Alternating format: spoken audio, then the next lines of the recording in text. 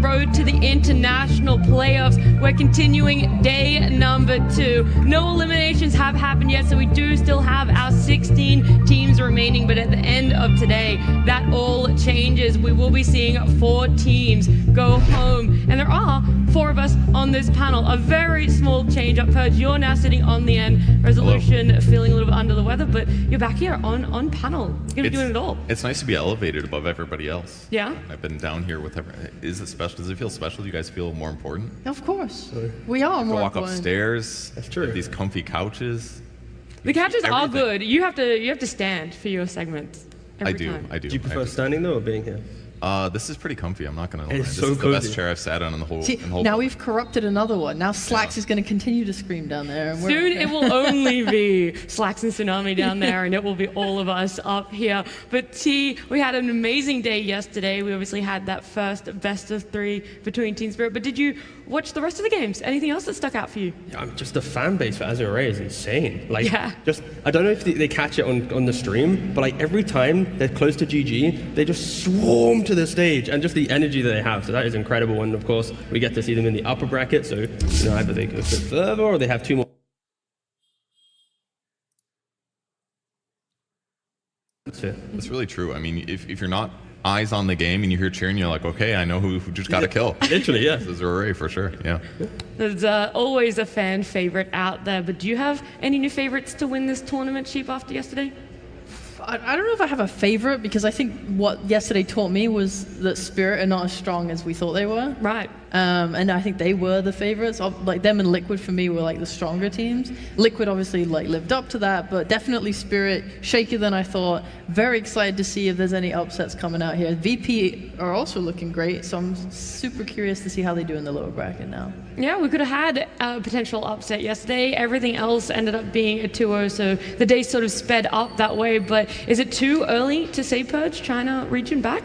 I think it's not too early to say that. They looked really good yesterday. I mean, naturally, there's only 2 teams here. At most TIs, we get 4 Chinese teams. So the 2 that remain, they look really good. I think they're just playing a little bit different meta than the rest of the teams. I think they're advancing things. I think a lot of other teams haven't necessarily had a ton of group stage games to play because the format's a little different. So it's kind of boom or bust right now, and China's really hitting. Yeah, like you said, only those 2 teams, but they're guaranteed top 3. Our team is going to be guaranteed top 3 for the China region. Massive for them. We'll see how far they're able to go. But as I mentioned before, we are live in the convention center. It means we have a beautiful crowd here down on the floor. And we also have a just as beautiful host, Tsunami. That's right, indeed. We are joined with the crowd. We got some North American fans in the house right now. Yes, we do, and is that... Come over here, my friend, if you don't mind joining me. We have actually, no, I believe we have a South American fan here joining us. My friend, you're a big fan of South American Dota? Yes, I am. Tell me, who's your favorite Evil Geniuses player right now? Yeah. Oh, okay. Now, if I'm noticing this logo looks a little bit outdated, tell me who's on the back of this. It's Arteezy. You're a big Arteezy fan then, I take it. Yeah, for a lot of years right now. I'm noticing it. This jersey looks a little bit tight on you. What year did you buy this jersey? Like TI7? Yeah. It's been a while then. 1 push-up on every loss. It's tight now. It's tight, yeah. So then, what is your favorite memory of this Evil Geniuses or even Arteezy in general?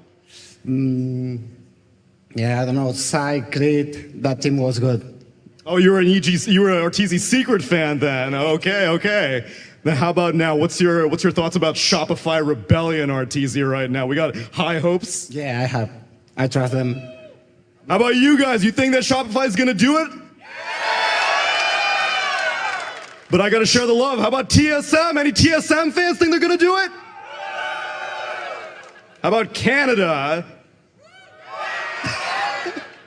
All right, there we go. That appeals to everyone. My friend, if you don't mind, what's your name? Martin. Martin. One last word for the North American fans in the house right now. Let's go. Let's go. Martin, thank you so much for joining me, and let's get the game underway. That is one of the best workout regimes I've ever heard of. 1 push-up for every loss, and you too could be as bulky as that man. I need to start doing it now. Yeah. Actually, no, I can't even do a push-up. To be fair, what am I saying? I was going to say too, but I also know I can't do a push-up, so we're all just got those gamer genetics on us. But yesterday there were a lot of games going through, so if you had time, Sheep, you could only watch one game. Which one stuck out? I'm going to choose LGD game 1. Oh, okay. Yeah, mostly just because of the Willow carry. That shit was so exciting to me. I'm so glad Shiro pulled out. It was also like first pick, I think. They took it in the first phase, so they were so much confidence in that strat. They played it with the Brood as well, which was a hero I thought was a little dead. You know, LGD just looked so revitalized as a team. That one was hype. Yeah, I think people have been criticizing Shiro for being a weaker carry, but in the last couple weeks, he's just been picking weird carries. And some players are just like that. Topson is maybe the best example. He's like, I'm not going to play meta, I'm going to play weird stuff, and people are going to have to adapt to it. So it's fun to see LGD pick those weird heroes. Who is calling him a weak carry? I will fight them. I think Shiro's Some people have amazing. been. I mean, when you replace Army, there's going to be some easy speculation of, it's not very, but it takes a little bit of time. It's a comparison thing. You got to grow into these shoes. You have big shoes to fill. Exactly. Look, maybe you don't even have time to go ahead and watch that 60-plus minute game that did occur, that LGD one. So instead, we've wrapped it up into a nice little bundle for you guys. We have a highlight reel of all the games that happened yesterday and their big plays. It's going to be very exciting when we do have that, when we have our players joining us, when they're going to be walking out. But I am super excited. It's day 1, it's weekend, it's DOTA. It's going to be a fantastic time. And we have a beautiful crowd that is getting riled up already. Ice Blast afterwards connects. Notice starting to fall lower and lower, but not going to go down. And with Spectre in the backlines destroying Mapochka, he's finding more. Kiritich tries to TP out. Does he have a way to escape? The life drain heals him back up, and now Laurel also in trouble. Virtus Pro said we don't want to go late game. VP trying to put the nail in the coffin. With the haster and the rundown, it might be enough to take down this Tusk. Sage right on top of him. Laurel is there, does have level 6 though. Now Dreamcoil connects onto 3. Do they have more help? Are any teammates here to help at all? No, they get 1 kill. Now looking for a second. Oh, the movement, they swell, they get enough. Yadro jumps away and now turning, wants to hit onto that egg. BKB already out, collapse in, brings it down. Now they did kill off the Muerta already. Laurel tries to backplate, eats the seeds, tries to escape. Yadro gunslinging away, does he have enough damage? Can he get out of there? Survives, he turns it around. Triple kill, Yadro goes for an ultra. Buyback status, none of them. Nobody has buyback, nobody. But look at that, Yadro gets caught. Stun, no, the snowball save is there for the turnaround. Yes, again, they got what they need. Laurel, can he do enough? They try to bring him down quickly. Dead for 2 minutes. They bring it back in fabulous fashion. Mapochka, the captain, is there to carry the game. Ogre Seal Totem looking forward, catches only one with the fear. Now Kiritich shows up, finds Mira immediately onto him. Yadro dies, but the Cataclysm, the damage, it's almost enough, and it is. GG is finally called. He seemed to be pretty confident about taking a fight right now. No road to take this fight, however. They just burst down the Train Protector, but at the same time, great Ravage. 23 shows up with the Primal Beast form. He got feared. Trouble, he got feared up, but he couldn't actually stop it. He did crack a shell, gets jabs out of there, but he's blocked in by trees. This could go very right for them or very poorly. This is no buyback, but they got it. Oh, Jeff picked up the Aegis. 23 isn't going to have that extra life. Is he going to be fine, though? Making it in there with a BKB, but he don't. He had it. Too much away the game. He managed to push through both of those heroes, 1 versus 2, and the rest of Talon are crumbling to the initiation of the Storms here. The Goat's going to try and get away, but remember, this was an all-in. They took away the Aegis. That means 23 can't join in this fight. They buy back, but for what? The supports will not have cores join them in this second part of the fight, and they're just going to be hunted down now. Diebacks on the side of Talon. DOTA, he's right behind him. He's going to get instantly hexed. There's the RP onto 2. Can they take out the OD? Aghanim Scepter does activate again. He's going to get rooted up in an Mystic Flare onto 2 heroes. There's the buyback onto the tree, but the OD is lost along with the Primal. DOTA buys back into the game. Couple buybacks from LGD as well as Shiro finally takes a tumble, and now he will finally use his buyback. He's going to blink into the corner. He's going to force that, then they're going to be able to see him. He gets hexed. There's the RP finally to come. OD is dead. No buyback at all. And the arrow will follow suit. He does have buyback available. There's the waveform from Ramsey. He's able to clean up 1. That's a form of Mew. The no brute to come, but he does Antares is going to die on the sidelines as there's a triple buyback coming out, making a quad from 9 Pandas. Miero getting off the hookup onto 2. Neil Gilligan with the crippling fear. Good enough to take out the Spectre. It is, but that's just the Aegis. Now the Torrent Storm doing so much work, keeping everybody stuck in place as Miero falls along with Antares. And there's the tidal wave on the Ramses as GGs are called, and LGD completely dominate game number 2. It's a pretty prime time for announcers trying to keep thinking from 1-0. Well, he's going to show on the tower. DP's going to start to come in the left to burst through the Spectre immediately with the set of the round again. The Mystic Flares have been popped. Still alive. They didn't have enough damage. Lowe's perfectly fine. He's ready to turn. The dagger across. They brought down Gunner. They'll take down Mu as well underneath the tower. Mu survives. Yamsen also to fall his. Azure Ray. Solar Guardian straight into the heart of Now. Straight to their fountain. Swings in with a hammer. They're all going down. Now just left to Leathers on his own here. The last one with buyback. They have a fortification. He's got a fin. They're trying their best now, but it's not good enough. As Azure Ray onto the Ancient. GG is called. Azure Ray take this series 2-0.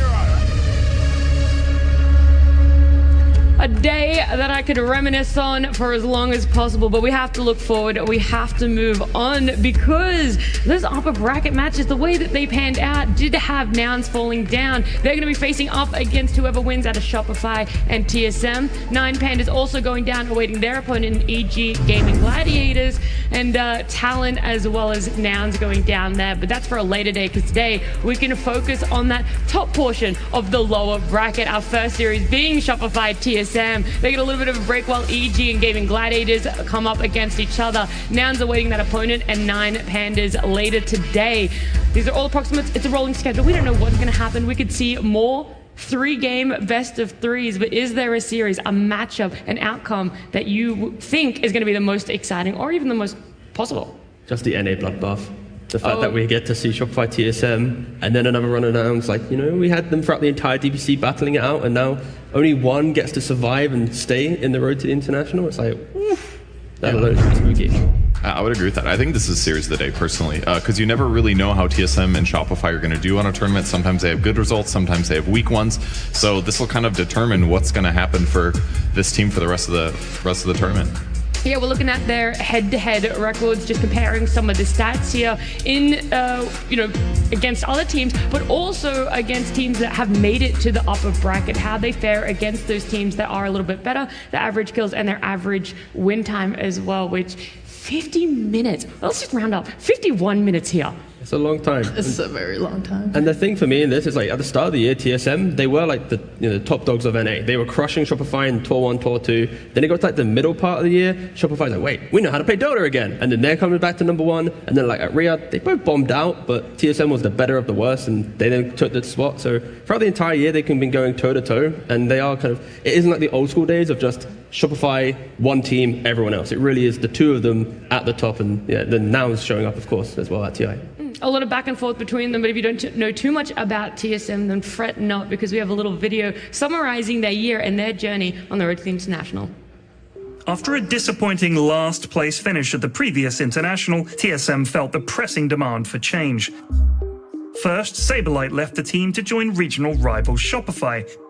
Then their captain, Moon Meander, made a pivotal shift, transitioning from player to coach. He was like the captain, the drafter, the shot caller, the face of the team. If you think of Team and Dine, TSM kind of thought of Moon. When we decided to make changes after TI, because we had a really rough TI, first person to being let off was Tuvu, and I was really sad. Lots of talking, and we came to a conclusion that he was the one that needed to be changed. Then Moon had this idea where he thought, what if I just kick myself into coach and I just get 5 young people and I just keep the mid and the carry player, which are way younger than the support players. He was like willing to sacrifice his dream of winning TI, to coach like 5 young players that all they need is guidance. That was his idea. Despite numerous shifts in their lineup, TSM showcased their strength in the region, clinching spots at the first 2 majors. But when it came to delivering on the main stage, they struggled to rise to the occasion. In the team, I am one of the oldest, and I've never played with such inexperienced players. They don't know what after a loss, things that you should say, things that you shouldn't say. So it's quite interesting. When you're a new player and you just join the scene, you're kind of like, you watch from your screen and you play your pops and you're very good, you're like, damn, these guys are bad. Like, I'm so much better than them. Like, if I were there, or if they got me instead of that guy, I could do what he's doing 10 times better. Like, I see it. But then you get to LAN and, you know, like the admin walks in and the room is silent and the AC is cold. It's been a lesson to everyone. Everyone's learned something different this entire year. But it comes down to how fast you learn and how quickly you can apply it. That's what TI is going to be for us. But yeah, he's going to have to go roll with it, see what happens.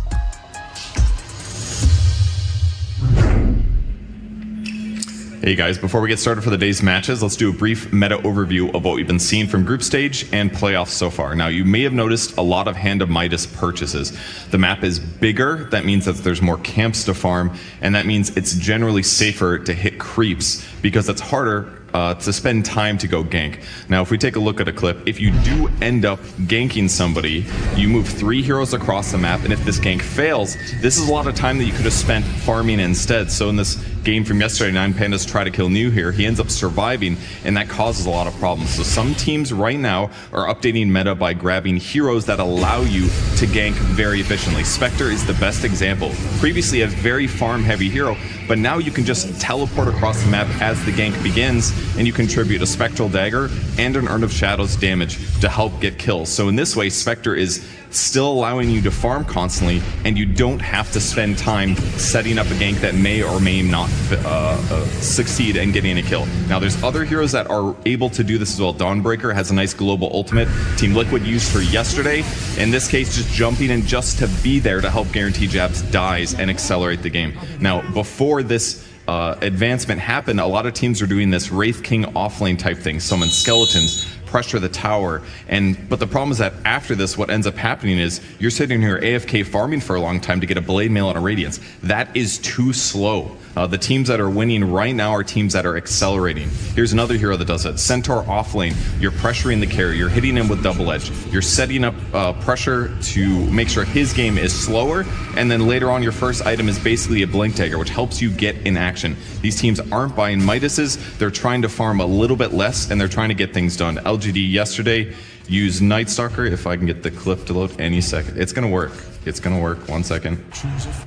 Okay, there we go. Night Stalker offlane was used. Look at this. He bought Urn of Shadows. He's pressuring. The Spectre comes in. This is 11 minutes into the game, and they're already pressuring the carry. And the other cool thing the Night Stalker does that so many of these Wraith King offlaners don't do, he spots heroes in trees, so they say, we can get another kill. And then to further compound on this, because you need to get so many ganks off to beat this farming playstyle, they pair it with a Grimstroke. The Inkswell allows you to chase, deal damage. AA is another good example of a support that can apply gank pressure globally without having to be there. But the downside is when they run at you, not necessarily the best hero. So my view so far of the current meta, you want to put pressure on the map, you have to gank constantly. Sometimes you pick these Ricky mids, and I think this is something that could really favor TSM in the upcoming match. Their average game time is lower than Shopify Rebellion. I think they're farther ahead in the meta as of right now. Thank you so much, Purge. So that's his viewpoint here on that meta, that you got to be fast-paced. You have to be active. You have to make sure that your opponent doesn't get anything across the river, that you're constantly pushing it onto them. Any other heroes that Purge didn't mention that could also fit that description? I mean, there's Earth Spirit, there's Primal, the Grimstroke that he kind of touched on as well. He touched on Kunkka. I mean, Bristle's, of course, top on that game as well. Like, I think any hero that allows you to get to, like, say, like level 6, level 7, use a Twin Gate and go look at fighting, insanely good. And just be able to continue that and know that you're not going to suddenly be starved. And obviously he was touching on the points of you get the kills, but you need to find that balance where you can't just overly be aggressive the entire time. We saw that yesterday with VP. They keep going aggressive. They make these cool plays that are in the meta, but then they get to a point where it's like, wait a second, they haven't kind of taken that breather to be able to readjust and make sure they're scaling throughout the entire game. Yeah, it's why it's also so nice that all of these big, beefy heroes are so good right now, is that you're going to have so much health earlier on to be able to just go put yourself in dangerous positions, go fight, go dive a tower, go be out on the map. Everything just seems to come together really nicely in those strats. Yeah, it's also down to that execution, and like we've already talked about TSM, they might have that slight advantage against Shopify Rebellion when it comes to meta, when it comes to being more active. But let's hear more about Shopify Rebellion. Let's see what their journey to the road to the international was. The reason for me joining Shopify Rebellion is that I think last TI, we had like a really bad performance on TSM, like we were dead last at TI. And I've been playing on that team for 2 years. And then Bulba approached me at that same TI whether I would like to play for them. This team is like full of extremely good players who I respect a lot. And I feel like it's just too much of a waste to not seize an opportunity like this, to like, you know, play with such experienced players and learn from them and see how it goes. It was exciting. I think this team has like a lot of history and a lot of ideas of how things should be done. There's like a lot of experience. So when I joined the team, there's like already a structure that's already set up for me, and I just, you know, do my part. So that's been very interesting. Shopify Rebellion kicked off the season by securing a 4th place in Lima, yet they found themselves in the 9th to 12th spot in the following majors. Riyadh in particular saw the team grappling with their toughest challenge yet, marking their lowest result.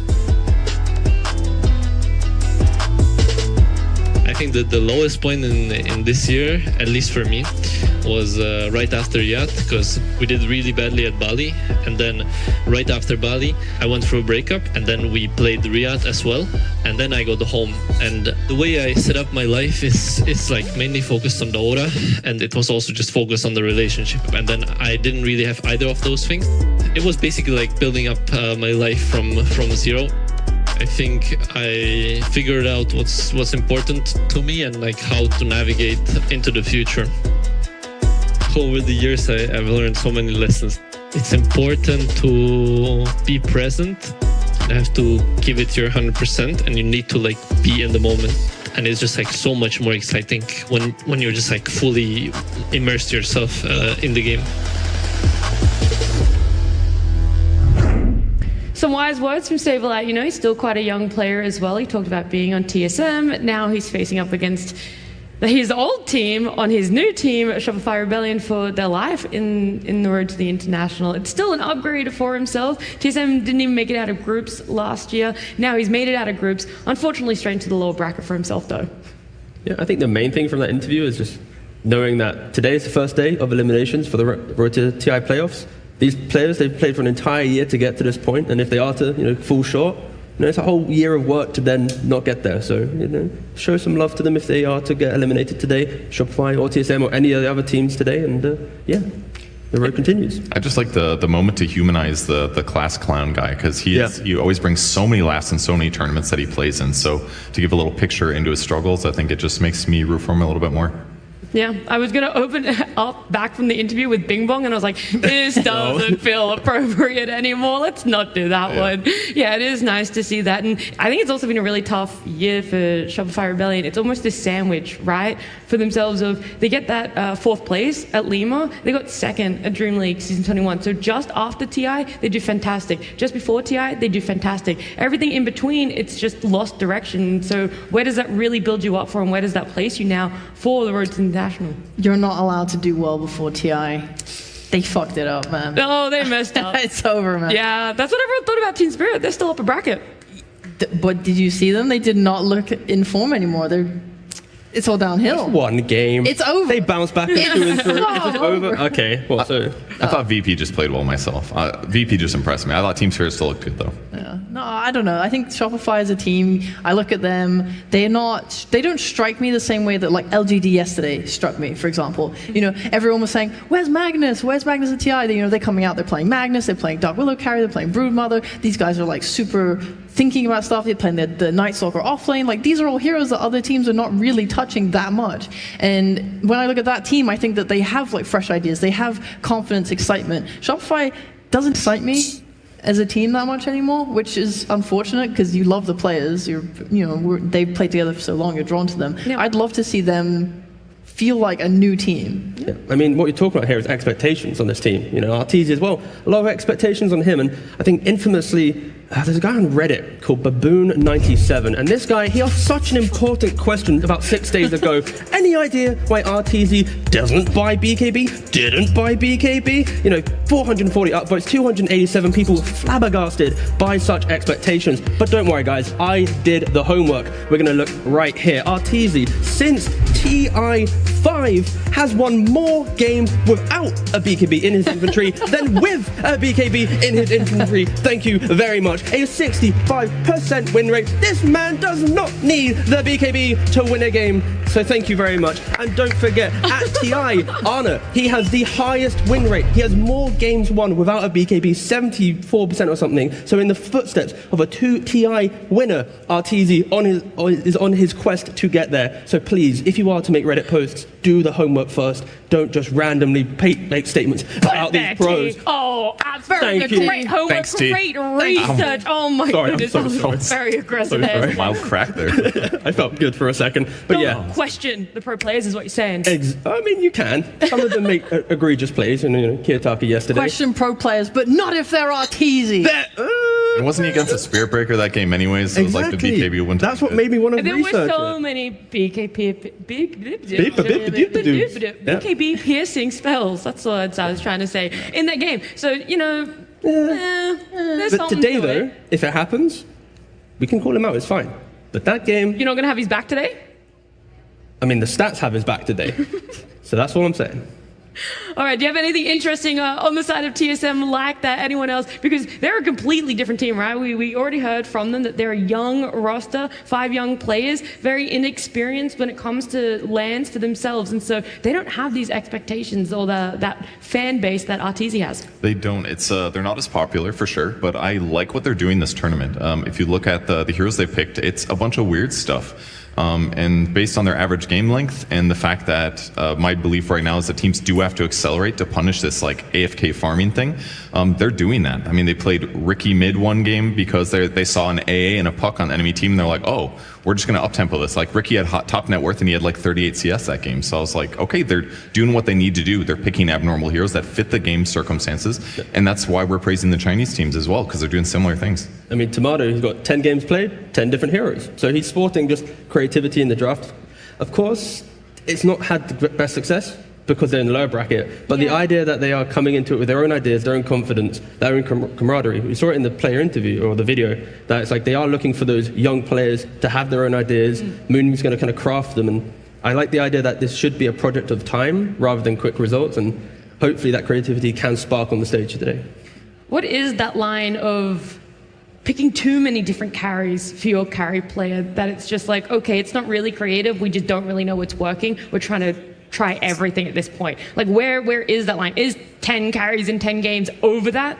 No, I think we've seen in the past we've seen players, right? Like Yatoro, I think in the TI he won had like a new hero like every game for a really long time. We've seen like I know OG Lamau, but like in Uragi's been really good with his versatility in the past, and it's been very successful for the team. I think having a wider pool is something that you can value a lot, especially when it means you can move your carry later on into the draft, right, and give priority to other people. That versatility, I think, is much more of a strength than a hindrance. If it works, though, because it's like you can pick weird stuff, but you have to win with a Yatoro. World class, probably best carry in the world. That's why it works. So I love the creativity, but you also have to win. You have to pick it at the right time and not oversee something that ends up being a crucial game, losing a mistake. I mean, it's just volatile, right? It's one of those things where we're going to either be sitting here praising them, going, wow, they're one of the best, or they're so volatile, it's like you just don't have your own ideas yet, and maybe they're struggling to find their identity, right? It's like one of those, such a polarizing idea, and hopefully today at least, they do kind of see through all of that. They've had that extra break before this series. They've got a little bit more time. They've had 4 or 5 days to pump in some extra scrims. So I hope they find like a nice balance for sure. Which team do you think favors the 4-day break a little bit more? Is it Shopify trying to reset after that loss for themselves, not having a great group stage, or TSM who kind of just was really average, like that middle of the pack? I'll go for the cheap answer and just say Shopify, just because they have the international experience. They've heard the horn before. Like TSM though, they're going to be struggling potentially with the TI pressure. Yeah, that horn does mean that we are close to our day starting, to our games beginning. It's not long now, so sit tight before we do see any players, before we see any games though. We have to open day number 2. So let's get started. Let's watch our video and enjoy some Dota.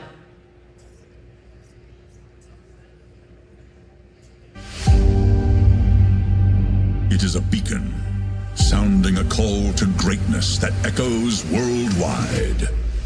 A crucible, forging a single contender worthy of rising above the very best. And a celebration, gathering a community of millions to witness history unfold. It is the International, the final proving ground, where the world's finest Dota teams assemble to face each other in the ultimate test. Each challenger has earned this honor through hard-fought victories in matchups around the globe. The journey has tested some more than others, but the favorites and underdogs all know the road to the Aegis defies all prediction, and anyone can carve a new legacy here. The Aegis of Champions returns to Seattle, and with it the eyes of the world. 16 teams compete for ultimate glory. Only one can seize immortality. Who will emerge victorious? The battle begins.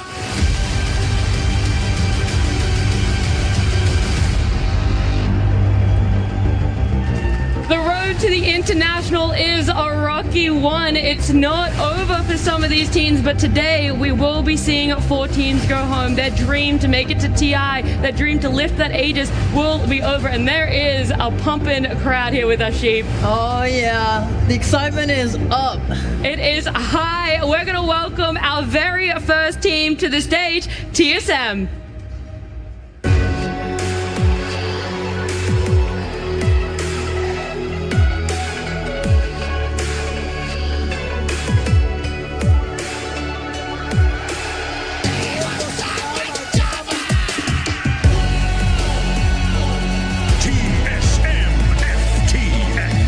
This almost entirely new roster representing 5 different regions has struggled to make a statement on an international stage this year.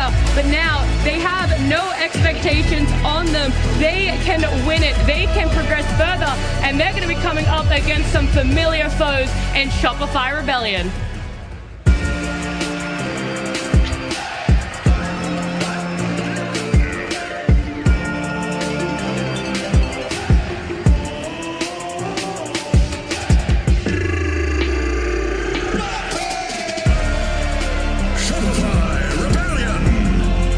Tumultuous year, this North American fan favorite squad has had a tough group stage. They're here in the lower bracket, but like I said, they know their opponents, they know who they're coming up against, and they fought for first in DPC many times before, but now they're fighting for their lives, and we don't know who's going to be coming out on top, how many games we're going to see, but either way, it's going to be an NA bloodbath, Shape. I'm hoping for 3 games. I also think that they usually go to 3 games.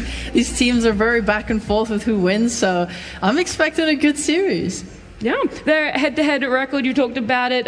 We have seen TSM, actually, when it comes to the DPC, being the favorites, winning out on top until the 3rd tour, where Shopify did win it, but it went to that 3rd game that you were looking for. Yeah, I mean, it's who can adapt, who can do well, who gains the advantage, momentum. I don't know. I think Shopify tend to give me more reassurance on LAN, but I think that might have just been because TSM had, like we talked about, all the new players or the younger people, and they didn't have that previously. But at this point, we're at the end of the year. If I liken them to a team like LGD, for example, they had no LAN experience prior to this year, and now look at them and the strides they're making. They've gotten better every LAN, and I'm liking to see that from TSM. I think for one thing for me though is with the addition of Kasani, at the start of the year, that's when the Zoo meta was quite prevalent, and now as the patches progress, we don't see Beastmaster too much, we don't see Lycan, we don't see Enigma. He was that specialist, So he's kind of, maybe that's also one of the reasons why they've been struggling a little bit, because refinding that hero pool. Like he's played an Omni Knight offlane so far in the tournament, he's played Lone Druid offlane, some traditional ones with like Tide Hunter, but he is maybe still trying to find his footing because he was like very powerful on the zoo, and then like, yeah, he's pretty good on everything else, but he's not like S tier right now. He's still trying to find that footing. And that's true. And some of the heroes they picked earlier in the group stage, they were trying that Lone Druid offlane thing, which was kind of Wraith King offlane-esque, and they didn't win a lot of those games from what I remember. At least they got crushed in some of them. So I see him as he's learned his lessons probably and has some flexibility and maybe pick some of those heroes. And they just know as a team that they need to play aggressive. They can't sit back and farm. And some of the zoo heroes are kind of good for that tempo at times as well. Talking more about TSM, Ari Kasane, this is their first international appearance, so it's big for themselves, right? Whitemon didn't make it to TI last year. He was on that T1 roster that got knocked out in the last chance qualifiers, just missing out, unfortunately, but he has seen an international before. He's had appearances, and Tomato and Bryle obviously still staying with TSM, but I want to focus on Whitemon, right? His change from the SEA region, what he sort of added to this squad, maybe not necessarily in leadership, but in that experience, having a couple of years under his belt, and also how he fits into this meta. Are these warlocks, are these trees, are they his heroes? Yeah, I mean, Tree especially, he's very comfortable with that hero. I think his experience was great for the team. Like you guys said, there's a lot of newer players on the squad that have less lane experience, but they've been together so long now and they have had enough events that I feel like they have the pieces that they need to do well here today. Yeah. And also for Ari, like even though he hasn't maybe had Dota line experience, he was at the top of the game on Hon, so it's like he's had plenty of like high level competition before he transitioned into Dota, and like he's only been around like the competitive space for like maybe like a year or so, but he's instantly already at TI, right? So I think he's going to be in a good spot to not really fall victim to the arena, to the crowd. On both those players, it's Whitemon moving into this team. He does not suggest much in this team. I think he's definitely like a weaker voice, self-admittedly. However, in game early, he makes the most calls to move, apparently. And Ari loves playing aggressively early. He hates losing. He says he loves to go and make plays. He loves to move. He does not like feeling like stuck. So him and Whitemon together are able to go and play and combine their heroes, and like that's what I want to see. I want to see them making, like, stepping up and killing and stopping Shopify. Just like reading Ari's hero pool for this TI so far, Spiritbreaker, Weaver, Centaur. He's position 4, by the way, just so you're aware. And then like there's a Phoenix, that's normal. SD, normal, Tusk, normal. But just half of his heroes are like, okay, sure, you know, why not? And I respect that, you know. He is trying to push the boundaries a little bit, but of course, you do need to reel it in at this point. Now that you've got to this position, like elimination is on the line, see which ones are the ones that actually want to work, because, yeah, no, don't be too creative right now. I feel like Whitemon was always like impressive to me though, because he would play passive looking heroes like your Treant, but then he would move a lot on them. You know, I remember us getting into a very big argument with Lizard back in Arlington Major when we saw Whitemon, and we're like, trust us, this man on Tree is one of the most active Tree players you'll ever see, and then he proceeded to lose the game. Oh, hell yeah. I mean, that's funny, but it's true. He does like to move. It's like you would have other people playing Tree during that Tree meta who would play in the safe lane and stay, and they would try and suck that farm and let their carry leave and go farm jungle. But Whitemon would be like ganking mid. He would be pincering from behind while his other teammates came from the front. Like, this guy really innovated a lot of like aggressive plays on supporting heroes. So when I see his hero pool, I see this Dazzle, Tree, whatever, I still think I trust him. Yeah, and you're talking about moving. On the flip side, I think Shopify, the reason why they are in the low bracket is they have been resilient to make moves. You know, we saw the Weatherman from Purge earlier. When you have the advantage, you're playing in the face of your opponent. Shopify, they've had a couple series where they get some like early 6,000-7,000 gold lead, that's 20 minutes into the game, and then they kind of park themselves on their own side of the river. They don't actually progress the map. They just keep hitting creeps, keep farming up, and then they wait for a very big timing in the mid game, but they give a little bit too much room for their opponents. And you're talking already about the supports. Like, if TSM can see that kind of static nature from Shopify, we could see a mismatch in tempo potentially from the teams. Yeah, that's the thing that worries me for Shopify here, because they have been playing very, very meta heroes, and it really comes down to, have they been prepping for this new strat in the last couple of days through scrims? Have they updated themselves, or are they going to play standard farm Arteezy, win his safe lane, let him get fat type stuff? He's always been a harder carry. He hasn't really been so much of a tempo carry.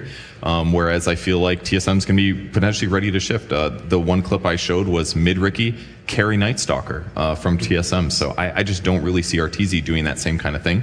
And if these mismatch, if this does mismatch and give TSM an advantage, I don't know if Shopify can pivot within the best of 3. But what is the disconnect for Shopify out of like lanes in this early into the mid game? Because more often than not, they're winning lanes. They're actually winning multiple lanes, but then nothing transitions and they do end up losing that game. So why is there this inconsistency? Why does it fall flat? It's probably because they're thinking we need to pick heroes that win our lanes. That's the most important thing. It is important. If you zone your opponents, then your carry gets to sit in lane and get every creep wave lasted and then shift to jungle and go back and forth. And their offlaner gets that but less. So that says, okay, we have this big net worth advantage. But then when you get in the mid game, that's where you start transitioning more to gank. So your supports that you pick to win your lanes aren't necessarily as good at ganking, and that's where the disconnect happens. You might be waiting for your offlaner to get a blink dagger, or for your mid hero to get some important item, and then it kind of slows things down. So the best strats from what it looked like yesterday were the ones that are just constantly going through to the mid game. And also Arbed in his pubs. Unpicked hero at TI, Timbersaw.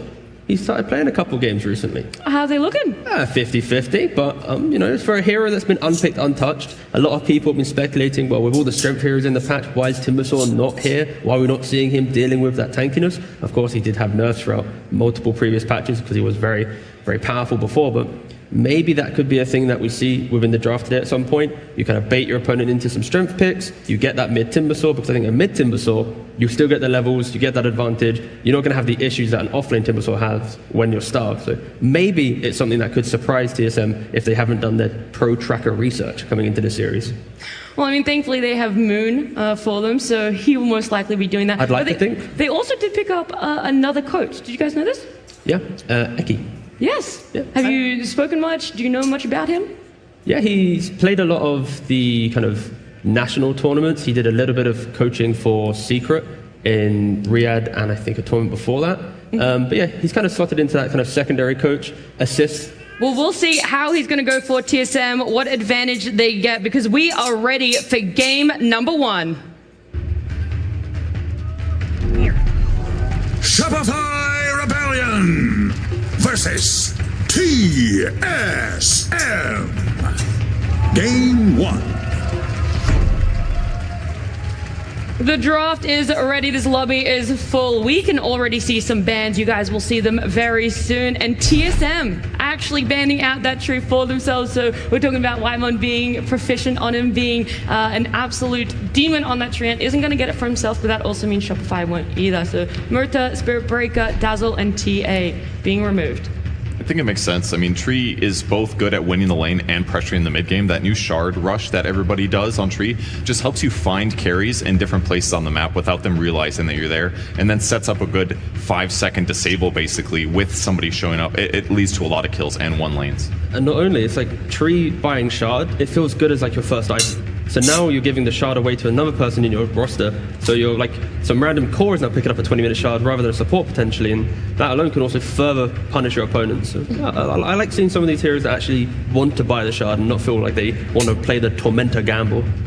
First pick for Shopify is picking up that Bristleback. We've seen it do so well over groups. It had its ups and downs yesterday. It did get really shut down, heavily shut down in one of the series that we saw yesterday, but is a hero that can still do a lot of damage earlier on.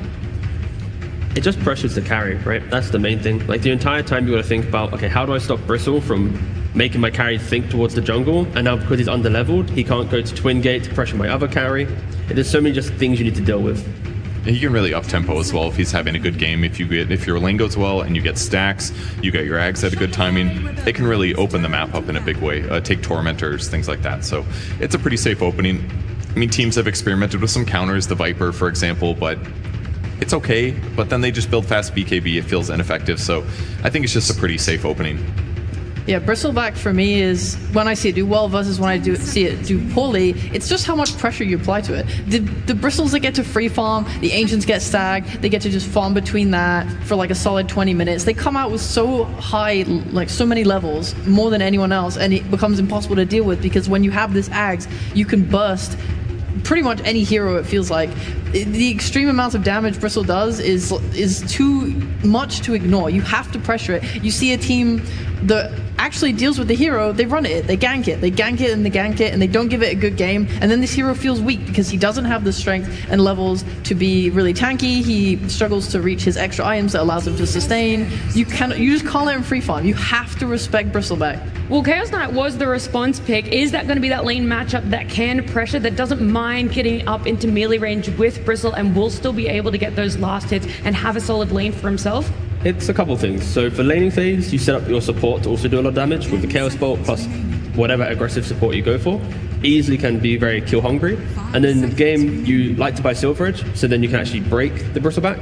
And also it's a carry that, if really needed, you can go for a Blink Dagger as well, but like you can always get that break on Bristle.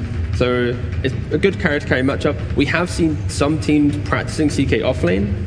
I don't know if we'll be seeing that today from TSM, but the fact that we have the toolkit of CK available is very powerful. And you pair it with a Grimstroke, now you've got the double stuns, Inkswell, Soulbind. Like, this is a very aggressive lineup that can punish a Bristleback. If it has a good game, like the mid-game turnaround from TSM is very much available. Interesting. You like it? Yeah, the Dark Willow follow-up. Obviously great to have a melee hero to Bedlam target, so you can do that with the Elder Titan as well. And it sets up some cool synergies, things that you can do with magic damage or physical damage in this case. If you get ET in there, the CK is going to take way more damage from either source, and maybe that's a better way to control them in team fights. Yeah, I mean, it was very quick picks, Dark Willow into Elder Titan, but the question remains, Sheep, you hyped it up yesterday of a carry Dark Willow. We didn't see it come out on the game you talked about, but we did see LGD Shiro pick it up, and it looked fantastic. Yeah. Do we see RTZ maybe playing it? Absolutely we do. 100%. 100%? I think the nice part about picking Willow is obviously the flex. Crit plays it. You can move it to that carry role if you feel like it's a good game, but you can also keep it as that 4. I think it's a strong carry from what we saw of Shiro playing it. You get these treads. Like, you're a universal hero now, first of all. That's why we're seeing Willow be played as a core. You get those treads, you get a Midas so that you can help scale your items up later, and then you're just able to buy this Ags, which does all your damage. And then the way Shiro was playing it was that you just live to survive, because your damage comes from your W, from that Ags. So all you need is just to live. So he buys that BKB, he buys like a Silver Edge because Break is so good this patch. He goes the Octarine, so he has more uptime on his spells. He later on, very, very, very late, was able to get like a Wind Waker too. You just want to survive so that you can keep outputting damage, and the hero just carries itself through its spells. Yeah, and the good thing here for Shopify, the way that they've picked it, they've already got the Bristle off lane, so he'll kind of cushion the early game aggression, where Willow obviously needs a lot of time to farm. And they've also have the drafting flex, where they'll see 4 heroes of TSM and then decide if they want to do it. RTZ, the last 3 carry games he's played in his pubs in the last 4 days have all been Dark Willow. So since the inception of it coming into this TI, he hasn't played it, and then it's like, wait a second, I have this 1 week break, I gotta play it, I gotta give it a go, I gotta try. But the scary thing though is that the carry Dark Willow is very slow. Like, it is, yeah. Your lane can go fine, sure, but then you have to buy Midas, and then you're waiting to buy Nags until you truly become an impactful hero. So it's going to be slow, and on the TSM side, they grabbed fast things. They've got 3 melee cores to pair the Grimstroke. Grimstroke can go into any of those locations. The Dawnbreaker can help save people when they commit to an important Bristleback kill with heals and more disable. So they've got Tusk Dawnbreaker, which is a fantastic lane. They've got lots of ground target AoE, which could punish a Willow. I think TSM is potentially up in the tempo here. Yeah, I don't think I want to see the Willow carry in this game, like based on the points that you're making. Like, I think TSM, their laning phase is very strong. The ability just to make things happen on the map is very high. They do lack a little bit of building damage to actually progress the map, but it is very much in your face, get the kills. And Shopify, they're kind of ready for that. Puck, counter-aggressive, ET, counter-aggressive. Bristle can soak up a lot of damage. So TSM, if they execute, they can be punishing, but Shopify always have that turnaround potential with some of these big heroes that they've got. I genuinely think it's fine, and I would argue this based on the fact that I think a lot of Willow's strengths come from her spells rather than items. Like, yeah, she wants all these items, but you get your level 6, you now have an offensive and a defensive ability. If TSM want to commit, it is difficult because you have that realm. You're going to be able to phase out, and you can have Puck TPing in to do counter initiations on any ganks, like you talked about how defensive Elder Titan can be as well. I think they have really good ways to disengage from TSM, especially especially a lot of AoE control within like the coil, within the stomp on Elder Titan to deal with Chaos Knight early. I do think they can reach Willow's timings if that's the route they want to go down. They're going to have to reveal where this Willow is going, as they don't have overall last pick. So are we going to see a crit RTZ hero? Is it going to be melee? Is it going to be ranged? Is there a 4 that even brings us all together to maybe give you more confidence, T, in a carry Dark Willow? So TSM are actually banning out some of the position 4s, so they're thinking it's a Willow carry themselves. And even a bit of respect towards Ricky. I didn't expect a Ricky ban to be occurring during some TI. What heroes has he got left? I mean, I get it. Imagine if you're Willow, you get jumped on, and then it just silenced immediately. You get nothing. And if you haven't gotten that farm, like Purge is saying, you don't have a Wind Waker, you can't do anything. It's rough. And they picked Ricky against Puck in that one game that I highlighted as well. So True. it was pretty straightforward. They picked the Coddle, though. Yeah, Coddle 4 with the Bristle then, and then it's going to be some, so Willow carry, and then Coddle's just going to amp up this Bristle and just keep pushing forward. Like, come fight me, I'm going to have Vanguard, and triple the amount of cores in your face now, so, okay. Well, this is the excitement I wanted to see from Shopify. This is the innovation you want. You want to feel excited for them. Yeah. Earth Spirit being that last pick. They're so beefy. Like, every pick on TSM is like, oh, I'm going to play DOTA. I just see, they're just grunting. Grimstroke's only regret is he doesn't have more ink swells to put on the melee heroes. You have to refresh, up through and refresh it. You get one. So many good ones. I really like the Earth Spirit last pick though. I think when you're playing against these heroes, you want catch for like this Coddle and this Puck, you have a silence to play around, you want to have AoE control for Willow because, that's how you kill Willow. I can't believe it got all the way to the end, but I do think this is like the perfect last pick for TSM. I'm scared for Shopify where they only have one point of frontline, which is Bristleback, and then outside of that, it's a lot of reinitiating and hoping to turn the fight around Bristle surviving long enough. And when you have already a Tusk that can just blink, punch, start the fight into the break of the CK's eventual Silver Edge, this could be a little bit spooky for Shopify if they don't kind of dictate the game on their own pace. I don't know. I think Shopify has the better draft. I think they have so much AoE control. I think it's very difficult for TSM to take fights. I think Shopify's ability to disengage is amazing. I think they can poke and prod and try and get this Dawn ult easily. I really like their draft. I think they have synergy. I think they have good team fight. Purge, you got to be our tiebreaker very quickly. Which side do you feel? I just feel like TSM's gonna be able to pressure with their Spirit Vessel and the Earth Spirit. He's gonna move around, get kills, and then catapult them into the mid game where they pressure Willow. Yeah. All right, okay, you guys have given me some confidence in TSM and not so much in Shopify Rebellion, but hey, maybe this Dark Willow I'm sorry. Wasn't good enough. No, okay, all right. The eventual turnaround. We can see both their win conditions. Yeah, yes. Shopify much later, TSM earlier. Yeah. So if the game goes 50 minutes, congratulations Shopify. If it's not there, TSM. Wow, you're game up. Do you really think 50 minutes? I just said a random number. Because the average game time is 51 minutes? There we go. Okay, for me it was more Purge, He's not always on my panel, so I was more inclined to decide with him. You have to be biased, yeah. I understand. All right, guys, we're going to stop talking here. We do have Tsunami joined with Bulba, so we get to have some coach insight before game 1. That's right, I am joined by Bulba of Shopify Rebellion. Now, obviously, the question on everyone's minds is Dark Willow carry. We saw it revealed, or at least debuted yesterday. You guys are using it in this game. Whose idea was this? Because I know Arteezy's been practicing it. Artur was inspired, I think, he was thinking about it, and then we saw some of the other carries playing it, and then we just, he was feeling really good about it, so, at this stage, it's good to go with what people feel good about, too. And you've been to a large number of internationals at this point, but it's kind of unique how we have these interim periods in between group stage to playoffs to finals. Would you usually see this kind of meta development of oh, hey, here's a random carry hero that we never see show up halfway through the tournament? Yeah, everyone was scrimming. It was definitely weird to have a break between, but everyone was scrimming and we didn't exactly know what TSM would take. I think they didn't know as well. So, their draft is pretty different than what they picked in the group stages, and same for us. So, it's just a battle of new ideas. Well, may the best team win. Bulba, best of luck in this game number 1 as we pass it to our casters.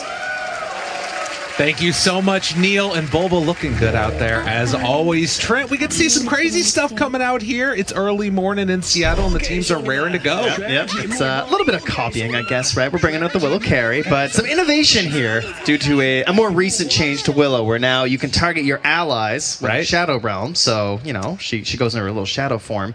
And with Chakra Magic, because I've been seeing these Coddles, right? Yeah, or sorry, these Dark Willows. They don't really appear out of the Shadow Realm very often. Now, is she just going to appear even less? I think that sounds really annoying. We're just not going to ever see her. Don't think I like that. That's the way you stay off the cliff. They can't target you. Easy peasy. As we get into this game, there were a couple pauses there, and you can see the Zyjays get thrown down right along the bottom side of the map. It's TSM all heading out to try and find their fortune, see if they can catch somebody on the opposite side of the river. Doesn't look like there's going to be anybody there, though. And I think, if I'm not mistaken, oh my god, I just saw the Saberlight spray in the middle of the river too. Yeah, that's a classic one. That's good. That's good, yeah. Laying down. Both teams appreciate that a lot. You can tell. There's lots of good luck, have fun, you know, over to their former teammate. So TSM happy to see him here. Absolutely.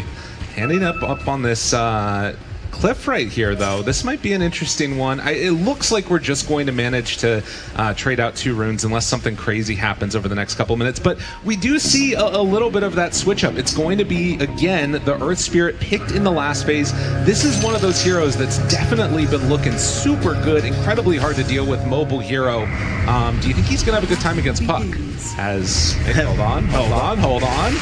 Kasane in far forward, push back to Blinding Light, in trouble. And just like that, Arteezy gonna draw first blood. Oh, okay, very good start here. Obviously, kind of greedy, right? On this position 1 Willow. You want to get fast into that Midas, get in towards that Aghanims, grab all the universal hero items. So you can already see stacking up some ideas towards a Wraithman. What an inventory right there. Look at all those stats. I know. And just have that flying another courier. Yeah, that is absolutely terrifying. But yeah, I mean, Earth Spirit, I would say Earth Spirit and Warlock are 2 heroes that were like super primed at the start of this group stage, and Warlock's just gone. That hero, we're done with Warlock for now. I don't know, maybe he'll come back. And Earth Spirit, well, you know, he's still around, but I feel like he's more often in the bans. We haven't got too many picks lately. No, and being able to get him in the last phase, though, is definitely pretty nice to, you know, set up to, you know, just be team fight in a bag, in a bottle, ready to go. That's right. I also am curious to see how the matchup goes down on the bottom lane. Saberlight, again, facing off against his former teammates. They picked the first phase Bristleback, and you had some ideas about this and what you felt like their reasoning was behind the early pick on it. I think part of it, I mean, number 1, Bristle's just super solid, right? I mean, it's one of the most picked heroes so far in the tournament. It's only their 2nd game on Bristle, though. So, I mean, I guess, you know, the group stage didn't go that well, so maybe that's part of the problem. Maybe they needed more games on Bristle. That's fair. Yeah, but like the panel was saying, Kasane is definitely in a bit of a hero struggle. Like, he has certainly shown his skills on those Zoo heroes with multiple summons, and without those, he's been struggling a little bit to find what's the next good hero for him, and the Bristle was looking pretty solid. Okay. Yeah, they didn't win all their games, but it looked pretty good. So, removing that immediately from the pool, Dawnbreaker's not a hero he's played a whole lot of, especially not here at TI. It hasn't been featured in a lot of their drafts either. It's not like teams were banning it out, so I feel like this is a hero that they're looking towards to try and get some answers. And right now, he's in a bit of trouble. Oh my goodness. And this is supposed to be one of the most bullying lanes we've seen lately, right? This Tusk Dawnbreaker. So you really want to make sure that you're actually winning this lane when you pick this combo. I mean, it is a little bit strange, obviously, playing against the Willow. I think it throws a little bit of wrenches out there. And so far, Arteezy, looking at the CS, 8-5. I mean, this has always been sort of the bread and butter of this group of players, right? You've got so much strong laning, and Saberlight in trouble down bottom. He's going to go down. So in spite of the strong lanes, TSM managed to find a kill. I mean, if there's a carry that you want to get right now versus Bristle, this feels great, right? Oh, yeah. Sustaining in the lane. Yeah, you still have to play around the Quills. They're going to stack up. It's getting a little bit wild, but you're going to get into that sustain once you start taking points from the Chaos Strike. But for now, just immediately trying to bully him down at those earlier parts. These tanky offlaners, you know, your Timber Saws, those earlier levels, that's when you really want to punish them. Okay. Fair enough. Dude, Arteezy's hitting for 73 right now. Oh, sorry, his branch isn't back in yet. Just hold on. There we go. Back up to 75. That's so much damage. He's bringing out double recipes. I mean, is that going to... So that's going to be the full stick done, and then also a Wraith Band. I mean, it's really hard to stay in this as double melee. Ahri is already starting to fall, but the Dawnbreaker moves in with the Starbreaker, a couple more hits. Snowball goes into the Shadow Realm, a couple more punches. The battle looks good for a moment. Fly is going to go down. Got woken up after that Echo Stomp. Nonetheless, another win for Shopify as they got the first kill. Able to get something back, but I mean, on top of that, look at the CS. I mean, it's only 7 right now for Sane versus the 18 and 8 denies of Arteezy. Yeah, that's 8 denies. That's a problem. Ranged hero. I mean, this is just, you know, universal heroes in a nutshell. In the mid lane, also, you look at it, I had a standing tweet for a long time, which was, Abed has gotten Puck, surely something has gone wrong, because he is so freaking good on this guy and can definitely snowball a game. We'll see if he can have similar success or if Raul's going to be able to keep pace with him. I mean, how's it looking? I mean, resident puck hater here, for sure. Typically, the main problem is when you pick a puck trying to just like solve one single matchup without benefiting the puck in other ways with your own allies. And I think we got a lot of follow-up for Dream Quo in this game, so looks pretty solid here. Tomato taking advantage of the lack of stuns. Little TP back to the tower here, but Whitemon still chased. Nowhere left to go. They throw out the stun, still have quills on him. So Saberlight keeping the pressure and takes down. That was a big courier. At least they still have regen in the lane for TSM, but you can see the bullying potential that this dire draft has. Oh, that's tough too. I think trying to get some control back over that camp as well, not going to have an opportunity for it. I mean, you got 2 sentries on it from Crit, right? Like, he is ensuring that he wants this camp open, he wants to be able to stack it, he wants to be able to pull it. You're a Colin LaBristle, you know? Oh, yeah. Speaking of stacks, I mean, obviously with the Keeper of the Light, you're also hoping to try and find some of those for your team, right? Absolutely. Nice stun there to secure the CS onto the big creep. Well, speaking of which, Crit's trying to go do them now, and he's going to find that I only got the 1 camp, so he's well aware that's blocked out. He doesn't even try, so yeah. At least no Ancients so far.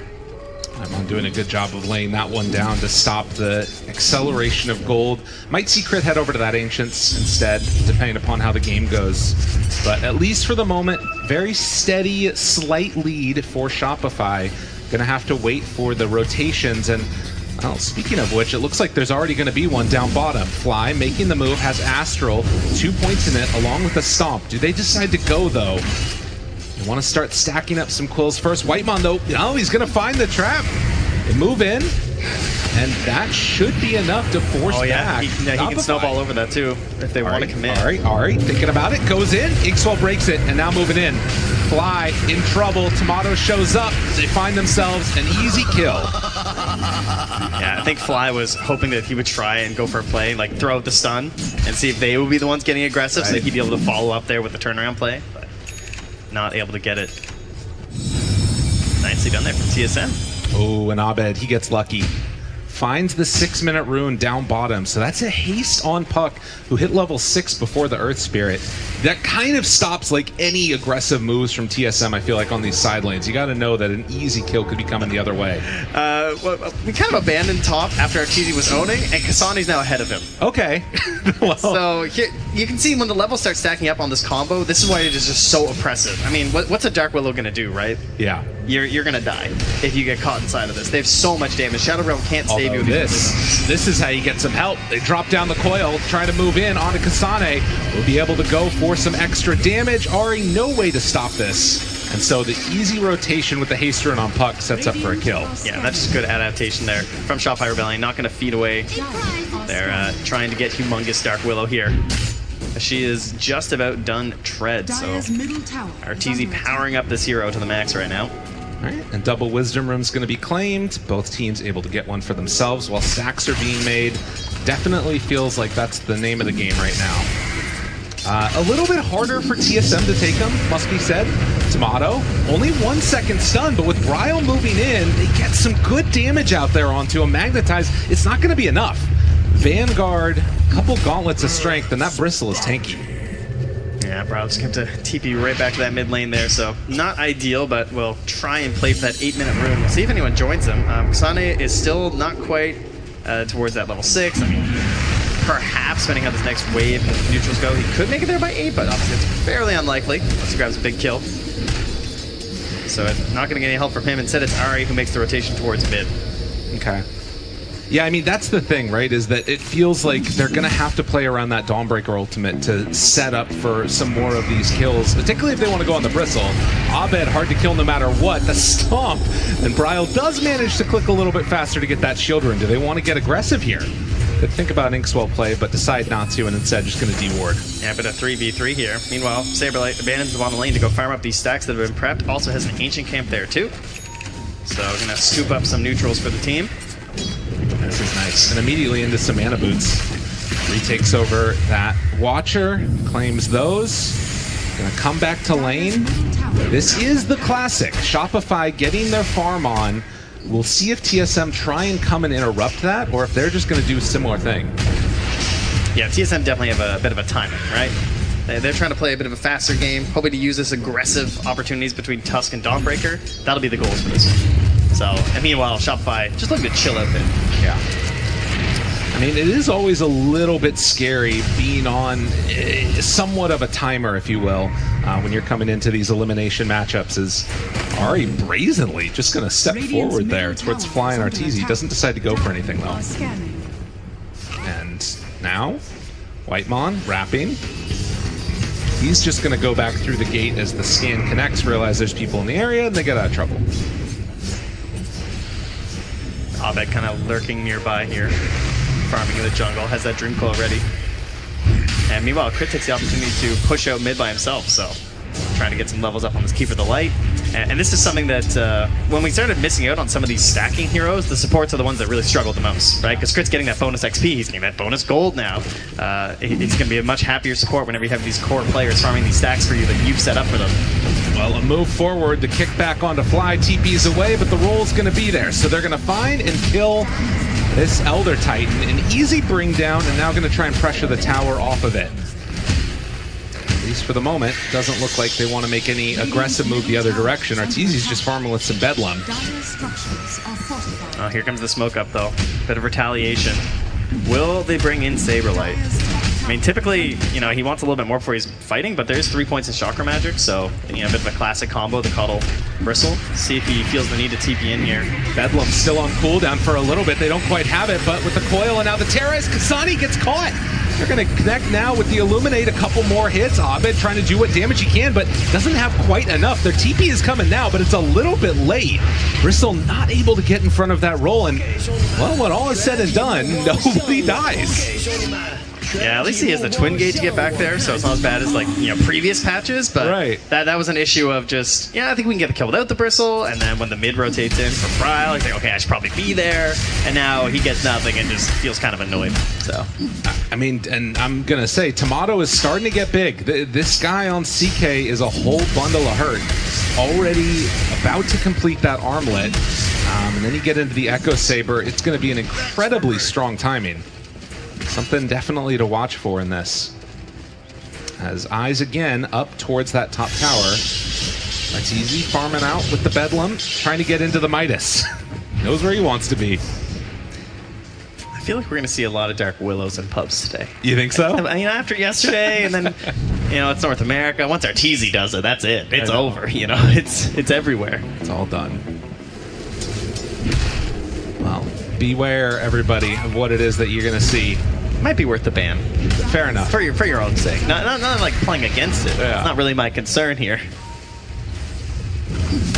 Well, back bottom, 2 more heroes from Shopify, not wanting to put any contention there onto the Chaos Knight. And a stomp onto Bryle, manages to catch him here. Ari's still nearby, so it's not really a move that you can make. Instead, Bryle's going to head on over, pick up the regen, and this is another reset after the tower falls up top. I have to be careful going for these aggressive moves here that Shopify are angling towards, because we do have the Dawn ult coming through here. Oh, yeah. And down bottom, the smoke play is going towards Tomato. They want to shut down his farm.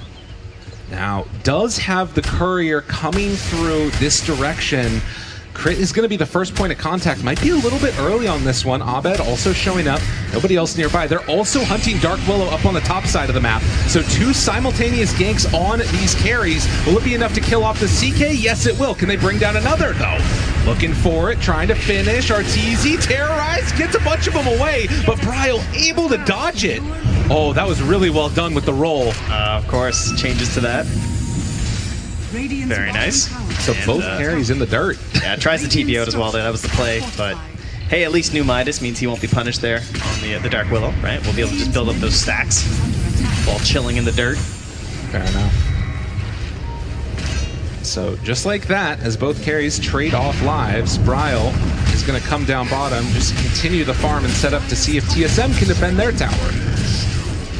I was wondering if we might see Tomato going in towards the Mage Slayer, because you know sometimes we'll see that in the CKs, but it's a little bit more common on the off lane, you know, because maybe we try to scale a bit harder than position 1, and so instead it's actually Kasane who is looking in towards it, because it does a lot for you in this game, right? It does have some good value. Inkswell, Bryle, the silence now onto Fly, good damage and enough for the kill.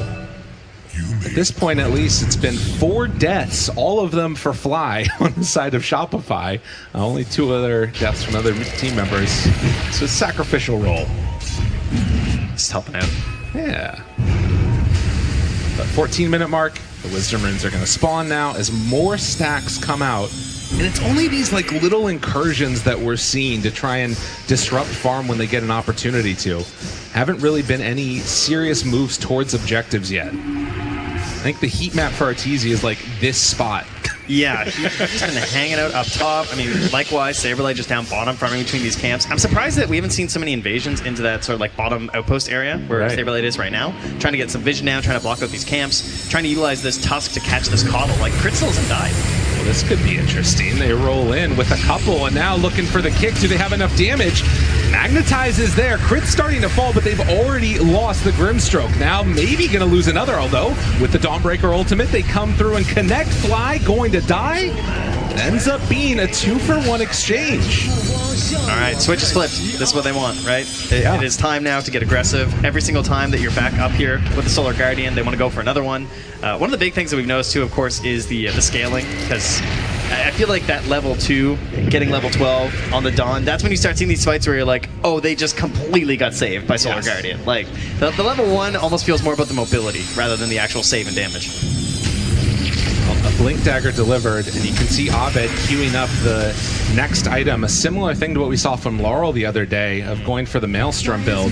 We'll see if he'll have the time, but TSM, they don't want to give him that time, as it's going to be all about pushing down these towers and already claiming 1. What's Shopify's answer to this? Farm. Okay. Grow larger.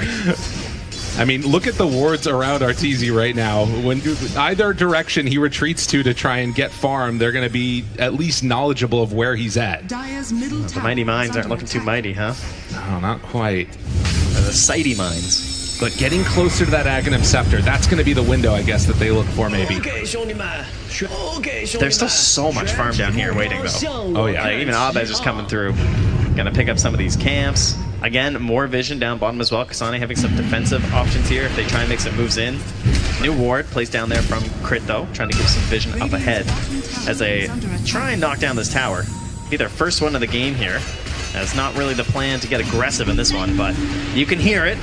Oh, yeah. The machine guns rattling there from the Bristle to pave their way down here. Good D ward from Crit. There it is, that ward. Gets perfect vision, connects, tries to TP away maybe? No, not going to do it. Terrorize?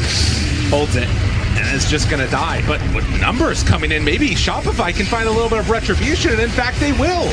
That's going to be Bryle going down. So the big move gets punished. And they did finish getting that tower too, so they kind of already got their goals they want down bottom anyway. Right. And immediately just head right back up top. Good defensive punish on that one. And, I mean, it's only 17 minutes, so we're not quite into Roche time. Saberlight is definitely hitting all the right timings right now, though. Almost in towards that hairball. So 4 points in the goo, hairball coming out. Managed to get 2 points in the Bristle. The Bristle back. Probably because there's just not that many breaks in this game, right? Like, sure, there'll probably be a Silver Edge later. But look at this, the movement over and finding Kasane. Saving a blood grenade for this late time, and no way to break it that moment. 30 seconds still on the Dream Coil. And a counter smoke instead coming from TSM. But they're heading into the area where Saberlight's at. That's not an easy kill at all. Roll. Goes the wrong direction, sees that there's an Earth Spirit by him, and that was just going to back out. Yeah, it feels like there's a lot of use of this Twin Gate being done right now by Shopify to try and hunt the side lanes. Just almost creating more and more space here. Yeah. No, and I mean, you can basically see Kasane is like, okay, I'm going to stay on the opposite side of the map, basically be ready to come in with my ultimate. Solar Guardian ready to go. Abed, will he get caught? It's, again, no real easy kills to bring down Shopify. And part of the problem is it's just really hard to pressure tier 2s right now. I mean, part of it is that we don't really have a lot of like pushing heroes that are super popular. We talk about Zoo not being all over the place with all our summons and everything, but even some of those supports that can provide a little bit of better push, they're not as popular. And after that, it's just hard.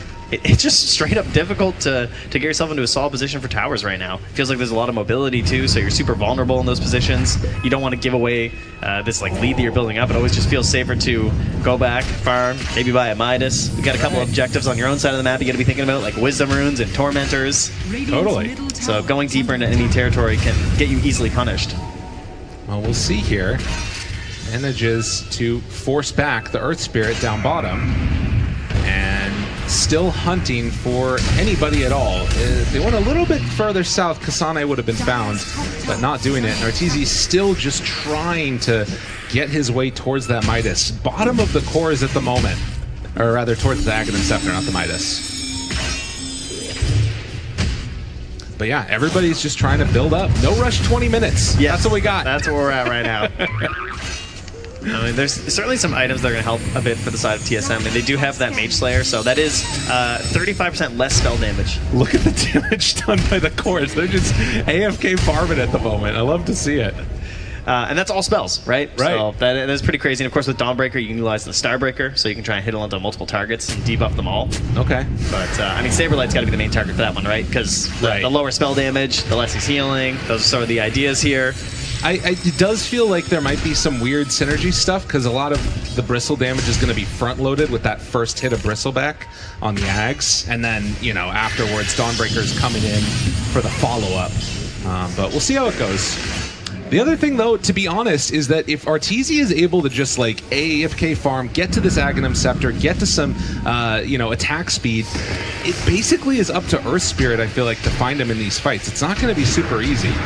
I mean, you're seeing the Ags now, and it's not quite as intimidating without the crazy attack speed, is it? Right.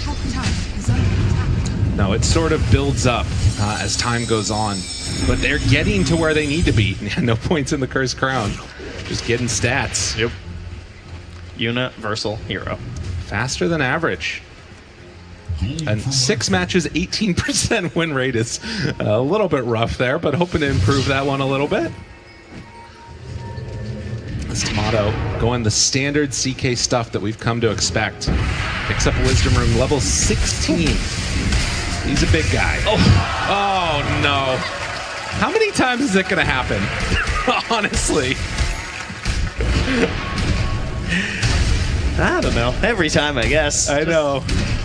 It's all right. I want to go back to base anyway. It's fine. You know, looks like you might think about picking up some Tranquil Boots and move across this map a little bit more. And, well, taking advantage of a situation here. Yeah. Of course, this is Radiant side here, and they did manage to scan it. So they know this is happening, but with no Tusk, they feel confident just running in. Already smoked up with 2. It's taking a little while to get here, and Arteezy coming in a little bit on the slow side to get into position. He's wanting to wait outside of it. Doesn't have a ton of mana. It's got to be on Brile, right? It's all on the roll. And then some Dawn. They've got to. They need to take it down, and they're going to claim it. So they managed to get the Aegis. Now trying to get out, but Tomato, he's right on top of Arteezy. They find him and explode him.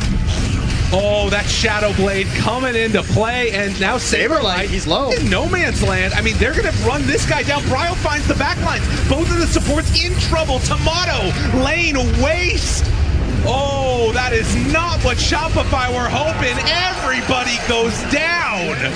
Abed escapes with the Aegis, but that is not great. Man, trying to sneak one away after they did the Tormentor. And what a scan as well from TSM.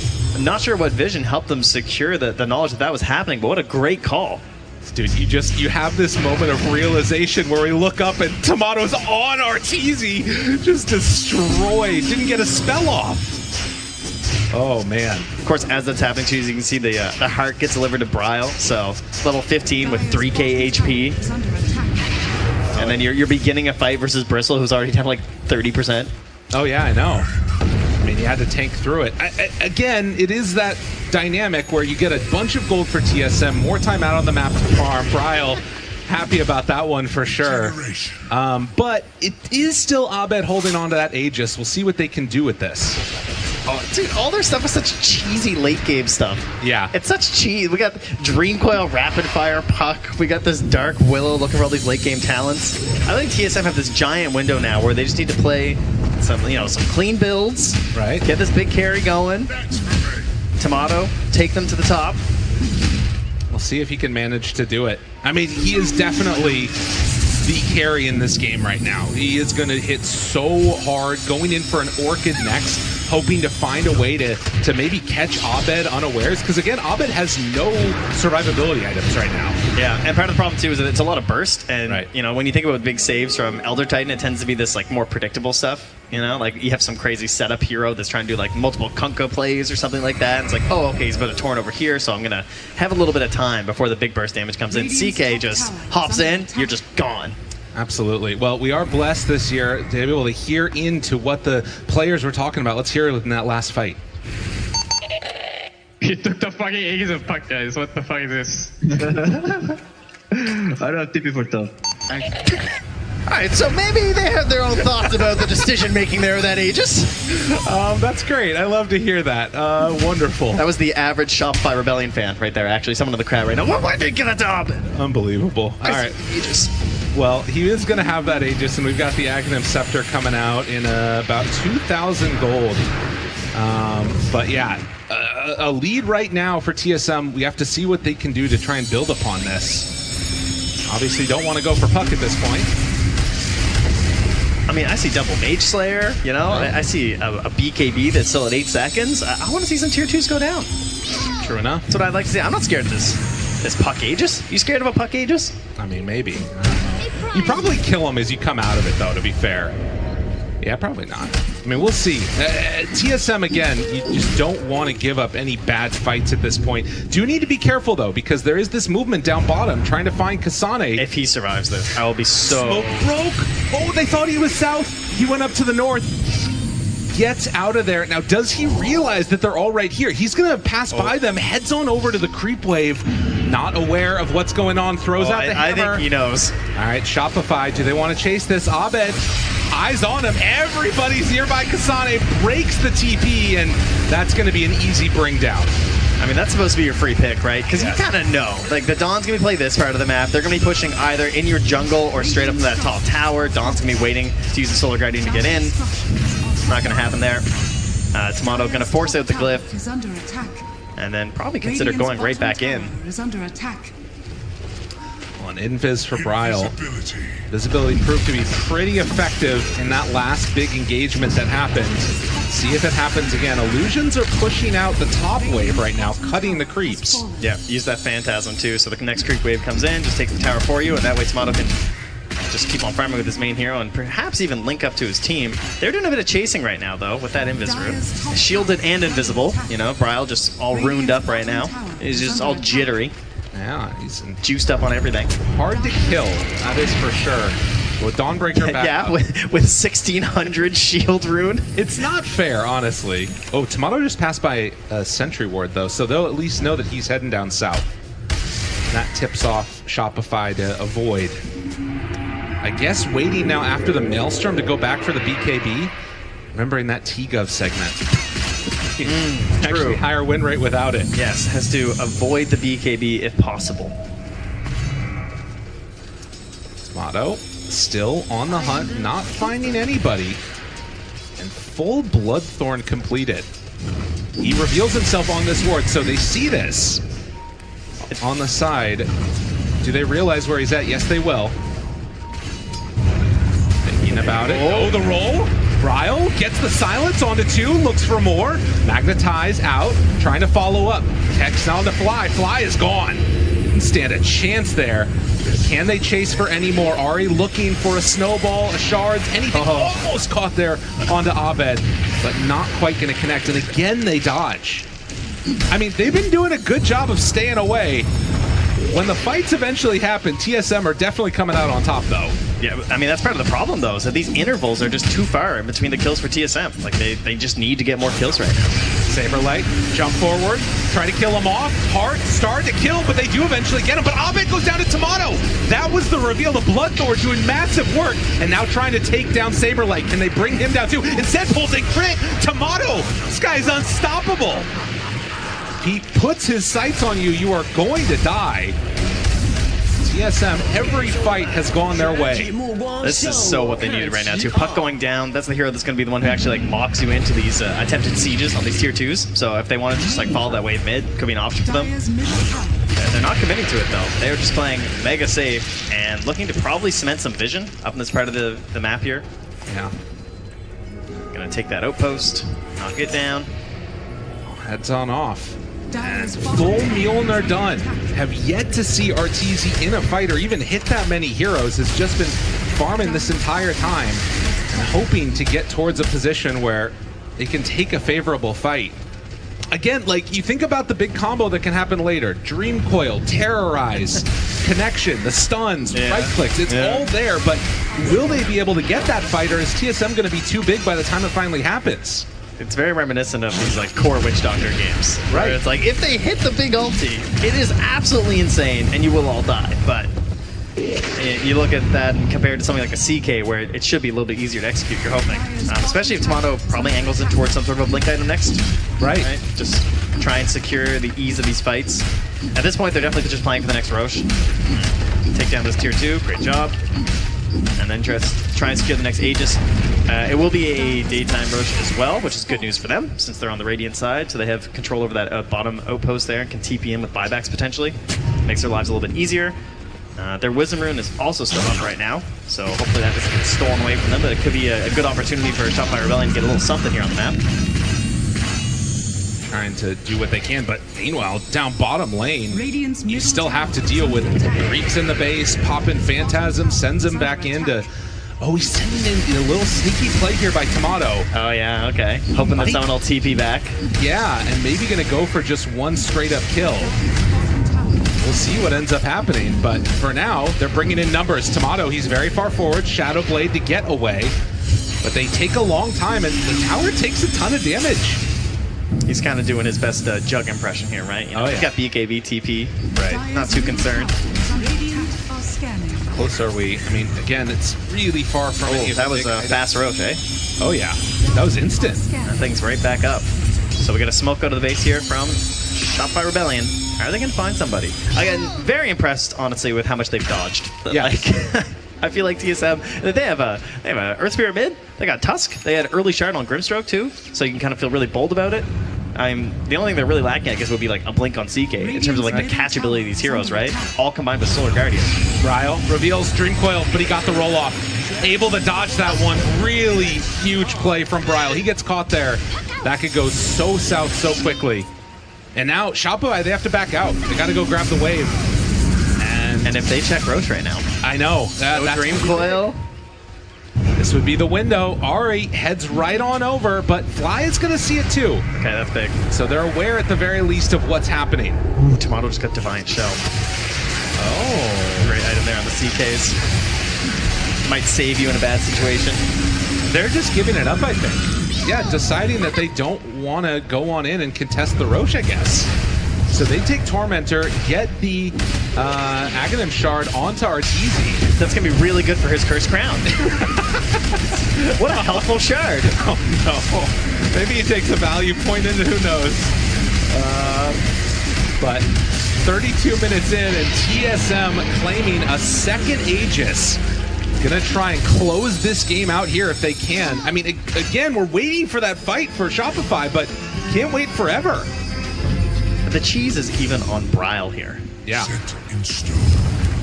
Like, how's he gonna die? I guess he doesn't have a Dispel still, so that's kind of huge. Well, we are almost at BKB for Arteezy. Abed is queuing one up after that last death that he had. anything else really that's coming out soon for the rest of Shopify to help them. Not seeing a whole lot yet. Honestly, the Spirit Vessel from Crit could have so much value in this fight. If they don't get like a... I mean, do you really want to commit Inkswell to like remove Spirit Vessel? Probably not, right? So there is a chance that Bryle could overcommit and get Spirit Vessel and a bit surprised. That's a fair point. Because like, you know, he's kind of big initiation right now. I mean, he is still incredibly hard to kill. Has the god items of Heart, Blade Mail. It's rather large. It's true. Yes. As well as the cheese. And perhaps a little bit of help from a Dawnbreaker as well. True. All right, BKB done. What can they do in this fight? If this works and the way that Shopify have played, this is like their dream way to play Dota. This is exactly what they wanted. This is what they've been searching for all year. Exactly. How do we just farm as passively as possible and then just win the game? I mean, it'd be pretty cool. Or down. Bryle rolls in very aggressively into this area, and the rest of Shopify, they back out. Bristleback now has the Sanjin Kaya done. They've gathered all the items, gotten everything that they want. Will this finally be the fight? Or TSM even going to give them the opportunity to? I mean, they still have 3 minutes left on this Aegis, and I think that's full heart on now on CK. Still no mobility, though. Oh, kick onto one. Saberlight pushed back. Now the fear, the damage. It starts raining down on top of him, but the snowball save is there. Okay, now rolling in far forward. This is already BKB used, so they have the damage that they need. Yes, indeed, they take down two. Streaming forward, hunting for Tomato, looking for Kasane. Tomato might be able to get out of here, although the invis slowing down. No, Saberlight doesn't fully commit for it. But that's the combo. Oh, man. That's what they've been waiting for. Okay, all right. A little bit of Dream Coil, bit of Rapid Fire, bit of Shadow Realm. That was a lot of damage. I'm pretty sure that Arteezy doubled his damage throughout the game in this fight. Yeah, he just did 4,200, so you know, more than the entirety of TSM right there. Yep. And yeah, he did. Yep. Yeah, doubled the damage in one fight. That's how this is going to work. We'll see what TSM are going to do. This is bad news, Gabe. Oh wait, TSM? What? Again? Oh no, the Tormy! Racking up the kills in this one. This guy's unstoppable. Both supports. Very good. Well, 4K separating them. And still 2 minutes left on the Aegis. TSM gonna have to lick their wounds and get back to it now.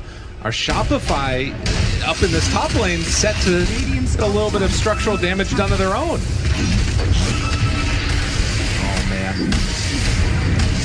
35 minutes in and it feels like the game's just starting. Tomato steps up. Don't have vision. They pop the dust. See him now. Abed onto one. That's going to be a good connection. Takes away their save in the Tusk. And now Tomato starting to rack through the damage. Look at the Willow. Look at the damage. The right clicks are there, down to almost fully dead in one round of Shadow Realm. This is scary, Trent. Yeah, it's only a minute left on the Aegis anyway, I guess, but kind of frightening how quickly you might be able to lose it in a situation like that. Oh, yeah. Oh, man, the inability to take the tier 2s is just killing them right now. Like, they were so slow getting it done. Like, sure, they're all knocked down now, but it feels like this whole window that they had is just missing. And, like, now it's here. The beast has emerged. All right, they need more blade mails. More blade mails is the only option. Might die just from full if those right clicks are streaming out from the Dark Willow. So currently it's a 5-second gap, right? Yeah. And Coddle's level 15. And right. Has CDR reduction 6. Be careful though. Tomato, he's again caught. Image starting to come forward. Dawnbreaker ultimate already connecting. Tomato dead. That's Aegis down. Now Abed, soulbound together. Crit in no man's land. He's in trouble. They get the silence now onto Arteezy. Do they have anybody that can find him though and deal the damage that they need? They've already taken down another. Ryle turned upon. Snowball save for the moment. Good damage out onto Fly. He's gone. And it's going to be a TP away for the Willow. Saberlight going to be brought down. Oh, just turns.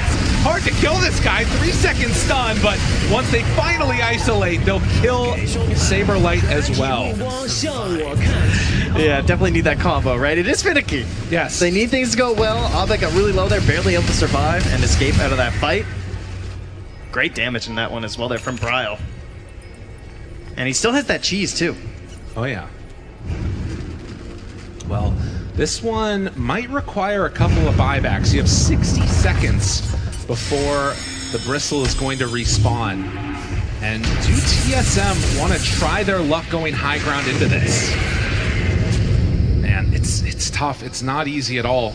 Shopify are thinking ahead right now on the supports, though. They're trying to go for 4 staffs because, like, I think Tomato knows he needs Blink, right? So he just wants to, like, Blink stun Arteezy. And then if he does that and he's BKB'd or something, they don't really have any good saves, assuming there's any sort of detect there from TSM. So they're just going to try and, like, 4 staff away, essentially. Just gonna, okay. Like, what else can you do, right? Yeah. I mean, that's kind of your only option. Unless we're going to get some Wind Wakers. Wind Wakers is probably a little ways off, but the rate that this game is going, it makes it feel like we might see them. You might as well just start prepping for them at this point. Honestly. You can see DOTA plus win probability up at 62%. Do kind of wonder if that's factoring into it, the insane damage that can happen. I mean, again, we saw in that last fight, if it's not done perfectly, this Rebellion draft very much falls apart. It's a tall tower on some shaky foundation. And this is where you make this one change for Tomato, right? He gets rid of the treads and he puts in the Blink. Okay. I've just been waiting for this for like 20 minutes, but I get it. I understand why it takes this long in the CK and why you have to really be sure, like, okay, we are just committing for fights now. That's the life that we're leading, and we can just win this game. Like, if I get the kill, do we win the game? Yes. Okay, I'll buy Blink. You know, I'll make the big commitment right now. Tomato needs to be that guy. He's 10,000 net worth ahead of the next highest in the game. And if he can find the right avenue, he can get the right hero caught out of position, he can win his team this entire one here. Yeah, I mean, that could be Saberlight. Could be a Blink into immediate break if he wants to go that way. It could be Abed too, right? Abed still, you know, he doesn't have a Lincoln's or anything. A lot of bounty runes down there for old Saberlight. And TSM threatening high ground. Necessitating Shopify Rebellion response, which is taking a little bit of time to come, and they're just going to claim a good chunk of the damage onto that tower. Brau with an interesting tactic there, spinning and waving in front of the tower, trying to entice them. I like that. Yeah. Rotating out, going bottom, hoping to find somebody. And Shopify holding this high ground. Honestly, if he steps too far forward, he can die too, but no. Now that Arteezy's TPing away, it's not going to happen. Arteezy, speaking of dying, doubling up on the survivability, going for that Lincoln Sphere. So, same build that we were seeing at Ashiro before. Just trying to live, because it's all just about damage and attack speed. That's the goals that we're looking for here. And the other goal is Roche, which is back in about 35 seconds. Right here. And once again, going to be Radiant side. So, the rolls have been very kind towards TSM in terms of the timings everyone's been killing Roche, and then the actual respawn times. And now look at these big level 25 towns. We got level 25. We got Roche coming up. We got Blink Dagger CK. Surely, surely this is the time where they're going to win the fight. We'll see. Shopify, on the other hand, though, they're just thinking, like, we're going to hit the Stream Coil. Yeah. Arteezy's going to Shadow Realm. It's going to be sick. I mean, to be honest, it is a scary situation because if you do manage to find it, the Dream Coil, even if Arteezy dies, Abed's starting to deal some serious damage himself. He's got the full Mjolnir completed, trying to queue into the Refresher next. Now, it is a very short respawn time on Roche, but TSM has not checked it yet. They're still a little bit spread out, and, well, first point of contact, Saberlight running down is going to find Whitemon, and that should be a quick one. As they got him in their sights, kill him off. Trying to collapse in on the rest of them. Ari, off to the side. Saberlight runs right by him, gets the blink away, but a little bit far forward, and now the fight for Tyranid over on the other angle. Dawnbreaker ultimate down, Bryo connecting, killing Fly, Saberlight throwing out those quill sprays. Bryo rolls back in onto Saberlight. Abed is there, but they're having to back away. TSM all together, Inkswell onto Tomato. Turns, wants to get a sun. This Soulbind is going to connect onto both, and now the roll through. Kasane gets the heal back up from the Luminosity, and then the snowball save. That is what they needed. Arteezy under control, down to half HP, goes back into the Shadow Realm, and finally, they're going to bring him down. Kasane with the triple kill. He was so close to dying. Unbelievable. TSM trying to play cleanup as finally this moment has opened up for themselves. The snowball means that Saberlight is going to get controlled. Still dealing a lot of damage though. But Tomato moves back in. 3 second stun. Godlike. It was right back to the laning stage right there. It was Ari and Kasane just jumping on top of Arteezy and blowing him up with the Walrus Punch and just the big damage there from that Dawnbreaker. Absolutely smoking him. Man, that was so close to bringing him down to that last swipe of the Luminosity heal. Brought him back up to surviving, and then of course that snowball save like you're talking about. Clutch stuff for TSM, and now a 10k gold lead and going to claim Roche. And Shopify, they want these centralized fights here. This fight, we're everywhere. We're all over the map here right now, right? This is already after the Dream Coil. Like, it's dropped down right there. It gets a couple, but then it's not quite all this like amazing damage that you're hoping for. You're looking for this like absolutely wild combo. And of course the chase down, you can see here trying to focus, kill him off, get so close and bam, back up. He was so on the edge. And look, Arteezy's still at full health right now. Yeah. And he gets punch, swipe, boom. Would have been able to get off a bunch more damage if not for that blow up there that came out from the Dawnbreaker, and now you're in a world of hurt. It's going to be a tough time going forward here. Oh, buddy. Phantasm Aghanims as well. Oh, no. Yeah, we got a couple illusions all around the map now. Yeah, this is going to be an interesting couple of minutes here. I mean, it's still not easy going high ground against this lineup, but with double cheese and Aegis, you feel like you should be able to make some type of a play. But maybe that's what the Phantasm's for. Just send all the illusions in. Well, I know I've heard you say never go high ground. Yes. Is now the time. I mean, are they with permitted? Illusions? With illusions? Should they apply for a permit? I think, is this like building a gate? I think you never go high ground, Trent. I think that's the reality. Ari, don't die. Blinks away. Oh my god. Oh, what does he have right there? That's not the block of cheese, is it? No. Oh, how could you do that? I wanted to see it. He eats a cheese, though. Imagine the first block of cheese happens at TI. That'd be crazy. Be fitting. Well, 17,000 net worth lead at the moment for TSM, and still don't feel entirely safe going high ground, so the illusions are being sent in. It's a great way to do it. Yeah. I mean, the other options were maybe giving it over to Ari, right? I mean, he's trying to farm towards his own Aghanims. It's not the most reliable game, though, for pumping someone out with the eggs of the big Walrus kick and just, like, giving yourself the win. Right. I guess Solar Guardian could have been pretty good, too, from Sonic. You know? Reject Scrooge McDuck to get Donald Duck. Okay. That's what they were talking about, I think. Yeah, that's the one. Makes a lot of sense. You know, I will say that I think the focus that we've seen from TSM onto killing Fly pretty continuously has been a huge part of their success in these fights, because that natural order can really start to rack up when you pair it with all this magical damage that they've got. Well, both ways too, right? If he gets into the fight with the Bristle. Well, that's a scary position to be in, but he decides to go for more. Still has that shield run, keeping him very survivable, but interrupting it. Saberlight gets to the far side, and now the Phantasm don't have enough. Even when he walks in alone, they just can't do anything. Too tough. And in the meantime, down bottom, Tomato spammed his illusions onto the melee racks, and they got to deal with that quickly. We'll bring them down, though. And this is working out really well, though. I mean, it's a slow siege, but you understand the risk here, right? This is an extremely high ground defending team. Like, this is what they want to do. They want to catch you in like a 3-4 hero Dream Coil. They want Arteezy just sitting there doing his thing. And they're going to try and break that up, though. Ari, no buyback. He goes all in. He just buys the eggs. He says, I got this. So, well, you know, he's the first player from Britain to play at TI. He's taking a little bit of football here. He's going to play in the tusk, trying to kick people back and away. A little more American football, I think. I think he's trying to convert a bit here, right? Through the uprights. Silence. Goal, catches, decides to go for crit instead of the Willow. Now throwing out the damage, controlling onto Bryle. He's dying, eats the cheese a whole second round. So much damage out from that Willow. When left alone, can they do enough though? Abed chase, he doesn't quite manage to connect, and there's the TP out. Tomato? Willow not around anymore, but Tomato dying. The Saberlight. He's got the bug on him, but it just doesn't look like it's gonna matter. Do they have enough to kill him off in time, trying to kill him? And yes, they do.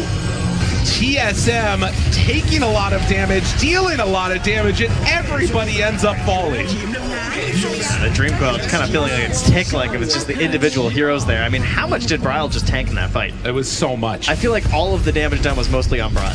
You know, he's just like making his way through the engagement. They're chasing him over and over, popping the cheese, still surviving. Got off 2 rounds with a Shiva's Guard to boot. And just like that, I mean, there's no buyback on the Bristle, no buyback on the ET. You're going to have to do this one with just a couple of heroes at this point, as they even break through backdoor protection and start to lay out on it. Tomato. They're going straight in. Why not? Tier 4 towers. Who needs to go get the racks? Trying to end this game right now. Arteezy coming back in, but he's on the far side of the map. Goes for the terrorized play with a blink forward. Tomato dodges it immediately onto him. Goes for the silence. Nothing there. In trouble. Forstaff tries to get away. Lane into Ari, but he's gone. That's it. Arteezy dead. 100 seconds. TSM clean up. Really a draft kind of built from the ground up, I feel like, right? Getting super solid lanes, some nice combos, nothing complicated, just Grimstroke, CK. Lots of synergy in the laning stage, lots of synergy throughout the game. Grimstroke proving to be a solid hero throughout the entire thing because you have this hard dispel the team's been utilizing a lot with the Shard. And then, of course, on the other side of the map, Dawnbreaker Tusk. Absolutely. Worked fantastically well as well. A really impressive showing. The crowd giving a little bit of love here. Got to give highlights there to Tomato. Guy went in 12, 1, and 6 at 32,000 damage, one of the highest in the game, and just never looked back. A really impressive showing from him. And for Shopify now, need to come up with some answers for what they want to do in game number 2. I got to say, CK looks scary, man. This hero's crazy. Yeah, combined with the flexibility too, being able to move around the lanes, I think that's a super important aspect of why you're going to see it. I think it could easily have gone to Kasane with a couple of points in this draft, and partially why Shopify felt compelled to address it too, some of their own picks. So really nicely done here from TSM. And moving forward here, like Shopify, I don't think you can try and just count on this like late game idea next time. No, definitely not. Well, we'll see what the panel thinks and what their remedies are as we head on back to them. We're going to focus on everything that TSM did right here because Purge, you were talking about, especially you, Purge, you were saying that this Earth Spirit's just going to get this vessel run around. I mean, he was very active. He was shutting it down, and they focused a lot on Arteezy, making sure this Dark Willow wasn't going to be able to hit any item timings early for himself. Yeah, I was wrong. He didn't buy a vessel, no. But he went Blade Mail instead, which was really cool because if you're playing carry Dark Willow, you're just like, go ahead, hit me. You have 2,000 HP and you're invisible. So, yeah, it was basically pressure. They sometimes lost 2 heroes to kill Arteezy, but he kind of needs to like farm constantly to keep net worth even with CK. And CK died like once as well, but then CK did more on the map than Arteezy did. So it felt to me that the tempo was just too high for TSM. Yeah. It feels like one of those moments at TI where you see other teams performing well with a hero or a concept, and you try and kind of take it for yourself, but you haven't really done the homework really to understand why. Like, you got a Dark Willow here. It's pretty cool. You know, he's farming quite a lot, but then the rest of the draft doesn't really complement the Willow perfectly. You know, Bristle wants to make moves and make space for your Willow. ET wants to protect the Willow. Kottle's enabling a Bristle. Like, everything's a little bit off. Like, I mentioned it during the draft. Like, when Bristle's the only hero that can stand up front and start a fight and soak up an engagement, yes, you can counterplay, but that's no way to really play out the map. And with TSM, all 5 of their heroes love taking fights in the map. They love punishing a weak front line. And Bristle, yes, very tanky, but he can't tank literally everything on TSM by himself. I mean, there was the thing that you were saying, Sheep, that a Dark Willow carry could potentially play by itself if you get enough save items. And when we were looking at those Dark Willow items, there wasn't that Silver's Edge or that Wind Waker that we saw Shira picking up in the LGD game. So maybe a slight difference as well in the itemization could have still worked and not needed to have as much team synergy if those items were slightly different. Yeah, I guess like there's issues like he went Mjolnir to help deal with the CK and stuff like that. He got Silver Edge very later. He went for Linken's. His item build felt weird, mostly because I think TSM played so well because they were finding him, right? You had Bryle, who was always like finding his way into the thick of things, super hard to kill. You had the Shadow Blade on Tomato CK. Like we saw a clip just then on the highlight reel of like them playing this Roche. They get the Aegis, but Arteezy thinks he's in a good position, but he's been found out. Like they did such a good job of scouting him and pressuring him in fights and making it hard for him. Like pre-BKB, I think he struggled hard too. I do think he played poorly, sad to say, but I think that when you looked at the map for the first 20 minutes, he's constantly farming this top part on the outer parts of the map, and honestly, like plus to TSM, they went up there, ganked him and put a ward down, and then ganked him there again and really pressured him. But I think he could have played more with his team. I just think that Willow is not like this weak hero that only has to farm. Yep. Yeah, and I mean that Bristle as well, like you're saying, when they're focusing so much on Arteezy, did have farm. Unfortunately, it wasn't enough. Bristle wasn't able to carry the game towards the end. TSM doing so much for themselves. They knew their win condition. They executed it pretty much perfectly. Were able to capitalize on every timing they had for themselves. But we're going to have a little bit of a breakup here. We're not going to talk about TSM Shopify Rebellion. Instead, we're going to have a chat with Tsunami. We can talk about the region that they're participating in right now, though, because it's North American Dota.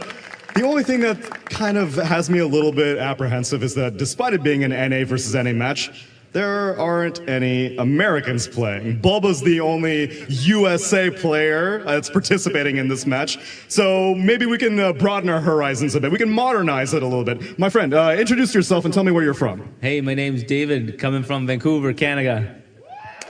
All right, and how about yourself? My name's Manny, also from Vancouver, Canada. All right, a lot of British Columbians. So then, why don't we indulge you then? How about you guys want to do a Canada chant instead of the USA? We do the USA all the time. How about a Canada? You ready? All right, 1, 2, 3. Canada! All right, that's good. That's good. I like it. But this is the road to the international. It's a very multicultural game that we play. Any Abed fans in the house right now? All right, so why don't we treat them? How about a Philippines? Philippines. Philippines. Philippines. Philippines. All right. I mean, I like it, but you know, the classic. You mind indulging me? Can we just do a USA for old time's sake? All right. You guys ready? On the count of 3. 3, 2, 1. USA! USA! USA! USA! USA! Oh, wait, actually, guys, this. Listen. It's a little known fact. Anytime there's a USA chant at a sporting event, a bald eagle gets a second set of wings. Warms my heart to hear. But I don't want to leave out my panelists either, so I'll give it back to Nat with a Aussie, Aussie, Aussie! Oi, oi, oi! Tsunami, he's so cultured, he knows. I don't know if I heard any other Australians in the crowd, but you better have been doing that one with me there. A very Australian calling. That's how you can find us in any crowd. That makes sense. I didn't know. 3 of you. You actually didn't know? All 3 of us. I think there is. No, there's 4 of us. No, there's more. There's 6 of us. Oh, okay. I just assumed it was U+2. No, there are more. There are more in the crowd. In a room or? No, in this specific convention center. This specific room. I know You guys know each other, huh? Oh yeah, it's a real small, tight-knit community. But we could look towards Game 2 for this series because there's a lot going on. It's an elimination one, okay? We're in the lower bracket, backs against the walls. Do you feel that Shopify have that mentality to be able to bounce back, Purge? I mean, they switched up their draft. They tried something new. That was encouraging to me. But I think Dark Willow is a little farm heavy. If you do want to participate more in the fights, like Sheep said, which is a good idea, it needs to work. If you run across the map to go gank and it fails, then you're going to get massively out-farmed by these traditional carries that have built-in farm mechanisms. So they can try to do something like that again, or maybe they'll go to comfort and go back to normal meta stuff. But I just feel like TSM's a step ahead here. Look, it could be their last game that we're seeing in the road to the international for them. This 5-stack, or 4-stack I should say, outside of Saber has been together for a very long time. It is a big one for them. We're going to see if they're going to be participating any further in the road to international. But for now, with their backs against the walls, let's have a look and know some more about Shopify Rebellion. We had a bit of a rough group stage.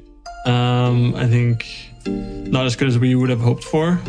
A cataclysm for the ages, but it is going to be Liquid remaining supreme. Yeah, they're going to take this one. They're going to clean it up nice and fast here. I mean, I think a big goal for the group stages was just no matter what, like, just don't get last in the group. Don't play Team Spirit round 1. And then we had to play Team Spirit round 1. Shopify, unfortunately, not able to put the pieces together and will be playing in the lower bracket. But at the same time, I think we got the most out of it while not getting eliminated, so there's some positive to it, you know? You say losing is learning, so it could be worse. A lot of these young players, they play like all day, so being able to match that as you grow older is definitely the harder part. I think probably individually from my role is just being adaptable to what the meta is, you know, and like use what you can and still be your own player. I think that's probably the biggest thing, because this year has been like some weird position 4 heroes coming in, like some techies out of nowhere, you know. So yeah, it took a bit of adapting, and I think it's helped me become a better player. For me, number one, like the next like short-term goal is like making sure that no matter what, we're able to play a climate pledge.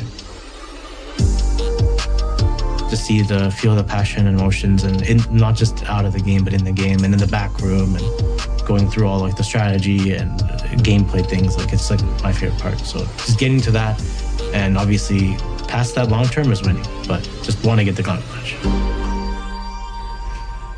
That is a great short-term goal, and they can still make it happen. They're not out just yet. They are down one game in this best of three, but they have to get through this one. They have to be able to make a comeback, and then also another best of three on top of that one later today. So that's game one. You already mentioned Purge, some change-ups that could potentially happen for them, but TSM really did have their numbers. I want to go back to this game one, look at these stats, because the numbers are impeccable. You talked about Tomato, how he only died one. I mean, this man went 12, 1, and 6. Like, that as a position one is insane, as well as Kasane doing so much, and Bryle too, having 22 assists for himself, Sheep.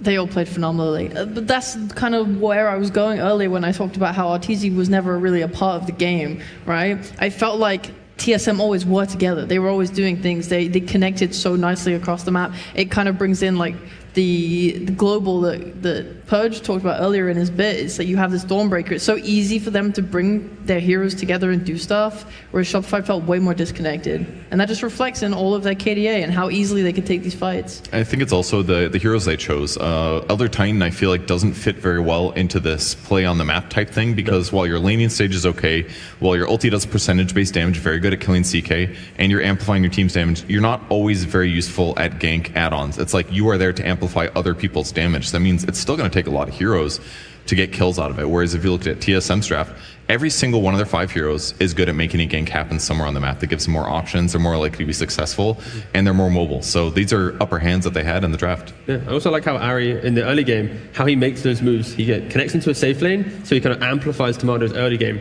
Kasane takes the hit in net worth, but then they make that smoke move to kill Arteezy. So the time that you've lost on farming on your Dawnbreaker, it comes back with just one clutch pick-off on the enemy carry. So like the lanes go perfectly, and they're able to keep up and not ever get out-farmed, and then in your stride, they just win all the fights. So I think their position 4 for TSM as well, quite a pivotal part in getting themselves into such a dominant mid-game. Yeah, well, in that piece as well, speaking of position 4s, we heard Crit talking about how it's just been a weird year for him as a pos 4, this change-up towards more ranged pos 4s, whereas he is normally inclined towards the melee. But we're still seeing Tusk being picked up. We've seen Tiny as well in group stages. Do you think with the potential of this being their last game for the road to the international, to just go for that comfort, try and make it work for yourself? Know that this is what you can do, and you've won on this. You've been able to build drafts around it before, so kind of rely heavily on that. They honestly need to do that, I feel like, especially when you're one game away from getting eliminated. Like when you think about Shopify, they are like the kings of consistency, where it's like the meme, of course, like, oh, Bulba picks up Abed Storm Spirit, right? But like that type of concepts have allowed them to always be at the top, because they pick the best. You have to counter it. If you don't, you just lose the game, right? And we kind of haven't seen that so far at this road to the international. It's been a lot of, let's try a bit of this, try a bit of that, let's copy that. It's like we're not seeing their own homework bleed into the stage, right? So hopefully in this next game from them, they have just like the Shopify strat that they have, which is their true identity, and then they can actually muscle up against TSM. Mm-hmm.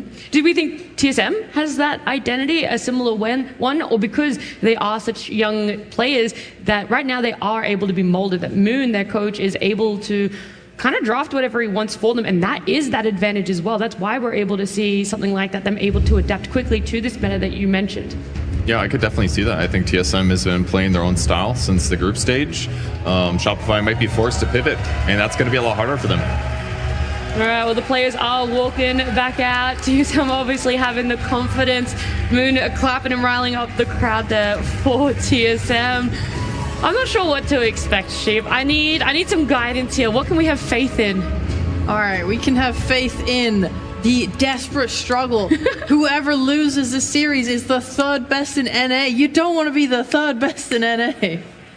You gotta keep fighting. You gotta get stronger. You gotta get hype. You gotta bring out your classics. I don't know. I think TSM are way more fun with their drafts and playstyle right now. And Shopify, they didn't seem confident in that strat. Yeah, we had our video earlier from Shopify. I think it's only fair that we have one for TSM as well in their road to the international.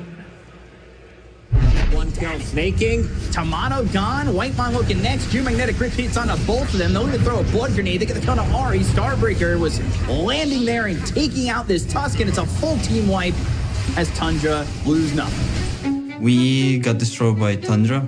after that, we learned a lot. You know, sometimes you get destroyed, and then you're like, that's when you learn the most. So after that, we started giving it back to other teams. Talon losing 3. Talon about to lose a 4th member of their team with Q. Can't even kill Ari. Every time you expect us to win, we will probably lose. And every time you expect us to lose, we'll probably make a win. So that's how our group stage went 4-4. I think DOTA is really a team game now.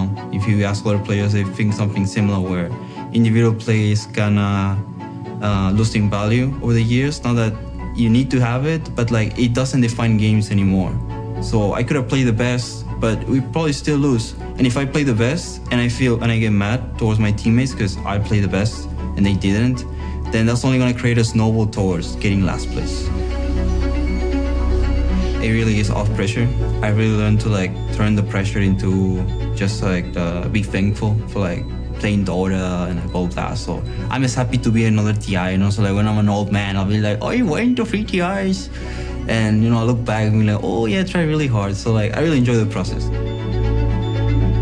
When you do things bad, it only allows you to do them better. So I have this mindset that really allows me to play bad, and I don't feel bad. I feel like all I have to do is when it matters, I have to know what to do. And we're getting to that point where like when it's gonna matter soon. So the learning experience has gone by. That is so heartwarming to hear Tomato, the way that he's been able to grow throughout, you know, international showings for himself, his years as a pro player. So he's able to now channel that pressure into something else for himself, and he just wants to be able to look back fondly on these days for himself too. Yeah, I think it's just cool to see like players just mature over the years, right? You know, if anything like Tomato, one of the younger players, but still he's speaking as if he's like some mid-30-year-old man who's like seen the whole life before him, you know, but he's still a relatively young player. So no, it's cool to see players just mature and kind of realizing what you need to do nowadays to succeed in this game. And he's run the gambit as well. I remember the Stockholm Major, he got to finals, he lost it. I saw him at the after party, he looked depressed, so depressed. So he's been through those tough times, learned from it, and I love his outlook now, it's great.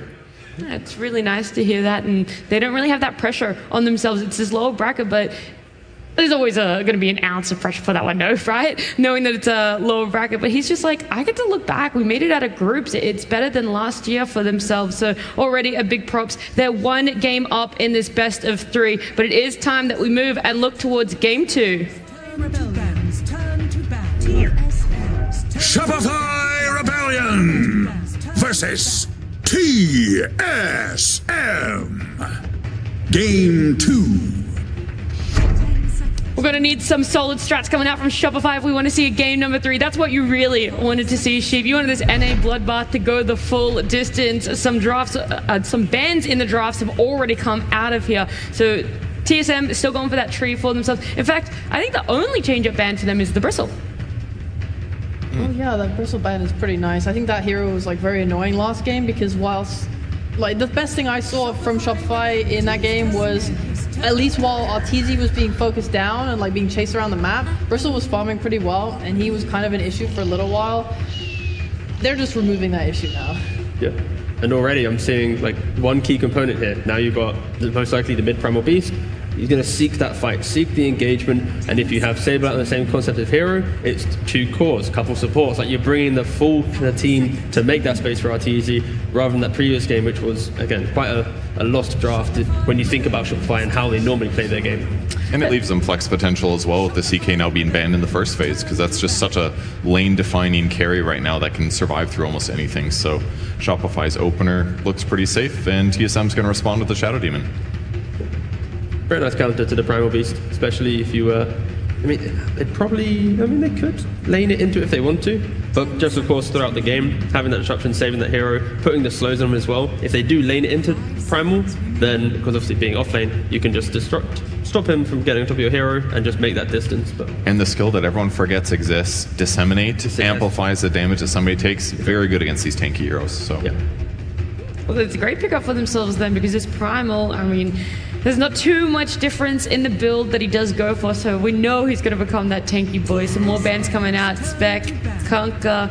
What are TSM going to do with their 1 ban? What do they have to look towards setting up for themselves? Probably something that combos well with Primal Beast is what they're thinking, or maybe like a lane matchup that where Shadow Demon might be a little too weak in the lane, because that can be one of his weaknesses. He can do lots of Shadow Poison damage, but if you're against some like Tusk plus Dawn dual lane, Shadow Demon can look pretty weak very quickly. Yeah, maybe just a ban that sets up their next picks. I don't think there's anything, I don't really think you want to be defending your Shadow Demon pick. It is just a support. It's rather like, what cores are we thinking of, and let's protect that. I like the response to Primal Beast. I do think that Primal has looked like one of the strongest heroes in this tournament by far. Like the damage he does throughout the whole game, even if you have like Shadow Demon and you hit your ult on him and you're not letting him just trample all over everything. I think the biggest thing I like about Primal is his ability to kind of get out and then re-engage with his Q. The thing though, when we talk about Shopify, it's the game where they are backs against the wall, could get eliminated. Primal Beast, they played it once 28 days ago, again 4 months ago, another time 7 months ago. They started, of course, in Lima Major, where they lost twice with it, when it was kind of his big entry. Yeah, I was going to ask, really like, what this hero. is the history for Shopify and Primal? Bad. There we go. Oh, okay. And where has he not mostly been played for this team? It's obviously different, right? Primal, the hero himself, is changing, but always mid? Yeah, so, I mean, I'm quickly scrolling through multiple drafts here, but it's been a little bit mid. Yeah, basically mid every time I feel if I quickly glance through, but the fact that I can count on like 2 hands how many times they've been Primal throughout the entire year, whilst other teams are rushing towards it every time. Again, it's a hero that obviously they have played immensely in their pubs, right? Yeah. But competitively, it's not been at the top of the Shopify kind of playbook. Well, talking about not being at the top competitively, Magnus, we are going to be seeing him. We saw him yesterday. It went mid for LGD. Where do we see it going for TSM? I assume it's probably mid. I think it's kind of a cool hero in the meta right now because it's guaranteed to farm with the skills that you have. You don't have to worry about some Midas thing to have super high net worth. So that means you can spend your gold on something like a Blink that allows you to make action happen and also accelerate a carry or other hero on your team if you want to. All item independent, so that's a cool thing the Mag brings right now. Yeah. And if it is in mid, then the Primal with the Trample, you naturally want to play inside the lane, so Magnus being melee here as well, Shockwave into Skewer, get him under tower. Now you're not actually pressuring, you're actually killing him on the Mag into Primal matchup, if this is the mid versus mid.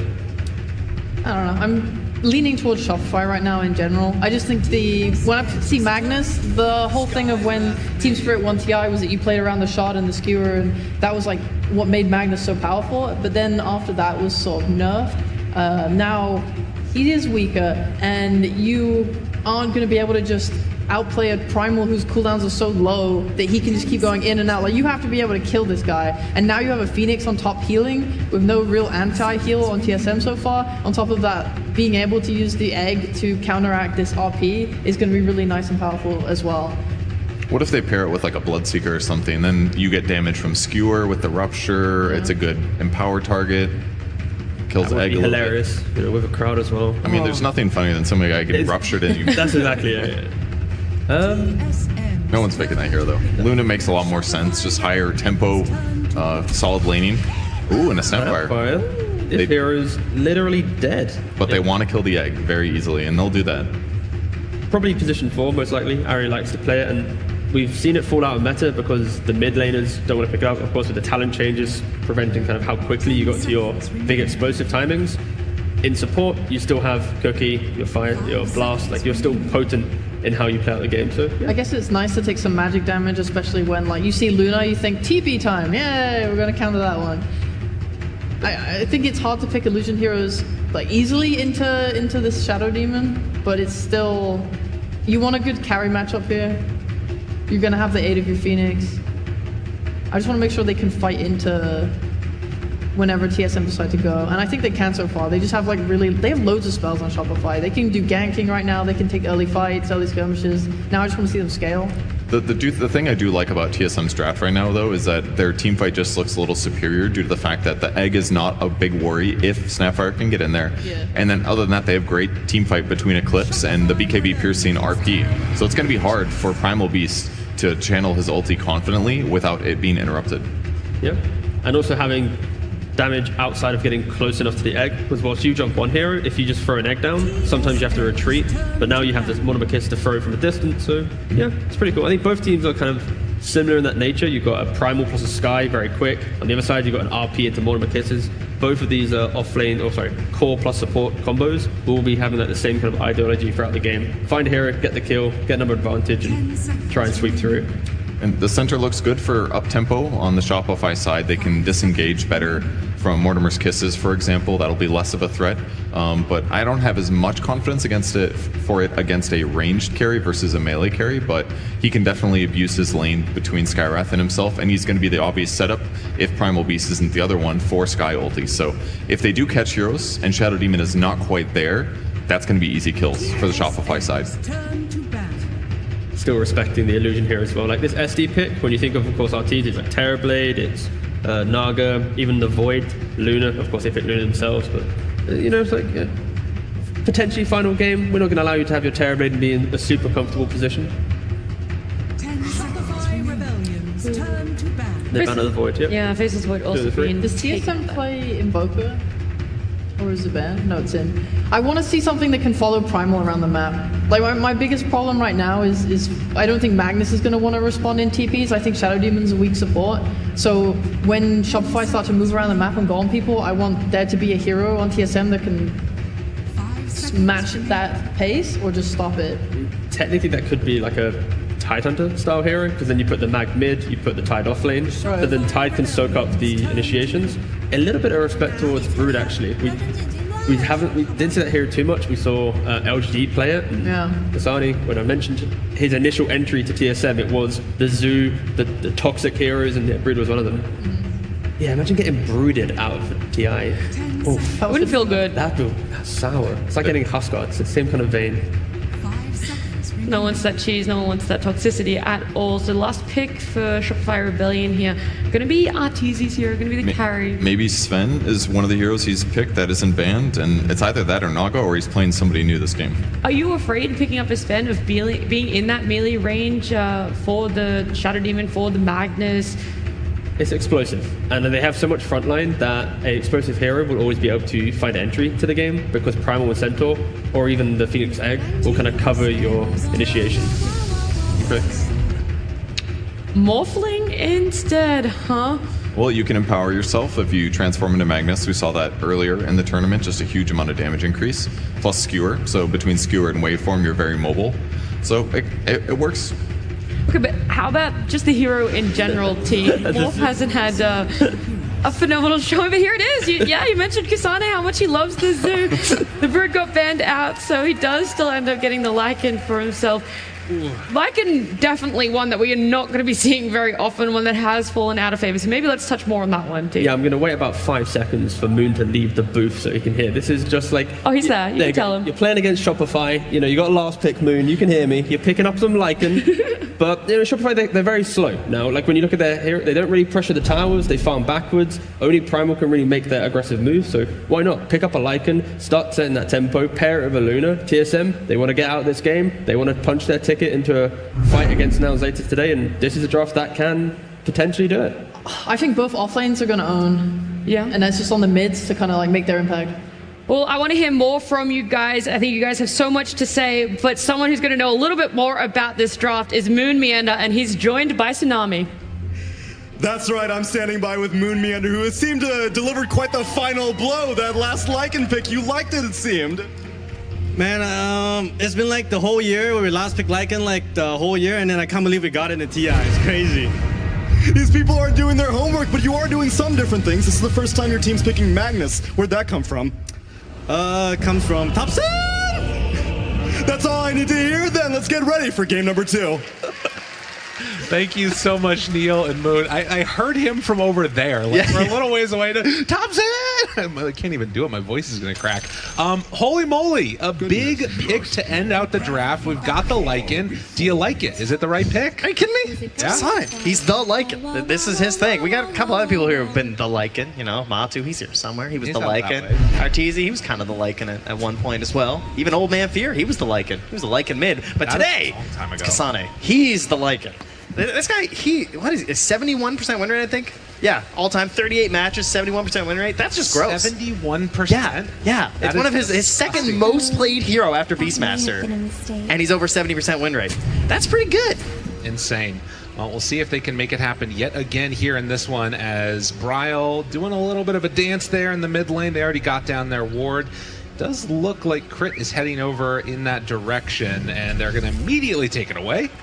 So nice D-ward there. Shopify off to a little bit of a better start. Hoping that things go better than last game, because I mean that was a demoralizing loss. You just got to say it how it is. That was a rough one to watch. Yeah, they look like they got kind of squeezed out of the map there for a while. I definitely had my concerns, not gonna lie, about TSM in terms of like the pacing they were taking, but they didn't take any like super risky maneuvers, and they never got punished. Shopify never hit that humongous combo that they were threatening, and they just like kind of like slow rolled it to a nice finish there for TSM. Well, Ari steps up, take a couple hits, was threatening to steal away one of those runes as maybe in some more trouble there. Saberlight still trying to chase back Whitemon.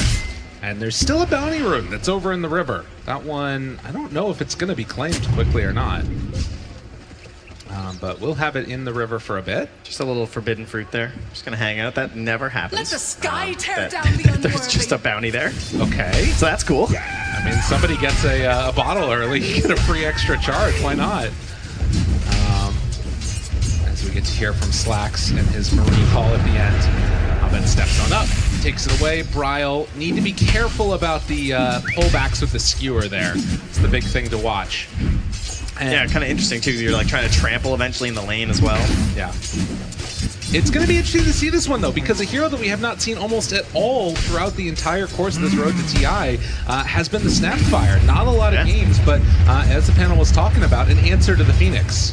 Yeah, it's just such a good counter. I mean, all it takes is that single point there into a little shredder, and you can handle that egg at its earlier levels. As down bottom, Crit takes a lot of damage, but does manage to get the TP out. Ends up going away from that one. Not wanting to run into too much more issues. Already back to the tower as Arteezy very low on HP, switching over and getting the Tango regen back his direction. Yeah, more playing at least having some pretty high armor as well, so not the most intimidated by the constant wolf pressure, plus attacks being relied upon here versus the Phoenix with the fire spirits. Has some defensive measures up here, and well, a defensive support as you can see down bottom here. Whitemon on the Shadow Demon. Oh, just stepped a little bit too close. The concussive shot, the Lucent Beam tries to get him away, but no.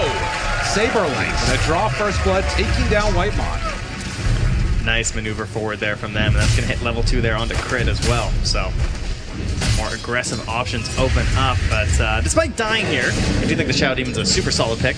We saw Band a lot in the first phases throughout this group stage, because he's one of these heroes that just denies the opportunity later to pick certain heroes, right? You think about like anyone who really struggles versus like these Dispels and the constant purging, as Arteezy being bullied back a little bit here. But the main thing in this game is versus that Primal Beast. Not only because you have this like low cooldown save versus his low cooldown ultimate, the other thing is that if you use the ultimate on top of him, he can't actually onslaught out. It is a dispellable buff. So you get ulted, you're just stuck.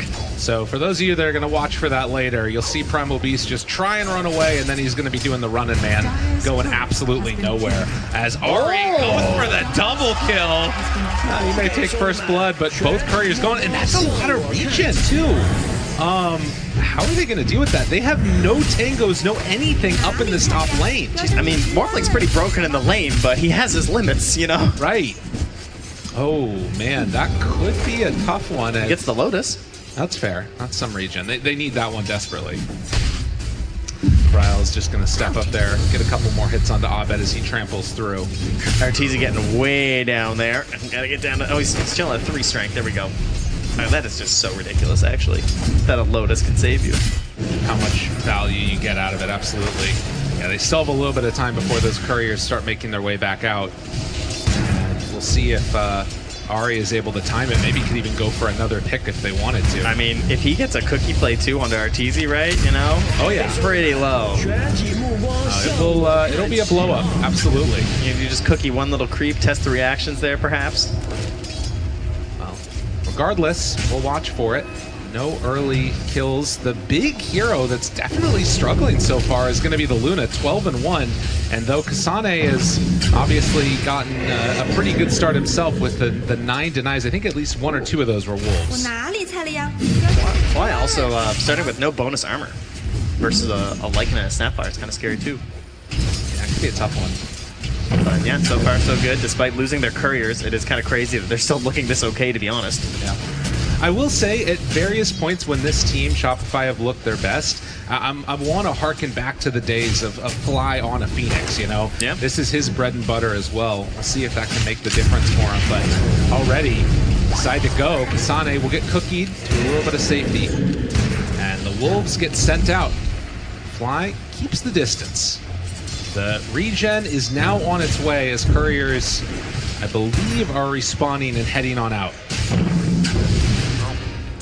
Abed's heading on out to that bottom lane there. Spotting on a ward as he's just going to steal a bounty room. But this is a bit of a classic thing that Primal Beast players will do. They'll often just rotate into the lane. Like, they come to this bounty room, but if they see the opportunity, they'll utilize that early movement that you have at the onslaught to just charge forward. But I think he noticed that they were probably aware of it. Plus, he's this wave pushing in, so way too risky unless you have like a guaranteed kill to go for that. Yeah, a tough one to make happen, but level 6 can make the difference. Bryle comes on in and steals away that creep from the Primal. And still just sitting steady, trying to out-farm when they can here. The deny is definitely racking up, though. As TZ hoping to get off to a better start and maybe be more active in this game than we saw in the last one. Obviously, you have to wait for a long time. Azari will back out, but maybe can play at a little bit faster tempo with the rest of his team. We had a fantastic Morphling game yesterday versus that Magnus. I mean, you could really see the ability to take advantage of copying that hero as well, so not too shocked to see it here once again. Right. Taking the skewers, of course, using that shockwave, getting yourself empowered, probably being the most important factor there. Looks for a stomp. Saberlight not quite going to connect onto it. Gives him the bing bong and heads off. As the 7-minute mark's coming around, Fly stacking up where he can, and likely going to see some movement around for the down there, the Wisdom Runes rather. Another stomp connects, but again, Saberlight can't do anything really there to wipe on him. Yeah, very static side lanes right now. No twin gate maneuvers quite yet. Just hanging out on your own sides, and we'll see if that stays the same for the Wisdom Runes, like you were saying. Right. I do see a line drawn there. Maybe Fly saying, "Hey, what do you think, Abed? Want to go the Wisdom Rune?" Let's see. That's what he's saying. He wants to smoke with ulti and go Wisdom Rune. Oh! Whoa! Ari there, playing it close. That was very close to death for TZ. But no, they're just going to trade them off one apiece. Although, maybe if that rotation, they know that they're heading for the Wisdom Runes. Yeah, I mean, they scan, right? So then they say, okay, support's definitely there. Do we catch him on the way back, or do we go for Kasane? Who is and RATP's mid. He's going to catch the wave, so this might punish Kasane. Yeah, it doesn't have anywhere to go. This should be an easy one. They run in, tries to go for the side step. Control is there. A couple more. Wait. Bryle RP connects, pushes him away. Never mind, Kasane waveform through. They managed to finally get that kill. Bryle can't quite get in range to punish this one, though, it looks like. We'll have another shockwave. Thinks about throwing it out, but no. Won't go for it.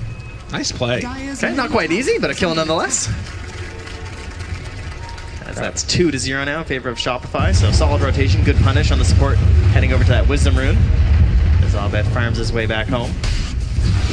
Not a whole lot separating all of the cores in this one. Centaur is top of the mark, but it's pretty even across the board.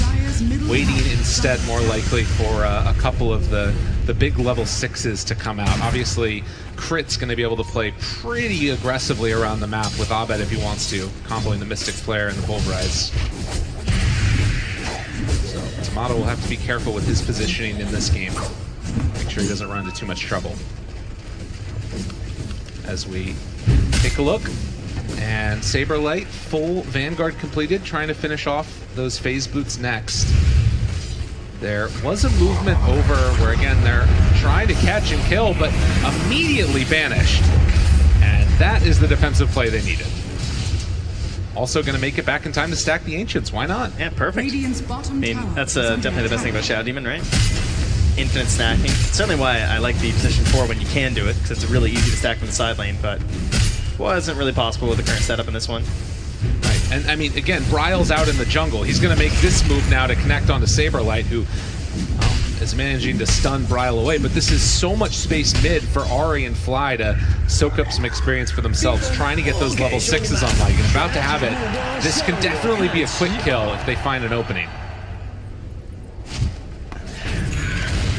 I mean, they certainly have the more aggressive mid on Shopify, you would expect too, right? Like, to see it being Bryle, the one who's moving around, you kind of expected this Primal Beast to be the one who's hunting for these kills, this low cooldown ultimate, but Abed, he's a little bit busy. Like you mentioned previously, there were some stacks set up here in the jungle, so taking advantage of that, he wants to try and be the one to snowball, because you think about who's going to take stacks, like, you know, sure, all three of their cores can kind of farm them up, but Primal Beast can be the fastest one at it, and also the one who's going to get the most value out of it at this point in the game. So where can he actually take that net worth and apply some pressure?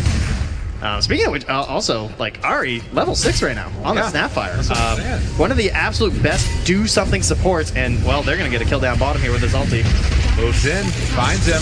Immediately there with the RP. The kiss is not quite going to connect. The Saberlight pops. It's a drive-by. All right, I'll do it myself. Gets out of trouble, manages to break the ulti, and, oh, that is a nice dodge. Okay, so not the synergy they were looking for there. Not quite. Yeah, definitely a bing bong moment. They keep themselves alive. But yeah, big ultis used is more time for Shopify to start to come online. That is a tough hero, though, to kill with the ulti, right? It's definitely not guaranteed when you have that Stampede versus the kisses coming out there, so. Certainly a disappointment, though, because it is supposed to be kind of free when you get 6 on Snap. Well, this is a bit of a scary moment. Ahri does not actually have any points in the Little Shredder yet, so will not be able to stop any Supernova plays that are coming out. Abed still thinking about a play here. Does he want to go for an Onslaught? Not going to do it. Did not want to try and catch him. This is a great voice line. I mean, I get why they're spamming it. Pressure on the bottom. They're going to claim this tower instead. Yeah, they've been working on this one for a while. Last time Bryle was able to drive them back, but knowing that there's no kisses, knowing that the RP was used and no kill, even without a Stampede, they're very comfortable just standing here and going for it. Kasane trying to apply pressure as well with Catapult up top, but Arteezy's just waving at him. They're going to high-five a little bit. Making a move. Ahri looking, hunting. He's going to go for it here. Maybe no. With Abed showing up still very, very low. The cookie forward tries to bring down for the kill, but Kasane is gone. Oh, Shopify, they brought in numbers and take the finish. Great defensive egg there, too, from Fly. Just a really secure thing. It gives you the hesitation, like, I can't commit. Like, there's no way I can fully go for this kill right now. Then Arteezy will just morph on down and go right back to farming like he was, and that's going to miss out on this pressure in that top tower. So big win for Shopify. Full pressure down bottom. They take the tower. They defend their top tower right now.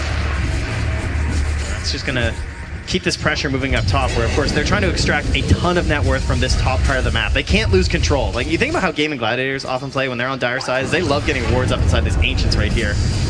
And now they're even pressuring. Like, he's not far from there right now. Have to defend with the kisses. Yeah, just kisses there. Disruption already used. Abed, now he's out far, but they will turn it. Saberlight stunned with 2. Sunray out. Starting to bring Whitemon down. He's going to be the one left behind. So Shopify starting to get a little bit more aggressive after their defensive postures. It's funny because, I mean, this Lycan last pick, I look at it and I'm just thinking, like, oh, this is great, because a lot of these counters that you see, like, you can't get the Lycan early because there's some pretty significant counters for the way you want to escape from fights with your ulti. You think about, like, Dream Coil, think about Mars Arena and stuff, but kind of the same thing's happening now with the Stampede, right? They're both countered by similar ideas here, and this Stampede is a big save in this one. As long as you don't get RP'd, you're kind of just out of there. Exactly. I mean, maybe a disruption, but, you know, disruption has some elements to it which are saving you anyways, so it's a weird position to be in. And they don't really have that answer at all for the Morph lane as it gets later and later. Need to buy an answer, I guess. And now with the Blink Dagger coming down towards Saberlight, like, I would love to see Vision up in that top Ancients camp. Like, if they could spot when TSM are trying to get in there, trying to stack with their supports, having this, like, over-the-train movement of both the Phoenix and the Primal Beast, I feel like they can just, like, run all over this part of the map. And they just want all of this gold in here for their Magnus, for their Luna, right? Like, this is where they want to live. Well, there is not going to be a Magnus at this fight easily, but they are setting up for this. What can they do on the side of Shopify? Now they're smoking with Mag behind. They're reading this move. Yeah, they're ready for this. Ahri jump forward, wants to do what he can. Pulverize is going to be there, already caught. Don't quite have any items yet for the Mag. He's getting them delivered on the courier. As the rest of Shopify back out, Kasane pop the ulti, the run forward, now the Stampede trying to hunt this Lycan and see if they can go. We're all running. They just got the Blink Dagger delivered for the Mag. If they're stuck together, Shopify, they have to be careful. Kasane, run forward, the jump is there, and they caught one. Pulls him back in for the finish. So they decide to give up on Kasane, get that kill on Shopify, but they lose the Morph. And it kind of drags them all back. So at least getting the punish on Arteezy is huge there. It still saves their space that they need for their heroes to farm up and become these giant cores that they're hoping for. But Shopify are making it no secret. They want to pressure this mid tower. They want to take over these Ancients. If they lose this part of the map, the game gets way harder for TSM. There's no doubt. Pull one back, see if they can get him. Ulti out from SD, looking for a stomp, waits for it, hits onto immediately. Tomato, look at the turn! The Supernova, it's already down, starting to do a good chunk of damage. Disruption and too much onto Tomato. He is gonna fall. Can they get out with the rest of them though? Fly trying to escape. Wolves after him. Abed starting to fall lower and lower. TSM chasing almost enough for the kill, and they just can't get anything else out of him. Arteezy comes to join in the fight, has no morph yet though. So not able to contribute a whole lot, but hey, at least he's there. They do manage to get that kill on Tomato. There wasn't anything after the egg. They never got the tower. Yeah. Drew him right off, kind of forced the fight in behind. And that's going to force the glyph out here from Shopify Rebellion. Very back and forth type of game already. And you can see that fight handily won by TSM. Even though you lose Tomato, the rest of the squad is starting to stack up that net worth. And Abed, I mean, you look at his farm, he just has not been able to get the type of kills that you would expect out of a Primal. It's very frustrating for sure. Like, there's just these little tiny stuns that come out there, like obviously the big save from the disruption, but even just having a kiss fly through, a skewer that comes by. He had to wait so long for actually using the pulverize. He grabbed Tomato when he was at like 100 HP. He just like lived him for half a second, and Tomato dies. Like, okay, well, you know, I secured the kill, but it's not that impact that you're hoping for. So clearly he's kind of just hoping for the BKB, right? Exactly. Still a very BKB dependent hero on the Primal Beast, despite some of the nerfs to the item. Kind of has no other recourse. And it's really the pain of you know, the first pick overall Primal Beast. You stop all of his movement with Shadow Demon. You cause so many issues. And even with RP eventually coming out. I mean, that was a whole fight taken without RP that TSM were able to win. It has an Arcane rune too here, so definitely just begging for a smoke right now. Smoke, Arcane, go for RP play. Sonic also has the ultimate plus his summon here. He's got a Warpine Raider. Terrifying creature. With a Siege shot, you'll love to see it. I call it the Willow, or not Willow, the Hoodwink ulti, the Acorn shot, Siege shot yesterday. It's just thinking of the Warpine Okay, Raiders. that's fair, yeah. They're equally as powerful currently in the patch, I'd say. They're so scary, the big pine cones. TSM hunting mid, waiting for anybody to show up. Nobody is there. Tomato starts to hit the buildings. And a similar sight to what we saw in last game for TSM. Tomato off to a hot start and on a hero that can snowball. Yeah, just the one death, has some more stacks to go back to. Already up to 3 points in Lucent Beam, and then 1 point in the Eclipse. So it's not this Luna who just feels horrendous when the fight actually breaks out, right? Right. But that said, you do have the answer already done with the Centaur with a full Crimson Guard completed. That is such a good item against this sort of middling damage that's coming through. Bryle hunting, finds crit, misses on one. Shockwave is there, slowed. Stampede tries to get away. Cookie connects! Everything in perfect concert from TSM. He's just silenced me, but I just get cookied for the stun. That hurts. Thought you had a play there, but not quite. Still, a lot used for just the Skywrath Mage. As Abed heads on over, picks up the Wisdom Rune, trying to re-salvage his game. BKB, I believe, is coming out, along with hitting level 12. This could be a decent window for them to fight. Looks like it here. I mean, no Stampede for 50, though. They might want to hang onto that a little bit. Also, still no Morph on Arteezy, but he is holding the point. So, yeah, if they want to go for a fight, they're going. Looking, Saberlight wanting it, not finding it. They couldn't quite get him. I think you approach the tower with no Stampede, since you're not going to have it for the full chase down. Maybe just play this a little bit casual. Oh god, if they all come though, this could be bad for Shopify, honestly. Ari gets hit. RP already onto a bunch. Fly trying to save it. Can he dive it in? Crit is already gone, but they have the Supernova down. Already used a little Shredder trying to kill it off. The egg, is it going to pop? They managed to kill it in time. TSM hit on 2. Alright, they only lose the supports, I guess, but that definitely hurts. They weren't expecting, I think, the fact that TSM were still so grouped up just north of that part of the tower. Oh, yeah. Caught out there. Great skewer back there as well. Bryle having a fantastic series so far. Dire's middle tower is under attack. Yeah, BKB having to use there from Abed means like he probably does not want to come fight at this top tower. Saberlight caught here, skewered back. Oh, that is not what they want to see.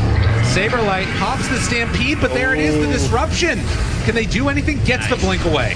That was super necessary, but that also opens up Roche now for TSM. Yeah, they're going to back right up towards it. Kasane already getting started here with the Orb of Destruction. He's huge. Yeah, he is the Helm of the Overlord. Again, another reason why we don't see it too often. There's some heroes that counter Helm of the Overlord. There's some heroes that specifically counter your ultimate. You feel very counter pickable. So this is why even if the hero's not that popular right now, it's still so important to ban against TSM in these situations where they could just get it last and it gotcha. Right.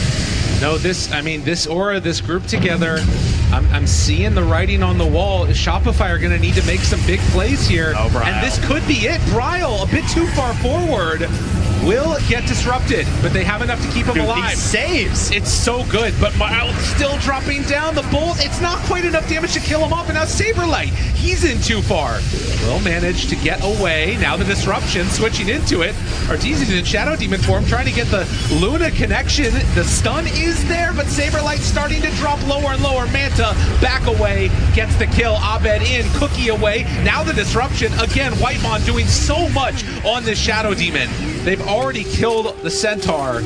Can they find even more? They force out the BKB on Abed with the blink forward there. Man, these plays from Ari and Whitemon have been so good. Huge saves there, just constantly enabling their cores to play a little bit more aggressive than you're probably expecting on Shopify. Absolutely. That's what you need out of them. And a perfect lineup to do it because there's so much of this single target going in there trying to blow up one hero. You know, you got Primal and Skyrack.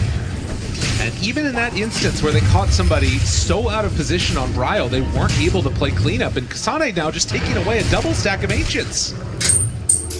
The piggy bank being raided here. Starting to get towards desperate territory. I mean, still only 1,000 gold lead, but I mean, look at this group up potential from TSM. It's going to shred through buildings. Yeah, just being led by this ancient black dragon. Moving their way through here very confidently towards the Tormentor. Oh no, we've seen what happens here. Now, surely no one dies on this one. Be careful, Ari. Run, get out of there. Oh man, Whitemon's gonna get it. So now Demonic Cleanse available for the Shadow Demon. Alright, and what are they getting on the map right now for Shopify? They're taking some farm near the Ancients. They might steal their Wisdom Rune. Arteezy though, of course, very unlikely they would still be there, so kind of risky to go for.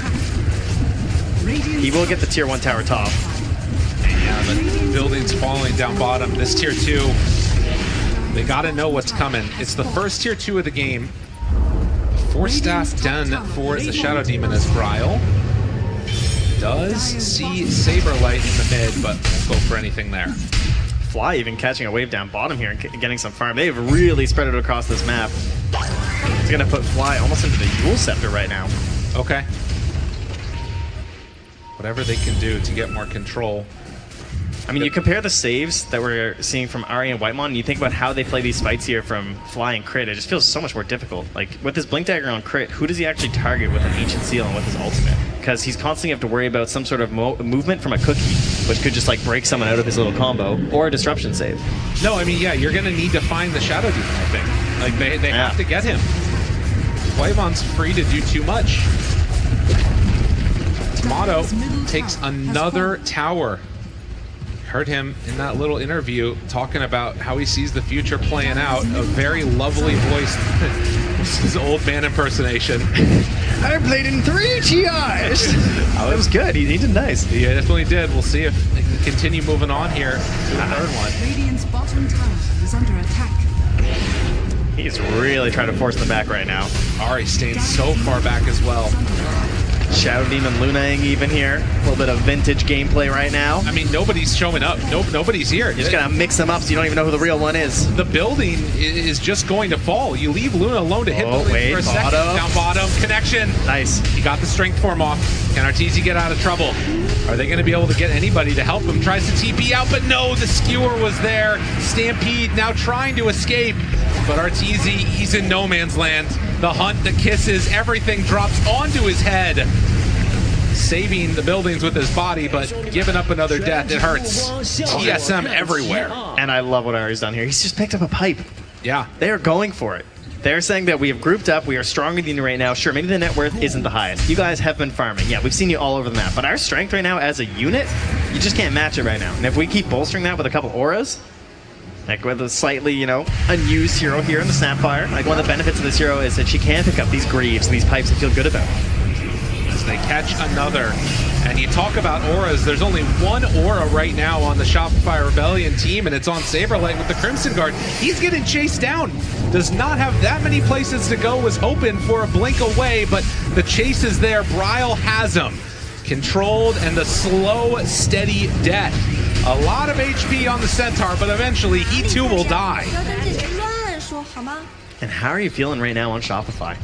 I mean, you know, you're getting chased around the map, you're trying to farm as much as possible, you're watching these new items pop up on each hero. I mean, there's a Satanic, there's an AC done on this Lycan. They are peaking right now on TSM. It's got to feel like an inevitability. There's so much that is going to be running down these lanes and just trying to end this game. Shopify, they've got to prep for it, and I feel like they need to catch somebody unawares. They're going to have a Scotty soon on the Morph lane. But yeah, TSM, they're not looking to stop anytime soon. You're still a ways away from the heart on Abed. I think he is to abandon those plans. Yeah. I mean, he's looking at a blink right now because they just have to find a way to create a fight that's favorable for them right now. Part of that is definitely the Scotty, which is done. Certainly a huge element of that. They also have level 12 on the Phoenix, which is a big deal, plus the Shard. So, trying to get the best egg possible. And trying to catch them before they get a Roche, right? This might be the best moment they're going to get. Can they get anything, though? Jump forward. Bryle finds one. BKB out. Doesn't have an angle. Okay. BKB wearing low. Abed thinking about going, not wanting to commit yet. Bad jump. Do they chase? They take down that ward. Hunting. Saberlight. Still has Stampede ready. Kasane pumps it.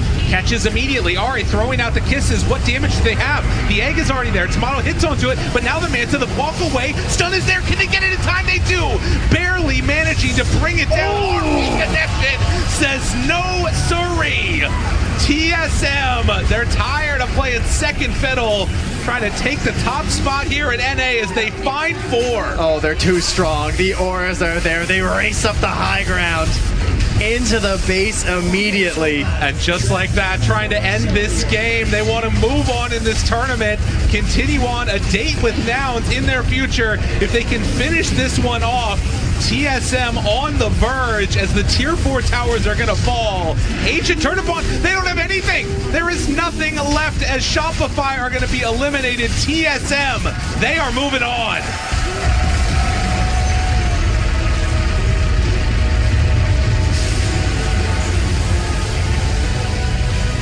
All the thanks between the teams. Regional rivals, of course. Good luck furthers. The thanks back and forth, but total heartbreak, of course, here for many fans and for Shopify, but TSM just complete elation here as they get themselves what some would consider an upset, but at the same time, like, regional rivals in NA have proven that nothing is secured in these matchups. Absolutely. I mean, no matter what, there's going to be 2 teams from NA going home today. It was meant to happen, considering it's 3 of them playing off against each other. But TSM moving on, looking incredibly solid. Again, a flawless game coming out from Tomato. The love being spread from the crowd, as of course there are eliminations abound today, but it will be TSM that move on and have that date against Nouns a little bit later on.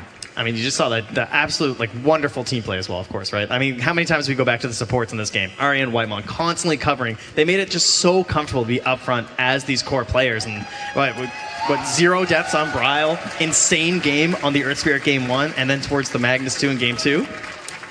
Impressive showing indeed as we head on back now to the panel. Let them talk about all the actions and implications from that solid series. It was a beautiful display from TSM. Unfortunately, Shopify Rebellion going to be our first team eliminated in the playoffs. This NA bloodbath, it didn't go to the 3 games sheep, but it was still an amazing game too. I mean, TSM, they were just applying the pressure. They were keeping it on. It took one solid team fight from them, and they just went straight for the Ancient, straight for the win. I mean, before we get into the TSM praise, of which they deserve very much. Okay, all right. I thought the start of the game looked good for Shopify.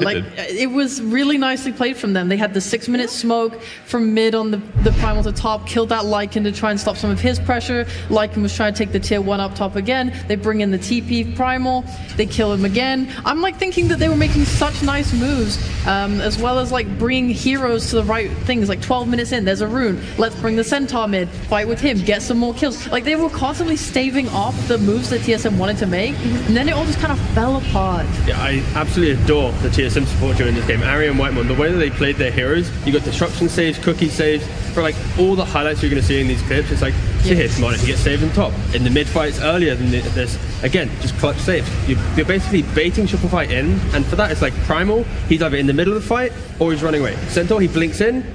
The disengage, of course, without Stampede, not so good. But yeah, the support duo from TSM just absolutely picked apart Shopify in this second and final game.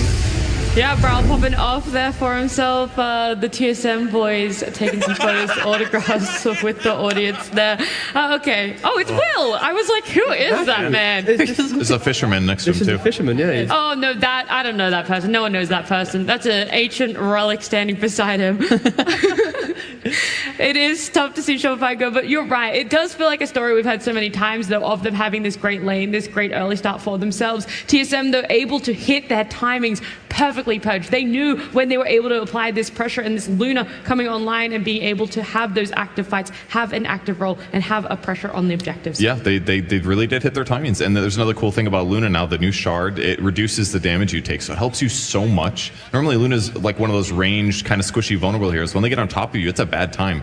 But now with the shard, you're like, I'm in trouble. You press the button, you take 25% less damage, and you do a huge amount of reflection. Well, not reflection, you just start attacking them with your glaive thingies. It's great against these primal beasts, these centaurs, they get on top of you. So it makes the timing even safer because your chances of getting that pick off that leads them back into the game, it just reduces it. We're really excited for the TSM boys. They're going to be continuing on going up against Nouns, but an Empyrean has Moon Meander joining him. So let's hear what he has to say. Yes, I do, Nat. Thank you. Talking of excited, you look excited before the game. You looked excited just now. That was a hype win. Yep, we're here playing the NADPC for the last time. Okay. So when you were going into those games, both those drafts looked, everyone was saying backstage that I think they won the draft. You guys were very confident. You clearly have a very good idea of how you want to play, and you executed well. How much of that is scrims, or how much of that is just sparks of genius? It's mostly the genius from my teammates. I couldn't really do it without like having such awesome players in their roles like Brawl on Magnus, unconventional picks, Lycanthrope Master, and Luna on Tomato. So before the game, Bulba said that this was a battle of new ideas between your team and his. Those new ideas, how much are you taking from other teams, and how much of this is kind of original thought? There was some new ideas in this draft, like the Magnus and stuff. I think he went back way too back into Morphling. I think that's like the hero was a Dream League thing with the Aghanims, but here, this patch, I don't think you want to play Morphling in the elimination game. Okay, well, there it is. Thank you so much, Moon Meander. Congratulations to you and the lads. Back to Nat and the panel. Oh, Moon Meander, the humble man that he is. I thought he was doing something else. Yeah, when he came in. I was like, as I'm saying the word humble, he was very humble in his interview, giving a lot of credit to his players, having faith in them, being able to draft those heroes that he could, but also quite a bit of humor. The NADPC coming back once again, and they're going on to continue that NADPC later today. I love Moon Meander, bro. He's so funny. He's great. I've also loved like him moving into this coach role and the way he's talked about it and all his progression. He's like, yeah, I used to be like, so, you know, when you're playing, you're so emotional, you really get into it, but like being able to be a coach, step back and kind of understand how to communicate more effectively with my players and really like learn that type of stuff. It's incredible. I mean, he's really shown that improvement and growth, and I'm super happy for the team. Yeah, and he definitely deserves credit for it because this team, at the start of their formation, it was kind of like, man, tons of young players. They were skilled, but there were a lot of doubts. Their first couple of performances went kind of poorly, consistently. They were disappointing. I didn't expect much out of them this TI, but they're definitely overperforming now. They're looking together, and you got to credit Moon Meander for that he's there to help form them, instruct them, and keep things together. And he's one of the rare coaches that actually shows a lot of emotion. You know, like in the draft, before draft, he's like making these big moves, he's being animated. Nowadays, a lot of coaches, they're very stoic. You know, it's like, this is good, this is bad, do this. You know, Zhao 8, for example. Moon Meander is probably like the polar opposite, unlike the animacy he has during the booth. Yeah, I mean, we saw those fingers go up there, and I do believe, right, where there is a winner, there is a loser. So I do believe that we have our losers interview. It is going to be Pyrian, joined by Crit. Yeah, thanks, Nat. I am here with Crit, of course. Commiserations, dude. You guys must be very disappointed. But both of those games seemed to be going okay for you early on, but then it kind of got away from you. Did it feel that way? I think the first game for sure. I think second game, I feel like we didn't really get a grasp on the game. They kind of just got to do what they wanted to, and then they just hit a timing that we couldn't fight. So I think second game was hard, but first game was definitely ours. So yeah. Disappointing. However, disappointing this is, there must have been some highlights for you this year. What was your highlight as a team this year, or even just as an individual? I think Lima was good for us. That was our first major this year. We had it wasn't perfect, but we had a good atmosphere, and we did pretty well there. And then I think the Dream League that we just played as well was pretty good for us. In some ways, maybe the Dream League put us in a bad spot for this TI, but I think it's been a hard year for us. I think the team's not really functioning as we wanted it to, and sometimes that's just what happens. And then we're in lower bracket, and we didn't do well at all in group stage either. So we put ourselves in a spot where this can happen, So. Well, that's very tough, but I know you guys have a lot of fans around the world. Is there anything you'd like to say to them for their support throughout the year? Yeah, I mean, huge thanks to all of you, especially the people here in the arena as well. It's always us that's cheered for the loudest, and we really appreciate that. So it never falters, so we love you guys a lot. Thank you, Crit, and better luck next time. Back to you guys.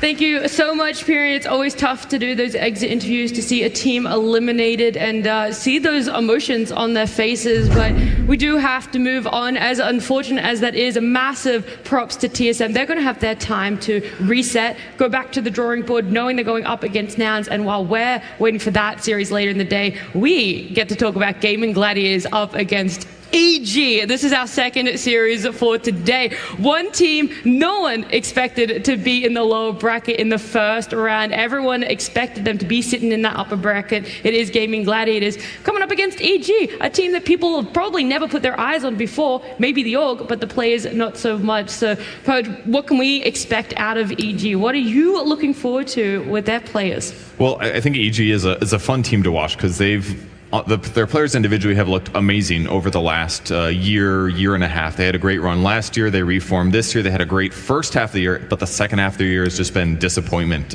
with the caliber of players that they have. So how are they going to do in this series? It's hard to know. They did better than their past 6 months in the group stage, but they could really show up and look like one of the best teams of the tournament, but they could also disappoint. So it's hard to say. Yeah, I think in general, South America, they've had quite a decent year throughout, and every time we get to this point, it's like, this is the year. Maybe they get further, they can do it. And unfortunately, the region has kind of bombed a little bit, and to enter the lower bracket, going against Gaming, of course, 3-time major winner, it's going to be a tough battle, but it's hard. It's like, do you want Gaming, who have done so well? Do you want South America to stay in the tournament? It's going to be quite a difficult one for the fans, I feel.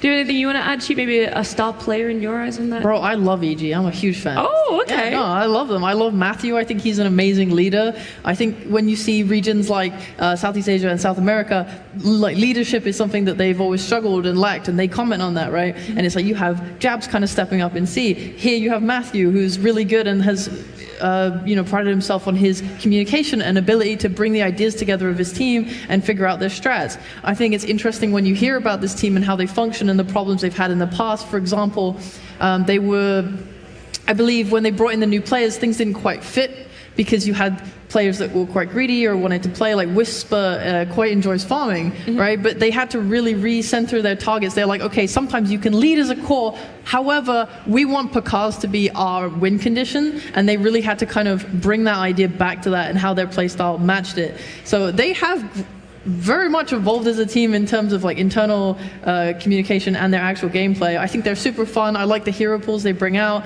They're fresh. You got like that bounty hunter Matthew. I mean, my man makes games very fun when he's playing those Invis heroes. For me, I just love this team. I love that you love this team. I also enjoy all the information you gave. So I have a treat for you, a little special reward sheet. Ain't no way. And for all the other EG fans out there, we have a video on that we can see more about this team, more of their journey as well.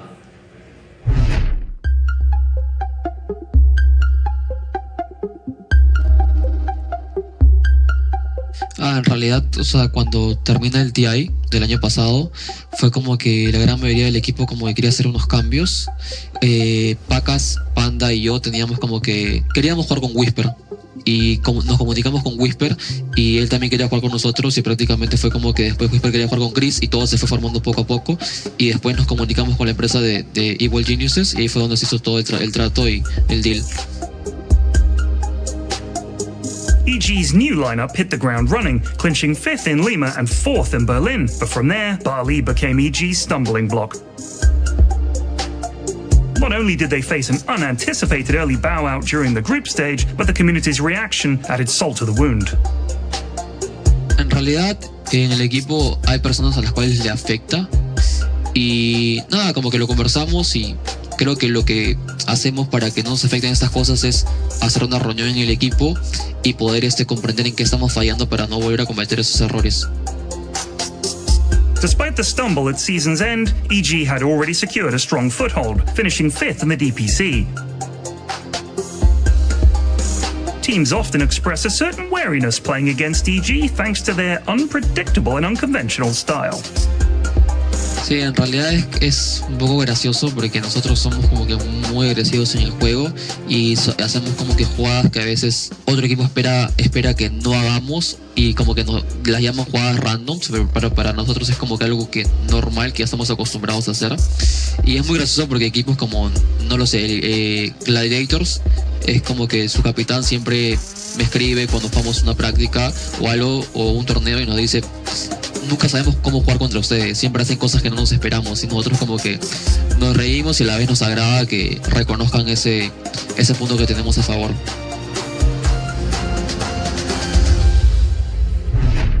Do you feel you know EG a little bit better now, Purge? Yeah, for sure. I mean, they do have elements of that unpredictable playstyle. It doesn't always get you wins, and I still don't have as much, like, I love the team. I don't have as much passion for their gameplay right now as Sheep does, but they definitely will be a formidable opponent for the Gladiators. Well, we're going to look at their head-to-head record, not against each other, but just comparing what these two teams have had so far in the road to the International. So the games they've won, the games they lost, how they've stood up against teams in the upper bracket, but the average win time is a lot closer than our previous series. Only a couple minutes between each other, T. Yeah, I think both these teams like to get in the face of their opponent. When they feel the victory, they are going to kind of close it out. But, you know, I think for EG at least, they have had just shaky performances. Specifically, I'm looking towards C-Smile and Panda. I think these two players have not performed as well as they have done at previous, you know, international events, internationals. So, yeah, I'd like, if they can kind of find their footing, then, of course, this should be quite an even bout. I was going to ask you a question, and I'm not going to because you're taking. Oh, while you're taking your sip, Sheep, I will ask you to talk a little bit more about Game and Gladiators, and if you have just as much passion about that roster as you do for EG. I hate that team. Okay, I hope they fail. Honestly, I'm sick of them. Oh, you want them out right now? Too many first places. I think it's time to share the love. Okay.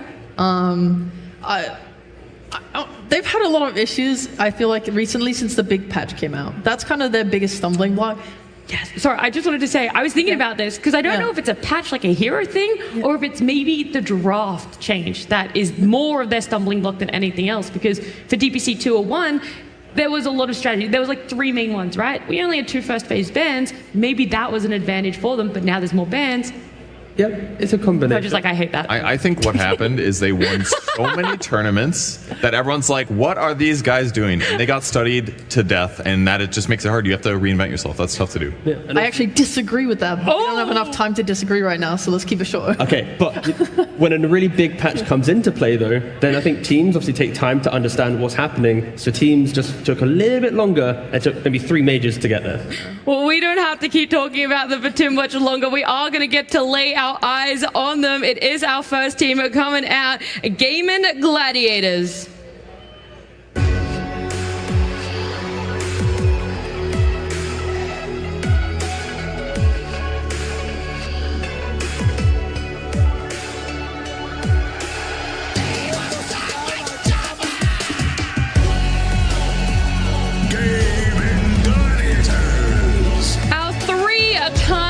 Major winners. These boys have had an impeccable year, victory after victory. They weren't sharing it around, but they are going to be sharing this stage. They're in the lower bracket, a position none of us thought they would be in this early, and it's time that they begin their run. It's going to be up against Evil Geniuses.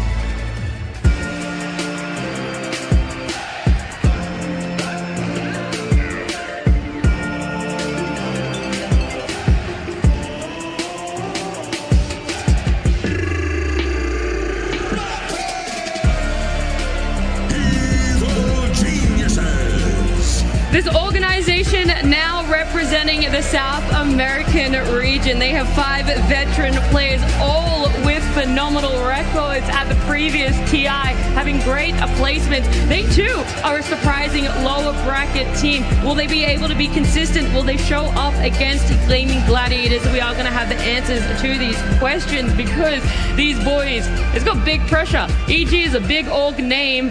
Big pressure comes with it, Sheep. Yeah.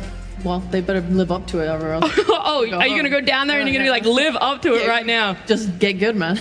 I mean, the last time EG beat Gaming was at the Lima Major. So since then, it's just been draws, losses the entire time. So if there ever was a time to actually beat them, I mean, it probably is right now. Yeah. Oh, wait, hold on. Now I can disagree. We have time. Oh, actually, we don't have time. Oh, my because God. it felt like we didn't give enough time to Gaming Gladiators. So we want to have a look back at their pathway. We want to have a look at a video and some information on them, and then you can disagree. Sure. I sort of led to join gaming because I'd only really played in NA teams in the past, and we never really did very well. I kind of wanted to give playing like one last shot to prove myself. I had a lot of doubts about whether or not I was a good player, whether or not I was a choker, or whether or not I had what it takes to play, like, you know, and beat the best players if I could win a tournament, things like that. They asked me, and I was like, yeah, I would like to take this opportunity to try to prove myself one more time. Proving himself one last time paid off. Gaming Gladiators dominated, winning every major. Remarkably, they didn't drop a single main stage match all year until Riyadh. Needless to say, they confidently secured their spot for the International. You build the muscles of playing against the best players, and you sort of shirk some of that fear and that, like, you know, scariness of like the top players. You get rid of that. You feel way more that you can actually win the tournament. I think in past teams, you sort of, you know, try to cope it up and believe that, hey, I'm really good and we have a chance, we can win the tournament. But deep down, you sort of don't believe you can. Playing through the DPC in Europe, deep down, I believe we could. Like, it wasn't like a bit, it wasn't like some, you know, shell I was putting on. It was like, we can actually win the tournament. With every series we won and every like game that we gained confidence, was like becoming more of a reality. Like, it's not just that we can, it's maybe we will. The day after you've won a tournament, you're just another chump who needs to prove himself. Like, if you lose the next qualifier, you bomb out of the next major, you don't win the next major, suddenly it was a fluke, you're a chump, you're a joke, you know, you're yesterday's lunch. And so I think going into every tournament after Lima, Berlin, Bali, you know, the Dream Leagues, everyone felt like we were fighting for our life. And that we could get eliminated in groups if we weren't careful. That's how it felt for me. I used to get insanely stressed in the past before games, and this year I've managed to quell that to a large degree, because it used to be playing games was just miserable, honestly. Playing officials was not fun at all, because I was just like racked with anxiety the entire time, and beforehand it was agony. The years of going through that, I slowly fixed bits and pieces and learned different things about this stuff, and I think a lot of those things helped me to find a much better routine for me this year, to allow me to like be more consistent and not be so, you know, in my own head. Years of anxiety, but now he has 3 majors, 3 wins for himself. Quinn, he couldn't do it alone though. Obviously the 5 stack there, Ace, Tofu, Doratio, and Celery as well for Gaming Gladiators. People put them as their favorites to win TI. I know many people out there are big fans, big supporters of them. Do you want me to not talk about gaming so you can argue with Purge? I mean, that was talking about gaming. I meant me not talking about gaming. Oh, yeah, thank you. It's my opinion of it is based on comments by other people who play against gaming. They say that actually they know what's coming.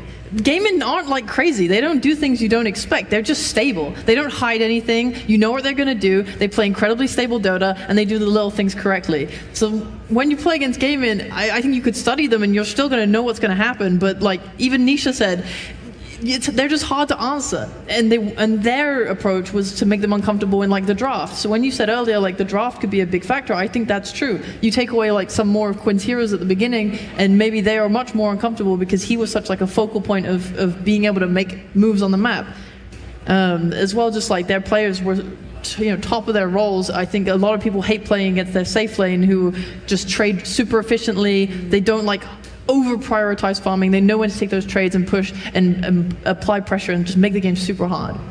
Yeah, I have like vivid flashbacks of Celery playing Undying every game in DPC. He was bored out of his mind, but my goodness, did they have a stable safe lane. Like, they're willing to play whatever it is as many times over. So you're right, there might not be this innovation when it comes to draft, but it is consistent. When it works so well for them. Yeah, I will apologize for gaming gladiators already.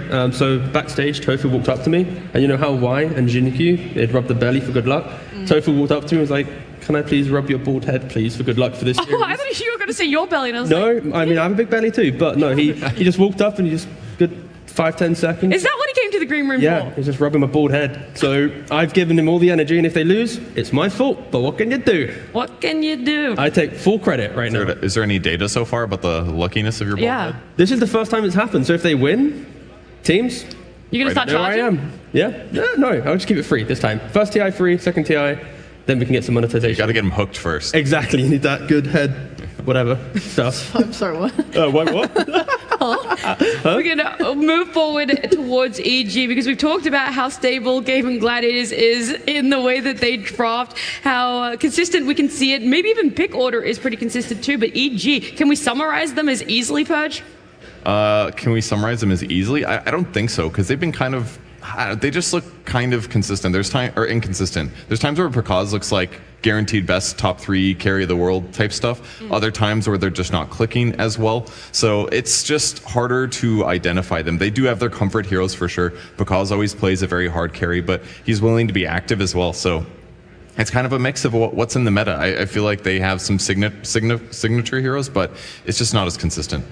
Yeah, you keep saying like the inconsistency, but I want to know where. Is it in the later game? Is it the early game? Like, what exactly? Is it even an execution thing that... My viewpoint is that they have at times, they've looked at top 6 team in the world for a long period of time, enough where I got confidence in that. And then when they just start losing games, playing sloppy, stuff that I didn't see in the months prior, it just felt like a big enough shift that I just have to label it as inconsistent. It's like their gameplay just sometimes looks amazing and other times looks like they haven't been practicing enough or they're off meta or something else. Yeah, like spellcasting, for example. You sometimes just see them do everything right in a team fight, and then I've seen some games like this tournament even where you're doing like bad venge swaps and stuff. I know Panda has like had some issues with like nerves in the past. I think mostly they moved past it and got more confidence, but it could still, like, you can still have those moments. My question is really for Matthew, the fact that he's played 11 You want me to get him up here? Yeah. Can you get him? Okay. Hey boss, can you get out of the booth real quick? Yeah, can you just jump out of the lobby, bro? So why have you played 11 heroes in 12 games? Like, on POS 4, right, there's, like, normally you play, like, there's quite a good foundation for the 4 role, right? But he has played the furthest extremes possible. Like, Nyx Assassin, we don't really see at all, but he's tried playing it. He's played Bounty Hunter, that we haven't really seen as well. He's played some Dawnfall, that was kind of popular back in the day, but not so more. Say back in the day, like one patch ago, right? It's old. Dota ages you very quickly. But like, he is playing so much that I think often with creativity, like a carry can be a statement hero, but on a 4 role, having that change, like that's quite an instrumental early game hero to be changing every single time, and that could maybe offset EG's kind of rhythm, because like one game you have a Sky, one game you have a CM, one game you have a Dawn, like everything's very different from the hero that often kind of connects the early game. So I have a reason why they may be doing that. I think it's because they pick Matthew's hero later in the drafts usually. I think Whisper and C-Smile oftentimes get picked quite early on whenever they do drafting, like kind of this whole year actually. So as a result, I think the versatility of his pool may come from the fact that he's just seeing supports that work better in these different games because he's seeing more heroes when he gets to respond. Should we then be expecting a stable offlane for them, or not necessarily stable? I actually don't really want to use that word, but adaptable offlane, right? One that maybe one game we might see as just stay in lane, make sure that we can push out the carry, and then another game we might see it where they want to be that aggressive, they want to go for those kills, they want to have him rotate. Is that what we can expect them to be able to adapt to? It's very possible because historically Whisper has been one of those weirder offlane players where he's like, I'll play Timbersaw or standard stuff, and then next I'm going to play offlane Silencer or other support-like heroes as a 3 in an interesting way.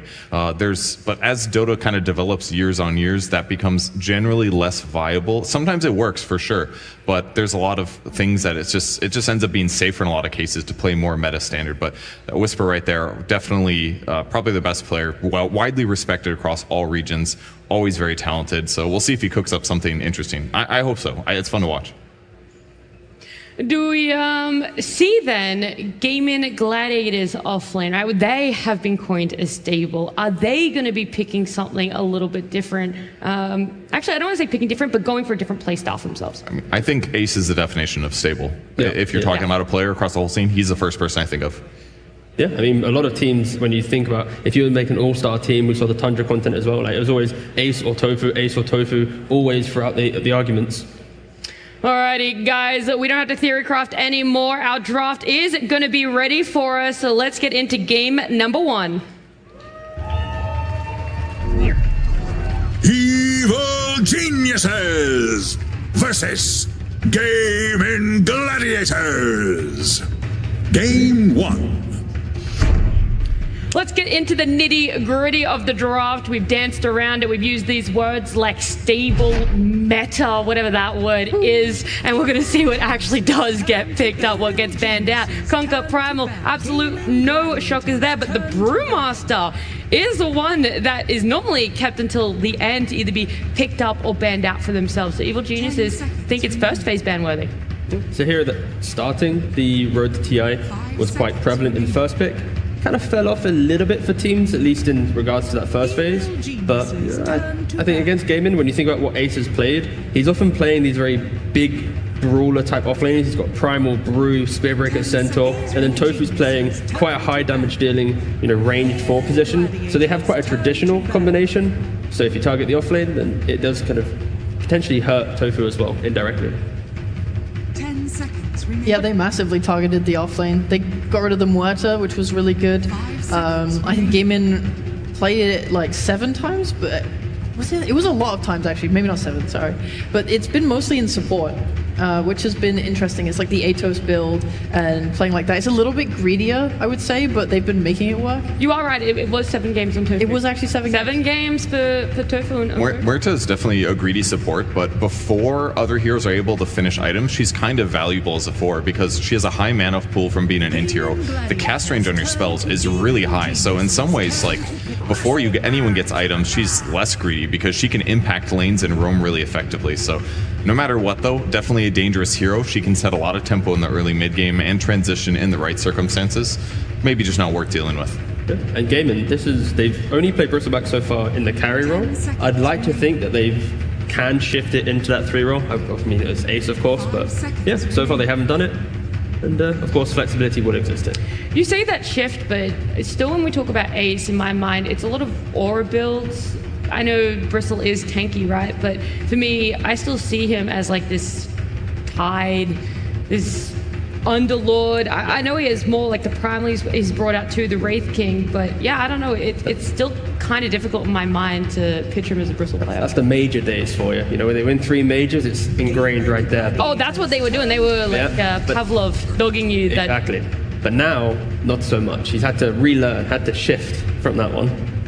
All right, we'll see if they make that shift, though. Trian got banned out in the first series, both games. Evil Geniuses having it in the pool, and they think it's a worthy pickup first for them. It's a good response for Bristle. You're going to slap armor on whoever's about to take 4,000 physical damage, so gives you a chance of keeping that guy alive. 3,972 physical damage instead? Yeah, it could be a lot, yeah. I mean, 8 armors, it's a couple extra 1,000 HP effective. And yeah, great scouter. You can set tempo, heals to help offset the AoE damage too. I think it's good. Could be Matthew, could be Panda playing it. I prefer seeing Panda play it. I think Matthew will make it work and it's fine.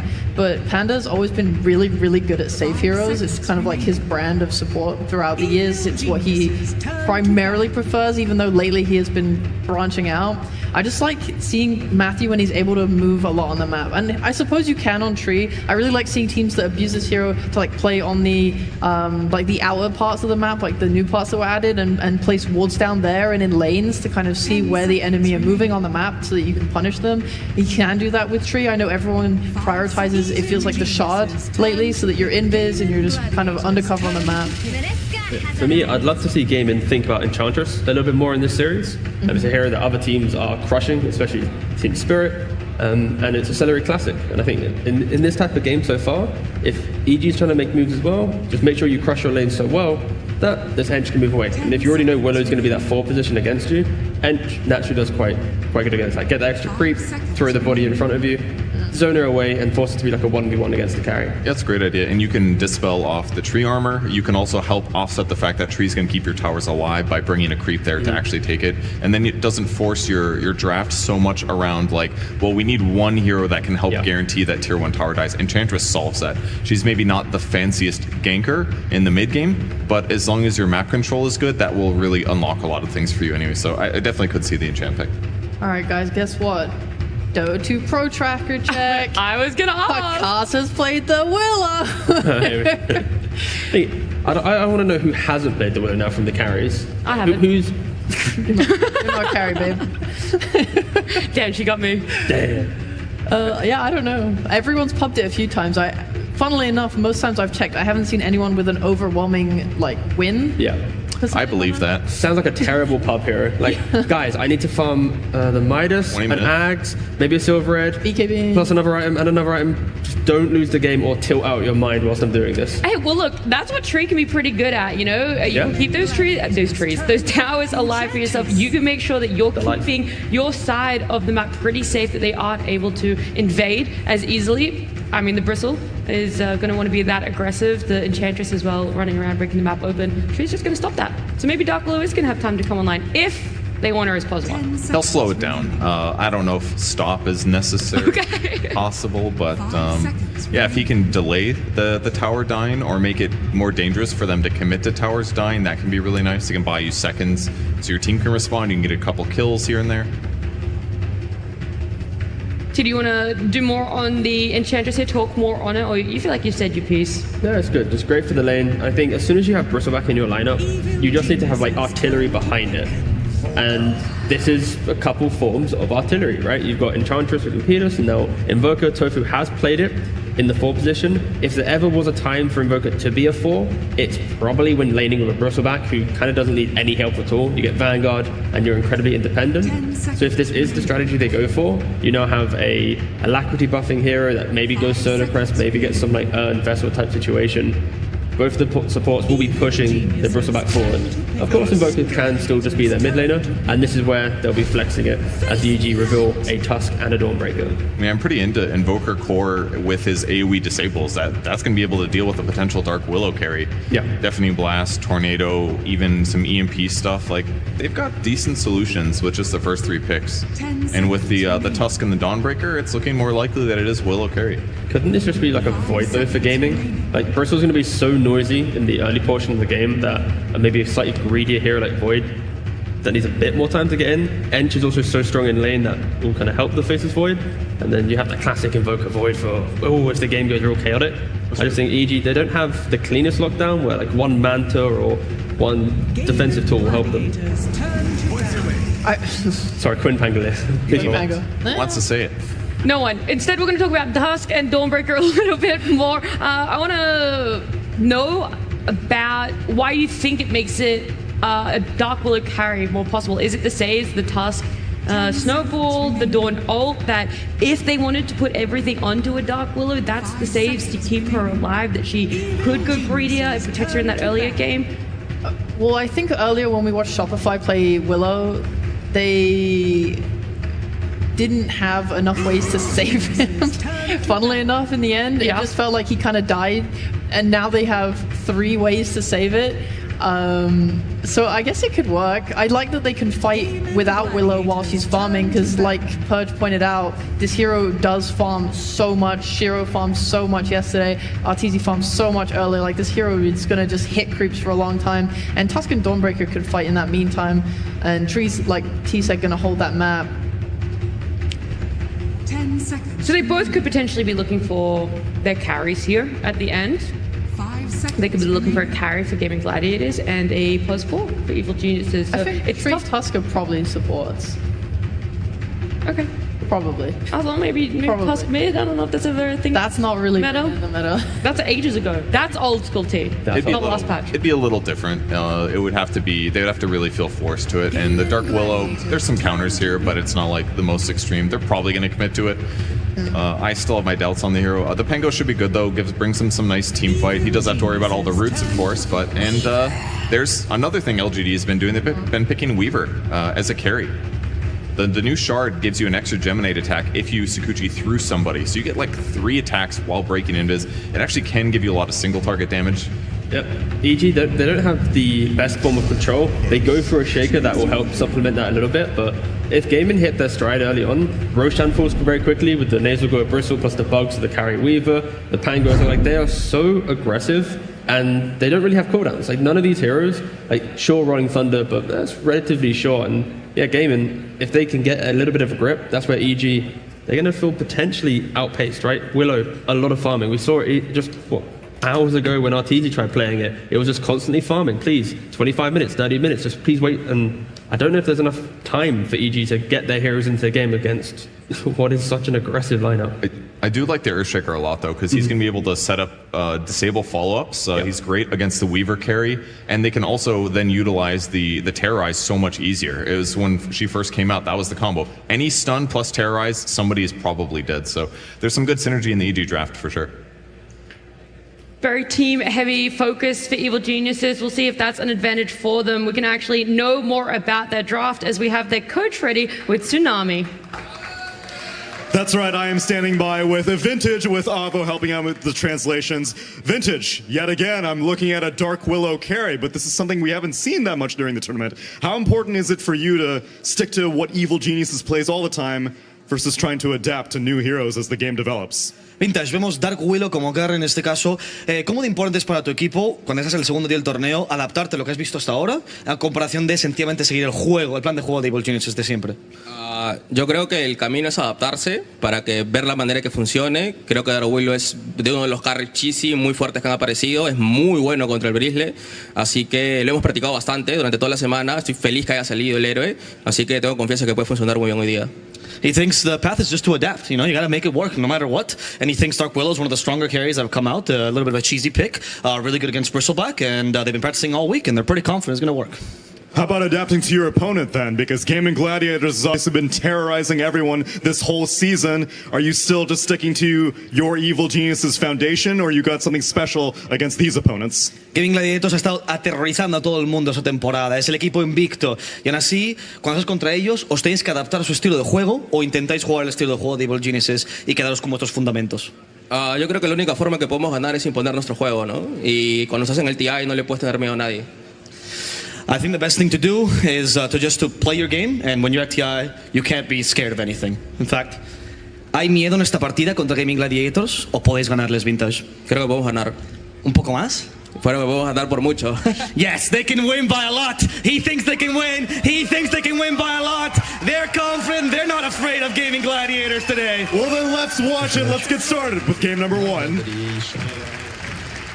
And you know they shouldn't be scared of Gaming Gladiators because this is a squad that has amazing success when it comes to LAN. In fact, this year has been one of the most successful for a South American team. After all, they placed 5th, 6th at the Lima Major. They managed to get 4th at Berlin. This is a squad that has had a very successful run so far. Maybe not quite as good as Gaming Gladiators, but they showed they can take on the best, right, Avery? I mean, it depends how you look at it, right? Do you want to win all those majors and get all your heroes nerfed and then have to play a non-real hero in the Pangolier? I mean, things can go downhill real fast, right? You're looking at an EG squad who has been in these tough positions at TI before, has overcome some of them and also fallen short in others, right? They were very close to the highest berth for a South American team at TI last year, and now it's a very long road to get back to where they were, and it's a different squad, so they have a lot to prove. They have a lot to prove to their fans, to the region, and I mean, this is step one of getting there, and damn, what a tough opponent to go into round one. Triple major champions here on gaming. Everything that has been said about this team, I feel, has been said at this point. Now it's just, can you prove it? Absolutely. Can you prove it when elimination is on the line? We asked that question to Gaming Gladiators at Riyadh. We said, you went through the upper bracket time and time again when it comes to these majors and you win the whole thing, but can you bounce back when you've been knocked down? They proved at Riyadh they can, but Evil Geniuses, they have been the masters of going through the lower bracket. In fact, it's a reason that they have actually not played up against Gaming Gladiators in one of these major LAN events this year in playoffs. They matched up against each other in group stage time and time again. Here in some Dream Leagues, they'll play a best of 3, but when it comes to these LAN playoff games, they actually have not run into Gaming Gladiators. So despite both of these teams going far in tournaments, this is a little bit of untreaded ground. That's an interesting strategy to dodge the most dominant team. You know, just stay in the lower bracket. They're never there. Exactly. Upper brackets for somebody here. You know, I won't complete that, but Matthew will also not complete the snowball. And then snowball level 1, I think it hurts a little bit on this lane. I mean, you really want to get this, like, Shard. I mean, I guess it doesn't matter. Shard or Snowball into the tag team level 2 is the timing you're looking for to burst this Weaver. And we're looking at a carry player in Diracho who has arguably been the most aggressive carry player we've seen come out in the last few years. On one of the most aggressive carry heroes that, dare I say it, has a history of falling a little short at TI clutch matches. I feel like this Weaver always pops off, but it's a different than getting that win. And of course, it's a very different Weaver than a lot of these past tournaments. I mean, this is a hero that scales a lot better, and the damage just ramps up considerably, especially level 20 and 25 talents. It's a long way away, but the Geminate just starts to pound you into the dirt.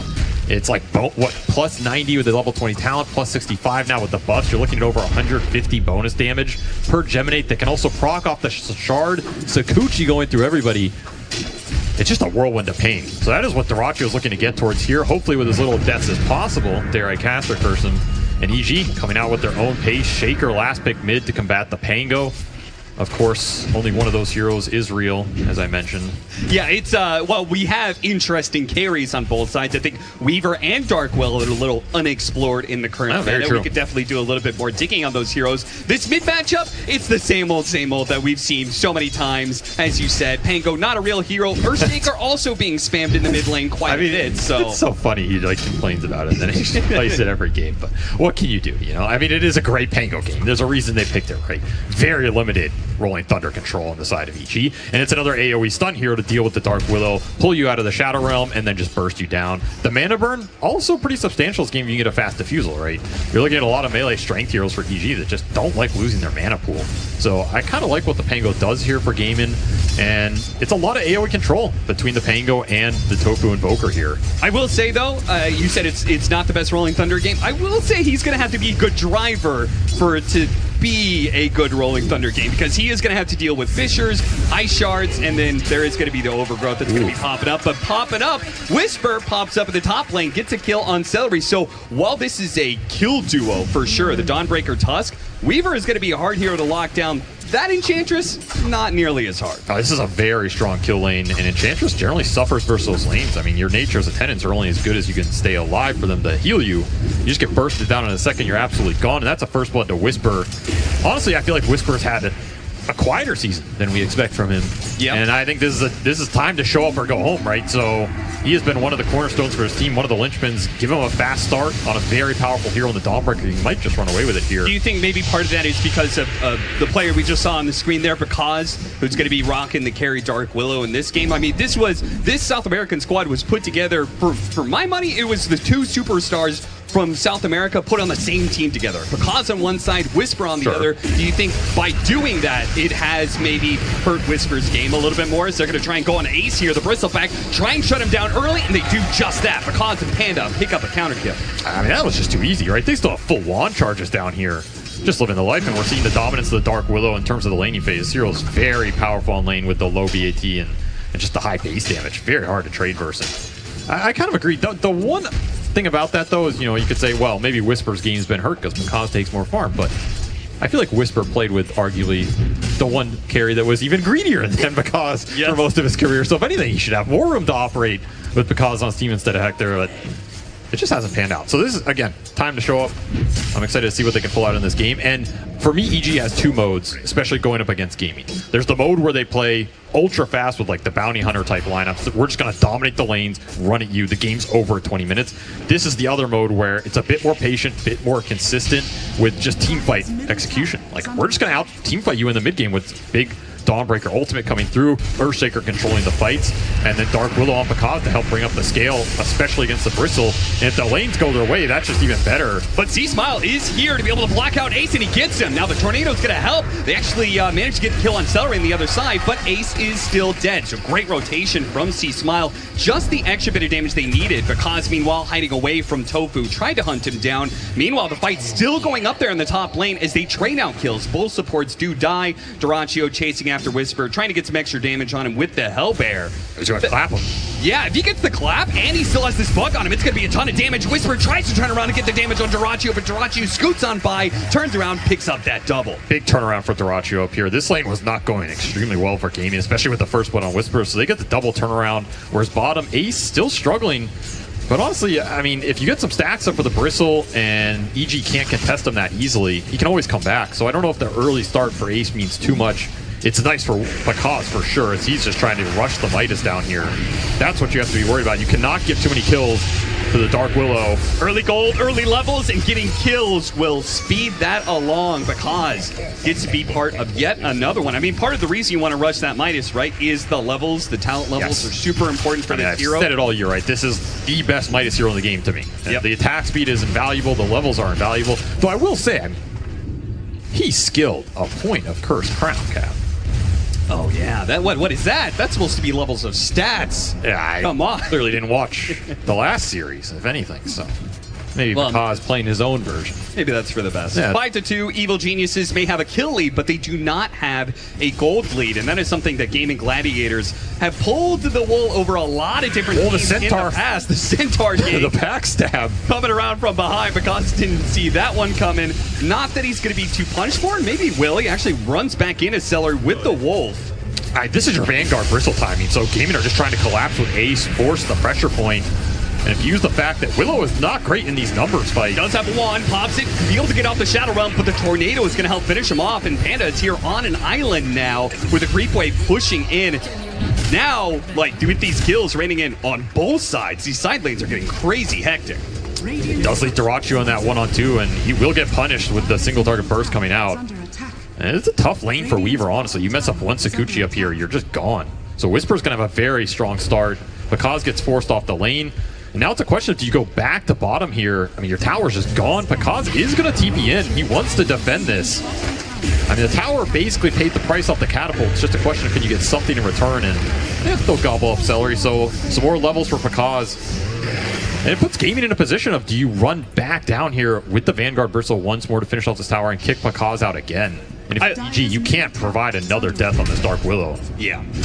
There is, both teams are definitely going to be assaulting this bottom lane, I think. And that kill actually puts our Treant Protector to some pretty key levels. I think, you know, you get to level 3, you have 1-2-0, but then after that, you can actually start getting those levels in Living Armor, which will help the Dark Willow, but also help protect this tower. C-Smile going to be victim here of the first Rolling Thunder. Matthew is going to try and come in and help him out here, though what can he really do? Does he snowball, pick him up? Then they're going to be next to the tower, straight up for a Tornado EMP. The Dawnbreaker ultimate, though, it's going to come in. A little bit heals, it's not enough. You're stuck inside. They block off the rest, so they're not pursued, but ultimately they do still lose their mid laner, despite heavy rotations and an ultimate use from Whisper. That was a lot of resources off this dual off lane that yielded nothing here. They're going to bring Panda into mid on the bottom wall.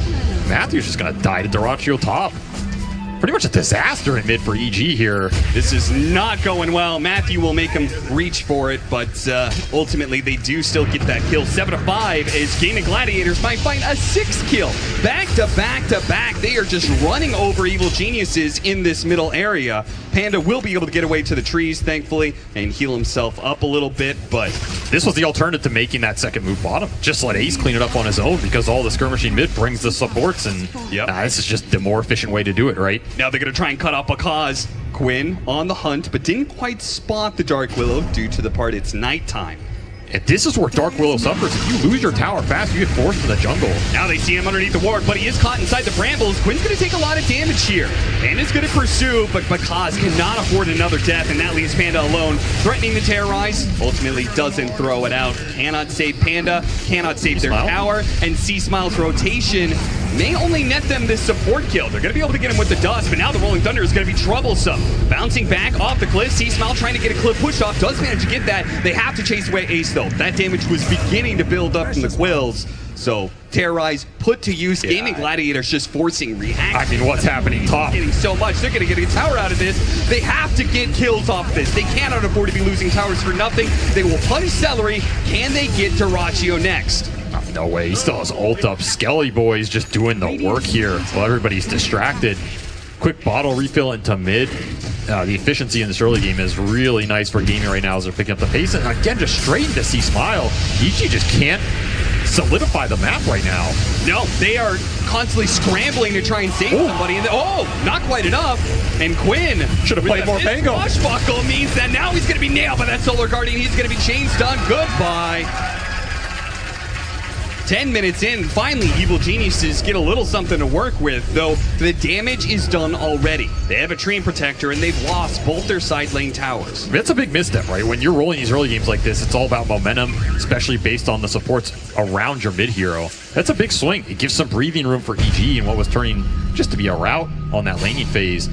And what I was mentioning is, for Bakaz, when there's this much early tower pressure, Dark Willow's not a hero who wants to be forced into the jungle super early, right? You don't have some crazy farm spell in Glaives or Sven Cleave or something. You want your hand of Midas. Yeah, and right? then you're okay or you getting can go there. jungle. But it's a slow hero, and I think this Bristle pick, exploiting the fact that you have Enchantress to back it up, so you're pressuring both tier 1s on equal sides of the map. It's not a situation Bakaz can respond accordingly to, whereas Dyrachyo, he's going to be happy to join all these fights on Weaver, man. He comes in, he throws a bug out, you have good minus armor synergy. Nailed him. And that's one great thing about the Dark Willow. Later on, might have a harder time being able to kill Celery with the Untouchable, but early on, you've got this Bedlam that'll get you free kills on an Enchantress every time. Maybe support on support. Dark Willow is really nice against that hero. I do think it's a very good Dark Willow game. If Bakaz can get there, he's going to wreak some havoc in the fight. The question is, can he get there? And right now, these gaming cores are pulling out ahead. And the thing is, if you misstep on this map, once Roshan is going to melt, right? You have Goo, you have the bug from Weaver, you have Alacrity from Evoker later on in the game. Untouchable to be able to tank the Roshan. Lucky shot. I mean, there's a lot of minus armor poke that comes through for this gaming lineup. Even just the single point in Goo that hits you, it got buffed, right? It's a lot of minus armor straight off the bat, even with the low levels here. It hurts. Bouncing around once again. Rolling Thunder will find more and more kills. Gaming Gladiators. Now they're going to put some pressure on this mid tower. This is something Evil Geniuses cannot afford to give up, but can they stop it? No, no way. Smile being gone, and too many heroes here, all 5. I mean, I love the fact that Gaming Gladiators make a move like that, right? Getting the pick off, but then just bringing all 5 and saying, go ahead, fight us. There's just not a lot of zone control for EG, especially dealing with the Enchantress summons this early, and they know the Weaver can rotate. Can't keep these towers up, and that's a lot of minus value for the Treant lineup here. Treant would prefer to fight around these towers. It's not just about living armor healing them up. It's like, how does Panda get a good fight with Overgrowth, right? A lot of the way you do it is you take defensive fights around your tier 1s where the enemies dive you, and it sets up Treant spells. All 3 tier 1s gone by 12 minutes. This is looking like a classic gaming game of, we're just going to run through the objectives so fast you don't have a chance to respond. And it's Ace leading the pack, a very good sign for them as, I mean, he has been the linchpin for this team's success all year, right? Yep. In fact, the Gaming Gladiators, their run through the majors early on in the season was based around a lot of the fact they just figured out like what Ace needed to play to give them the win condition every single time. Do you feel like that changed, though, in the recent meta? I mean, for sure. A lot of that hero pool was Summons heroes, it was Aura builders, it was things like the Underlord that he was almost undefeated on. I mean, where are any of those heroes now, right? They're gone. So you have to kind of adapt, pull these new heroes in and make them work for you. We're starting to see it with things like the Primal Beast and the Bristleback. That is something gaming have had to adjust. It changes a lot of your itemization across the board. EG will go for a quick pickoff here on the support Joker, of course. Damn, that is a big swing there from Whisper. It always surprised me how much damage that does, but he does have a 1-4-4 build, so very much focused on being able to throw out that damage. He had to go for an early game Blade Mail, start working towards Echo Saber BKB.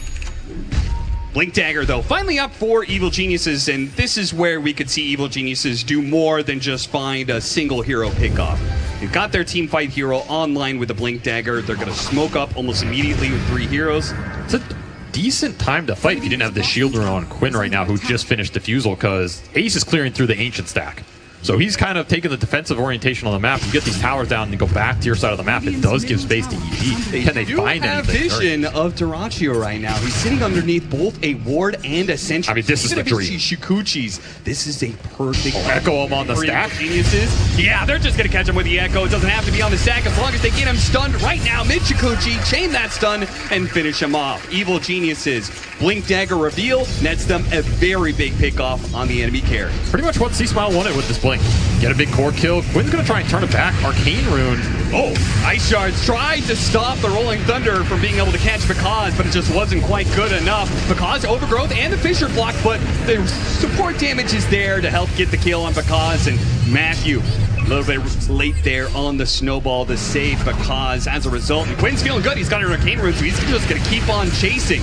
Yeah, they're going to bring Whisper in. No Dawnbreaker ultimate to join the fight. He's going to have to do it the hard way. They have the burst for Tofu. Beautiful. Fissure actually catches 2 more on top of the kill onto Tofu, so maybe separating Quinn from his support, they can focus down Celery up next. Big hit from Whisper will finish him off. Dominating for Whisper.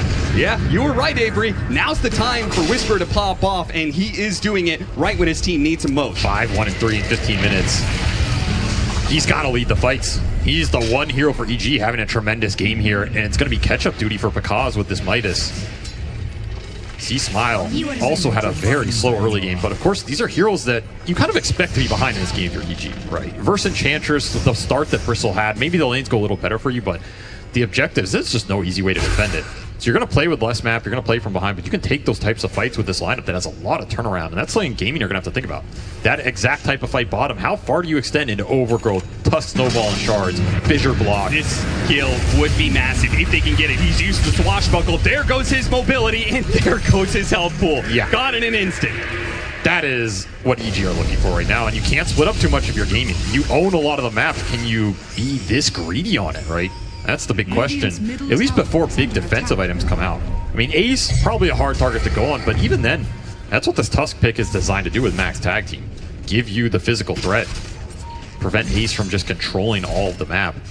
And Ace is about to, like, with his Aghanim Scepter now complete, and then I feel like once you get the Shard, that completes the sort of run at you territory. It's very hard to turn around and kill this hero, and he can chase you down pretty easily by leading with that Shard. Tons of burst damage to follow it up. So Gaming Gladiators could definitely, solidify things a little bit more by playing with Ace, but Evil Geniuses, I'm sure, are well prepared for that kind of action. And the front line is going to be important for gaming because it is Ace, and it's kind of only Ace. You don't want the Pangolier getting jumped first in the fight, and you definitely don't want the Weaver getting jumped first, especially when Dyrachyo just went Desolator. This is a very aggressive Weaver itemization here. Yep. It's not some early BKB. It's not more stats. It's just raw damage, more minus armor amp to go along with everything else they have too. That's the part that's super nice here, right? The physical synergy is just off the charts for gaming. If it lines up on any core hero, there's not a lot of armor outside of the living armor here for EG. Yeah. Dark Willow not exactly known for buffing up the physical resistance, so you're going to melt. And Roshan, yeah, it's going to be very fast, very early. This was a gimme, right? I think that death on Quinn was definitely a moment of reflection for Game Gladiators. It was like, okay, we've been greedy enough trying to play all 3 lanes and play very deep on the enemy side of the map. Let's go ahead and regroup a little bit, focus on the objectives. They'll take the Aegis for their side, give it over to Quinn, so now he can play a little bit more frontline. Yeah, he dies once, and they'll make sure it won't happen again. That might have been the fastest Roche under 20 minutes of the tournament. Yeah, that thing had minus 33 armor on it. At 17 minutes, that is ridiculous. And gaming, they're going to try and translate this Aegis into more, right? This is not a team that generally sits back with their objectives timings. They want to translate them around Ace's timings and just up the pressure, especially if they can stay on EG's side of the map without getting pickoffs. They're going to be really happy about limiting Bakaz's space, which again, he's not on one of these heroes that can shove lanes out quickly like a Sven or make up for the lack of room. At some point, you're just going to have to fight them back. I like this positioning from Gaby Gladiators, just taking away the double ancient camps here on the left side of the map. Dire's bottom tower is under attack. Whisper, though, I mean, they do have this global capacity where Whisper can at least always play away from his team, so he's trying to greedily farm up that bottom part of the map. He's got his Echo Saber working towards the BKB. They're definitely focusing on later game timing. The Aghanim Scepter is almost done for the Dark Willow, though. In fact, he could buy it out as soon as his courier actually gets to the secret shop, which is all dark right now for Evil Geniuses. If you're EG, I feel like you almost want gaming to run past a tier 2 or something, give you the fight setup. Spotted Panda, but they do have the stun there. Tofu reaches out, but even still, double damage on Quinn helps. Yeah, this is not a fight. Double damage Aegis, which means you're just going to give up more of the map. This is a ticking time bomb. Like, you can definitely turn this game around if you're EG. At a certain point, you bend, don't break, get that one team fight, then reopen the map. Radiant structures are fortified. But right now, I mean, do you want to go into this ball? How well do you feel like this version of Weaver scales? I think he scales better than some of the previous versions for sure. Okay. The new shard plus the talents for the Geminate, it hits real damn hard. Zero can be really scary in the late game. I think it is still a hero that's susceptible to getting bursted, and maybe he's not as terrifying in an overall team fight. But when you have some of these other cores that can help pick up the physical damage slack, then he's just great because the bug goes through. And suddenly Pango and Bristle are having a field day, right? Yeah. You're amping the damage of everybody on this team. That's what's really nice about the gaming lineup. The scaling synergy is nothing to scoff at. We're going to make a quick smoke, try and control all the Ancients here. Continue to limit Pakaz's room. Pakaz? Yeah, he might get caught. Yep, they're going to hit him with the tornado. Team has to respond here. Shadow Realm TP away, but the cold snap was still on him, so he couldn't actually complete that one. Oh, here comes that Rolling Thunder. Overgrowth is going to be able to stop him. Snowball, though, didn't go through. It was actually on to Quinn, so he wasn't in a position to be able to pick him up. Oh, burst Sam goes in, almost enough burst damage. Ah, and Matthew is there with the final punch, but it is a blow that is good for EG, but the fight is not. EG is going to lose more members here as they've already lost to 2. Looks like Quinn, he's searching for more. He's like, you guys got this kill, right? All good. I'm going to look for a 4th kill out on the map. Maybe they were a little bit too greedy here. Does not have a TP though, so he's going to be dying. 21-minute wisdom. Finds him with the quills. Oh, Panda! Panda, get it! That's it! What? Hey, he got the wisdom rune. It gives up his life to get the experience for himself and his team. I don't know how many players get that rune in that situation, but Ace gives them a little bit of a freebie. Speaking of freebies, one thing about this Bristleback, Tormentor is always a freebie for him. Solo it up here. That's going to be a nice grab. Map control paying off for gaming as they continue to run through these. A little bit of a weird death for Terraccio. I think he time-lapsed super early. Just didn't line it up. Does get a Deso charge out of that fight, however. And, I mean, he gets the BKB. He's kind of invincible unless you straight burst him off the Echo, which we've seen. There's a lot of interrupt for the Shaker jump in this game until C-Smile has his own BKB. It's not necessarily reliable to just go in on one of these cores, burst the Invoker, burst the Pangolier if he's not the one getting caught. So BKB timing's really important for EG here, particularly when they come out relative to Terraccio's. And I mean, Bloodstone already done for Ace. Yeah, he's big. The BKB combined with the shard especially, allowing him to be super aggressive. Good kill, think he get it, but he's already popped the time lapse, and that's going to pull Matthew way out of position and up on top of the glyph. He'll wave goodbye, spotted with the Sunstrike, but nobody's close with the stun. Still looking to be able to chase down some heroes. They know Whisper has got to be somewhere close, and they got him with the goo. So he's going to be slowed down significantly, trying to get away with that hammer. Panda will cover him with a bit more slows, but the bug is going to latch. They'll have vision of Whisper. They're going to take the fight. Aegis ran out. On to Quinn, right as the Aegis has run out. He's in trouble, and he's already dead.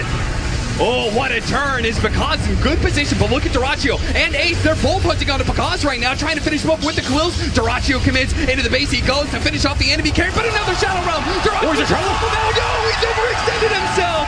Instead of getting the kill on the enemy carry, he's got himself killed instead. Panda is going to be left alone here with the damage dealer pushed all the way back inside the base. EG can't really keep this good situation going for them. They're healing him and bouncing, coming back. Okay, a punch up in the air does get him killed, but Ace is way far forward, and there are too many members of Evil Geniuses. He has stumbled into all of this. Now it just leaves Celery all alone. Now, we did get that shard from the Tormentor. That'll help him get a little bit of distance here. Oh, you're looking for the full team wipe. A Blink Dagger, a Hammer. and they'll finish him off. Just a matter of time here as the physical burst.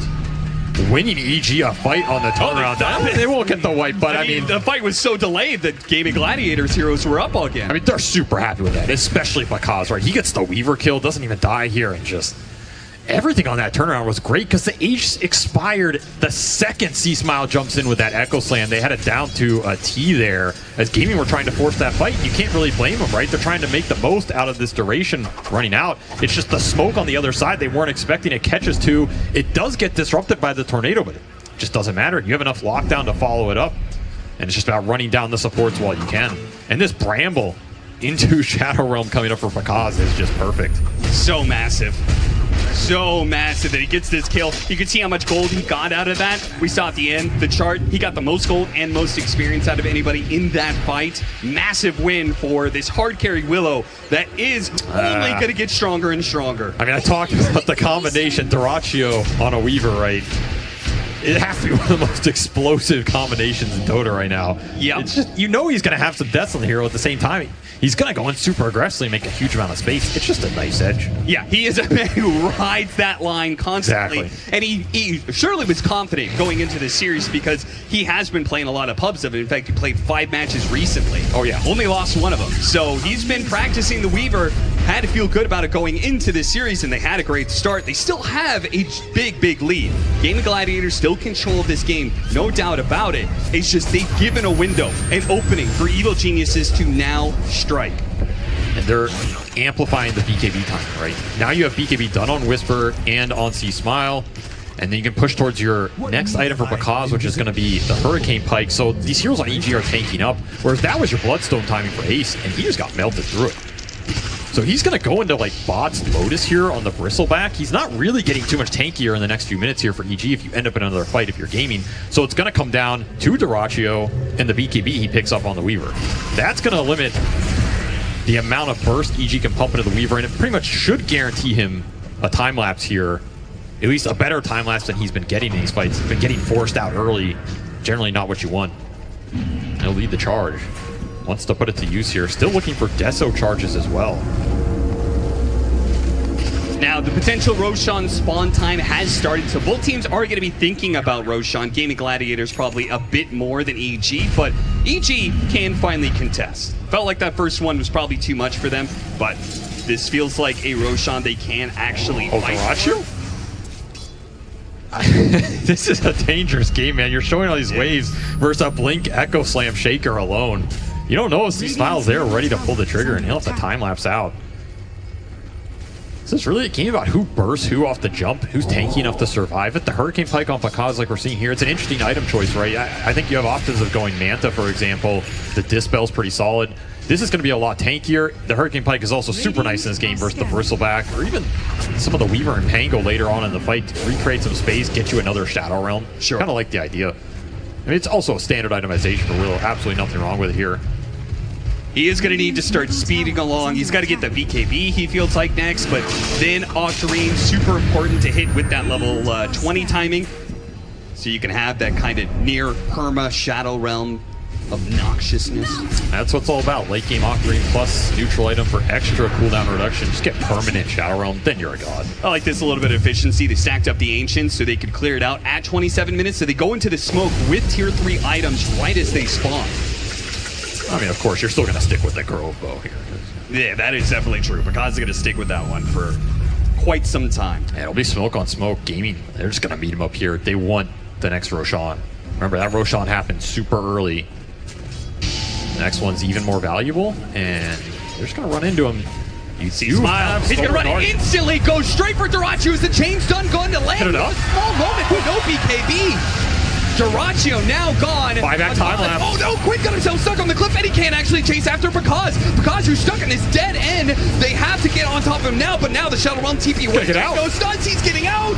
Oh no, a buyback from Gaming Gladiators that now puts them at a point where they can't immediately capitalize. They do manage to get Panda, so there will be one member down on the side of Evil Geniuses. We'll see whether or not he buys back to contest this Roshan, or if this is enough space for Gaming Gladiators to just go for it. Got Matthews buyback as well, but of course it cost you Duraccio's here, who time lapse back in, used the BKB and found nothing in that entire fight. He gets jumped once more. So you're going to feel good about getting this Roshan, but not nearly as good as you would have felt getting it for free. And they'll put the Aegis on the Weaver here. Not a bad choice, right? I mean, at some point, you're just going to have to make sure you can man up and play the fight aggressively, wear through these ultimates. The Saves and the Disruption have not been enough to buy him the time for the time lapse. Yeah.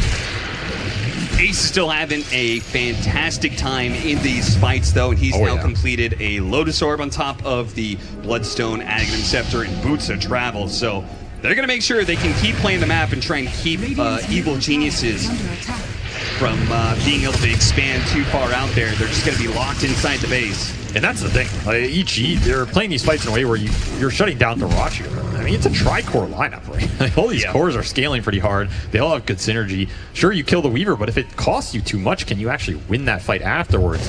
And the only real consistent damage they have going into these later portions is the Dark Willow. At some point, Bakaz has to be able to stand there and win them that long fight, kill multiple cores after they commit Echo Slam, you know, Solar Guardian onto Dyrachyo. Right. That's what you're saying. Ace is big, and yeah, he is big and bad. Now, they are going to be going, I was wondering, where's the break mechanic come in? Because you're right, they haven't really been addressing this Bristleback all too much. We're going to go for a Shadow Blade on the Earthshaker. We'll see whether or not he completes out the full-out Silver Edge. Obviously, Shadow Blade, the invisibility is super important. Yeah, I don't know if you're going full Silver Edge here. I feel like they're aiming more just for the Tusk Axe. That's something that can shift the way these fights are played. Displace one of these, especially Ace on the front line, displace him into your burst. That's a very different scenario. Right. So that is something gaming are racing against here. I mean, they're not racing, right? They're still 15k out. They are controlling the whole map, cruising through this game. Still have Aegis for 3 minutes. Could very well be just be a high ground force here. I think they should, because I'm looking at Matthew, and he's got an Aghanim Scepter queued up. Yes, so you do not want to be trying to still break the high ground when you're dealing with Aghanim's Tusk, so I definitely want to take that advantage. At least get yourself 1 or 2 lanes of barracks before that item comes up. It would feel nice to go high ground here, especially with Weaver just hitting level 20. Talking about this hero scaling, I mean, this is one of the big timings, right? Plus 90 on the Gemini. Has the shard as well. Yeah, that kind of flat damage buff is going to be super impactful in this window right here. Meanwhile, we don't have the armor items. Whisper's trying to go for the AC, which would help a lot against all this physical damage and minus armor, but not there yet. Still, EG, they have both supports out on the map. Doing a decent job of holding his net worth even. All the space is really limited. This is way better than being stuck in your base right now. And it is a tough high ground to crack. You have the Tusk Shard, you have Fissure that can block people off on the ramp, isolate a hero. Somebody gets bursted, then you go back and fountain heal. It's definitely not the easiest high ground, particularly for a Weaver who, as we've seen, is pretty burstable this game. Be another solo Tormentor from Ace. Yeah, who wants it this time? Oh, they already have all of them. Nobody. Goes to us, I guess. Nice. What's your shard ability? You get to listen to me for once. Very nice, very powerful shard. Quinn gonna get some chain stuns here. BKB is available. Do they have anything to stop BKB TP away? No, not yet anyway. And it doesn't look like anybody, I don't see anybody going for it. Like Quinn's going Octarine, not Basher, and Bristleback is going to be going for Akaya, so that is going to be a problem. Nothing in the short term. It'll only be the Basher on Pango later. Quinn opts for it. Satanic for the Weaver, definitely nice here. Now you're suddenly 3,000 HP. Way harder to burst them off the magical damage. We're getting to the final 60 seconds of that Aegis, so now has got to be the time for Gaming Gladiators to pull that trigger and at least try and see what they can do. But yeah, I mean, we tried. Good effort, guys. It's okay. Satanic will heal him up instantly. And, well, they got the living armor on the bottom tower. Do you want to go hit mid instead? I just don't think you can force the high ground here. You don't have a great way to siege it. Okay. Yeah, I mean, I guess if like, what's the point of chipping away at that tower if it's just going to get healed up by living armor? Exactly. You'd rather just build the lead and farm the map, play for the third Roshan, or at least a team fight that EG is probably going to bring to you. And yeah, if you can catch the supports on the map, because Matthew has been getting away with a lot right now.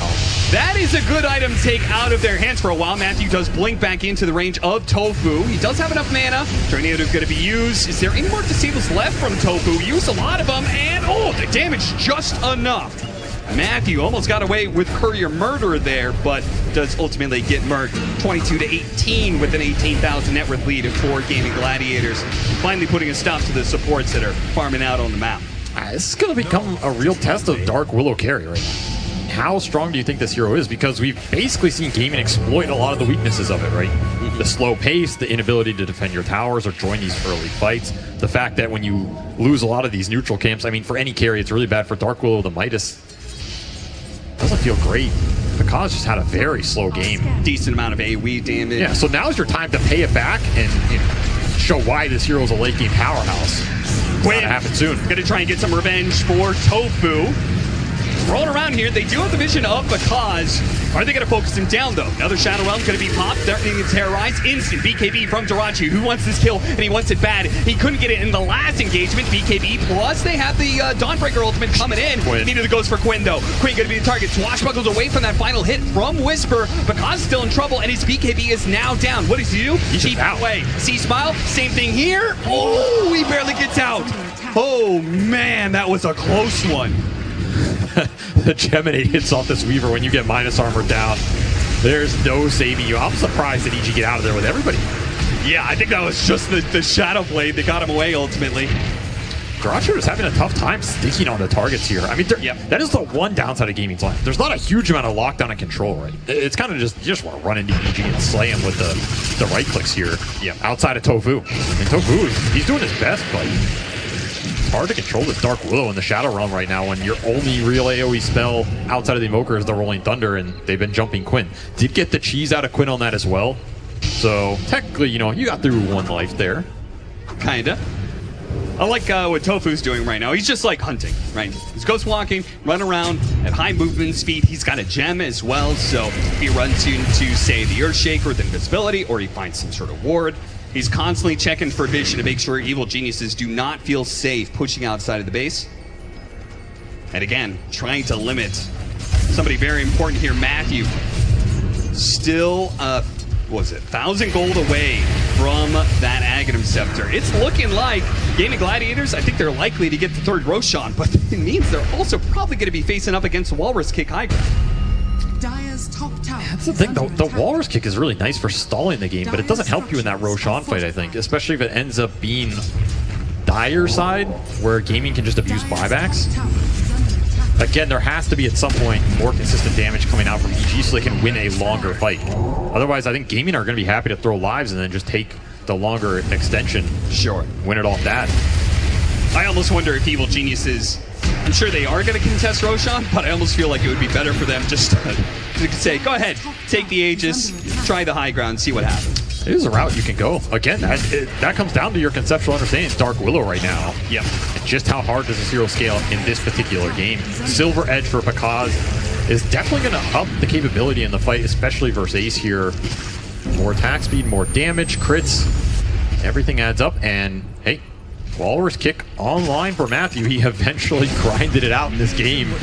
The lead has been built at 22,000 gold for Gaming, but he eventually found some space, which is going to change how these fights operate. And I mean, you got to just instantly go for the fight here, right? If you want to get a fight in, maybe force some buybacks, set yourself up for the Roshan, which is going to spawn soon, and you know it. Now's the time, and it'll be a smoke from EG to try and find something on the map. It is a powerful tool to be sure, but is it enough to cut through a 23,000 net worth lead for Gaming Gladiators in this Roshan fight that's going to be coming up? 45 seconds until Roshan spawns. Both teams going to be playing for it throughout this 3 minutes. Dyrachio, he just completed his data list. We also have some tier 4 items. Very important, Spell Prism on the Dark Willow, so he may not have the Octarine, but he's got the next best thing, a free 12% CDR. CDR is always what you want on this hero, especially with the talents coming out. I mean, Gaming, they're closing in on some big ones too, but they're not there yet. They're level 24 on Dyrachio. Something to note, he went the Ascetics cap here. Okay. This could be really big in the fight because you might not expect the extra status resistance on the jump trying to burst his Weaver, and suddenly he lives with 3,400 HP. If he's the one that gets targeted. Well, I mean, it's Dyrachio, so he's going to be in there. That means Dyrachio does have to like really aggressively go in. Otherwise, I think if they get the initiation on Quinn, then things are probably a lot better for EG in that regard. They have to find the Pango the Weaver. There's not really a way around it because Ace is just way too big, man. He just finished hard. 4,600 HP right now. Do also finish this Assault Cuirass for Whisper. Shot dies fast. Yeah, it's gone. This is just an impossible contest. I mean, how do you even get an angle in here, right? Okay, so Evil Geniuses do not contest this, Roshan. They are going to have all of their resources for a high ground defense, and we'll see what Gaming Gladiators, what their strategy is to break this high ground. This is a go high ground Aegis. You have everything you need. Not much is going to change in terms of how these fights are going for you. So you have to devise a plan right now. Think about it. Understand someone is getting kicked in. There's potential to fissure block the ramp. You're going into Overgrowth. You're going into Maresca. The pack, it's going to have almost permanent Shadow Realm. If you can't get on Pakaz, he's going to kill you in these long fights at this point. Damage is creeping up there. Other big items coming in soon. Sea Smile working towards an Aghanim Scepter. The Silver Edge is going to be on the side of the Dark Willow instead. And the Assault Cuirass we already talked about for Dawnbreaker. Continuing to grow. I mean, is there something you see that Gaming Gladiators want to wait for right now? Or is it they're just waiting for a better opportunity? I mean, you can wait for more items on Quinn. This Pango still has a lot of room to evolve. In a sense, you can wait for some of these level 25 talents if you really feel like they make the difference. But honestly, I don't think much changes about how the fight is going to go, right? It's just a question of, are you jumping the right heroes in EG? Do you see them? Or are you willing to just let them sit base until you have 50k gold lead? Yeah, why not? That's what Tundra would say. Best way to siege the base is perhaps just building more war engines. There's the kickback, first one of the game. And there's a time lapse. And immediate time lapse from Durachu, who's still playing a little forward here. The thing is, you're happy to trade that if you're Matthew. Yeah, they're getting damage on all three of these tier 3 towers right now. They know that Evil Geniuses are strongest when there is just one lane being pushed in. There's the kickback again. Ace gonna be in some trouble here. He's gonna be pulled in with the snowball. Quinn's gonna try and rescue him though with this Rolling Thunder. Ace has his Lotus Orb still protecting. He's gonna run out of here. Quinn, same thing. He's gonna roll on out away from this space. How much damage have you really done? Overgrowth is actually gonna be used on Quinn. He's gonna be in big trouble. Tornado comes through. Is that enough to save him? No, he ends up falling. Because at half health, trying to get away from Durachu, who is tearing through these heroes right now. Snowball pickup. Picks up Whisper. He's gonna be pulled out of position though. Blink away. Nice. Whisper over to the side here. Can he get back to the fountain? He's getting away from this one. Ace, yes, his quills do manage to finish him off, but he's at half health right now, deep inside the enemy base. The rest of his team, though, Gaming Gladiators, focused on the objectives. Yeah, screw the heroes. These buildings are a way easier target right now. You still have Aegis on Durachu. They ate the cheese, but it'll be a buyback from EG. Back is dead. They see the opportunity. 1 small second is all it takes to be able to finish him off. Oh, what health! It might be enough damage. It's going to fall all the way to the back, but it's not quite enough. Now the damage starts raining in. A kickback. 1 life down for Durachu. Can they do it again? It's going to try and squash him, but not quite landing. Time lapse to get the other position, but there is Matthew on the other side. Too many stuns. Gaming Gladiators are not able to break Evil Geniuses on the high ground. They get a tier 3 and that's it because they split the difference here, and the kickbacks are just devastating for a lineup that can't take the fight super deep. All the BKBs got wasted really early there. Man, the supports from EG doing work in these high ground holds. Their spells are so annoying between the Overgrowth, the kick, the shards, the snowball saves from Matthew, right? I mean, he is MVP in this for sure right now. He gets multiple cores out on the brink of death. Whisper lives with under 100 HP, and Sea Smile lives with barely any after this impetus, down to 25. I mean, Solar just Guardian beautiful kept him team up. fighting. Yeah, this is where this team shines, right? I talked about the 2 modes that EG have. They're either going to run you over, or they're going to try and out-team fight you. That is one of the strengths of this lineup. And they're showing why. It cost them some buybacks, but they are happy to trade that for a big Aegis timing, especially when all their cores stay up. I mean, ultimately, Gaming Gladiators, they got a tier 3 out of that. That's all they got. They almost got the barracks. They were focused on the objectives. I guess they also got a buyback out of what? I think Panda. Both supports. Bought back. Both supports ended up having a buyback. So economic damage, but it did cost you that Aegis. It cost you the cheese. You still have a Refresher Shard on Durachu, but Gaming's not the best Refresher Shard team. I mean, it's okay. There's nothing crazy. He did get level 25 out of that as well on the Weaver, so he's fully amped up here. But that's one of those high grounds where it's like, all right, that went pretty wrong. But the next time, what's our plan, guys? Are you willing to take that next time? Like, you got 2 buybacks out of the 2. Well, that's what I'm saying. What's your plan when you do it again? Yeah. What changes? Somebody's getting kicked. I mean, the one thing they had going for him was the Lotus on Ace that reflected the snowball. Yeah. That's a nice mechanism, right? Even if you get kicked in, you stall it out, and then you just go from there. Let's go ahead and take a quick listen in to the Gaming Gladiators side after that fight. We also just need to not over-focus on these racks. Like, the racks are not going to win us this game. Killing their heroes and building an enormous, insurmountable gold lead is going to win us this game. Don't over-focus on these racks. Play this slow and calculated. Great insight there. Gaming Gladiators saying, yeah, we were overly focused on the barracks. We're trying to end this now. We don't need to, guys. We can play it slow, and you said you could just go ahead and wait it out. Get a 50,000 net worth lead. Yeah, I mean, it's right in the sense that if you get a lane of racks in this game, does anything change? No. Probably not. No. The way you win this game is you need to kill EG's heroes. You have to win them in a team fight. And, I mean, a lot of times you're going to get baited on this racks and give them a good team fight out of it.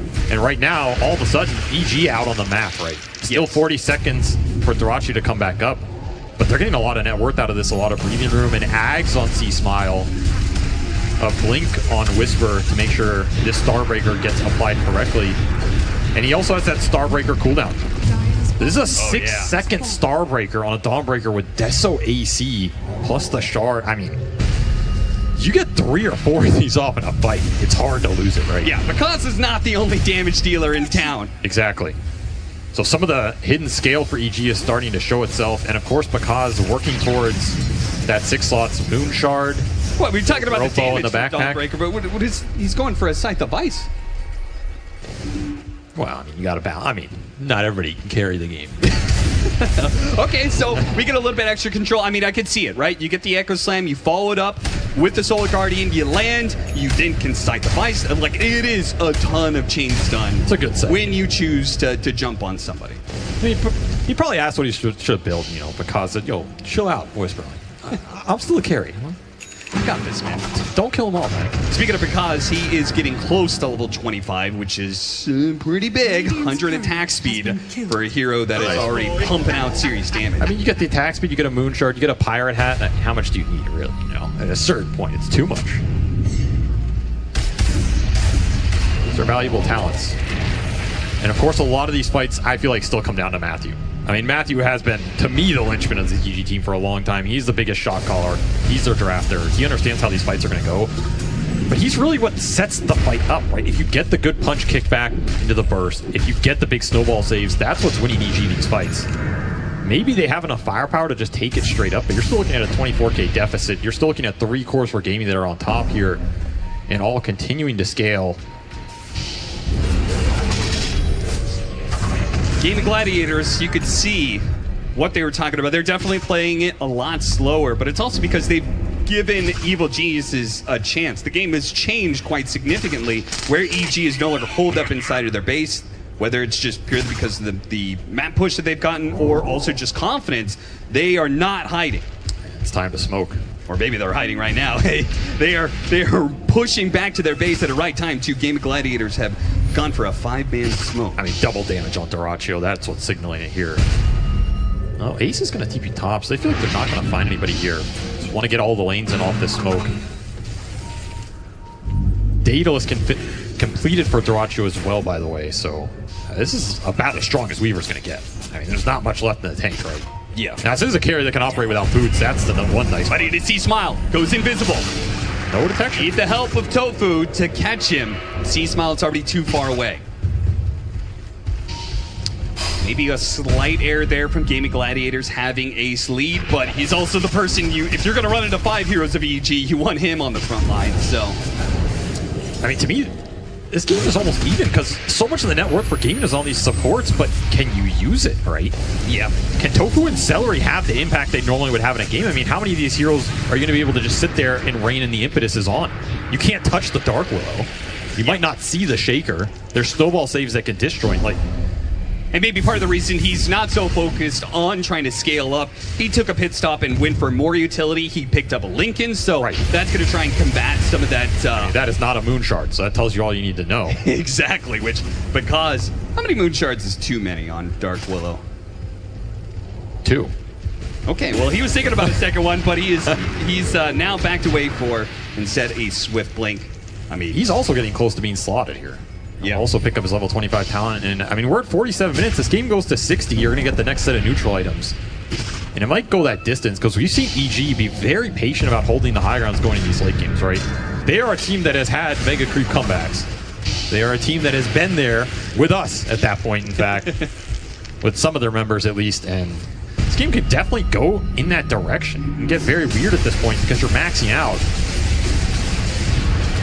And finally, a Tormentor goes down for EG. I think they're first of the game, right? I think all the others have gone to Ace.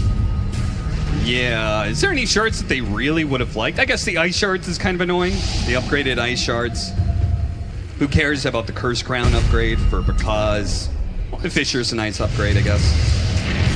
That Dark Willow shard is nice, but yeah, you're not in a range to use it a lot of times. Yeah, not on a carry Dark Willow. No, it's definitely not. Actually, it's probably bad because you're just inflating your net worth. That's actually a good point. Minute and a half left until Roshan is up. Now, it could be up right now. Evil Geniuses are not in a position to play for it. Do you think they're giving this up again? This is a Roshan you can start to think about fighting for sure. I think you have a lot more staying power if you can keep the Dawnbreaker alive, especially, and you're just looking at, again, that 6-second Starbreaker with the Hex. It's a lot of control, a lot of burst that doesn't necessarily rely on the big Echo Slam anymore. That's the valuable part of this Hex, right? You can go and find the Weaver, find the Pango, Hex him up in a Starbreaker with like a Totem follow-up and tag team. That might be enough. Then all of a sudden you can hold your BKBs, hold an Echo Slam, start to take that longer fight that's been the problem the whole game that I think still favors gaming for sure. That's when the support net worth on gaming side really comes into play. Like you get stuck in a Roshan fight with buybacks, your BKBs are down, you're just taking man fights into these gaming cores. All of a sudden, the two supports are going to make that a world of pain. So I don't know, that Roche fight, it's a very tough fight for EG to take, but it is starting to get doable. You know, looking forward, we're talking a lot about this game and how it's going to progress, but just thinking about this game, no matter what happens in this game, thinking about the series, I feel like the composure that these two teams show and who ends up making that final mistake in the game, I think it's super important for the series because it does look like this is going to be a marathon. This game one is anyway. And you're at the brink of elimination.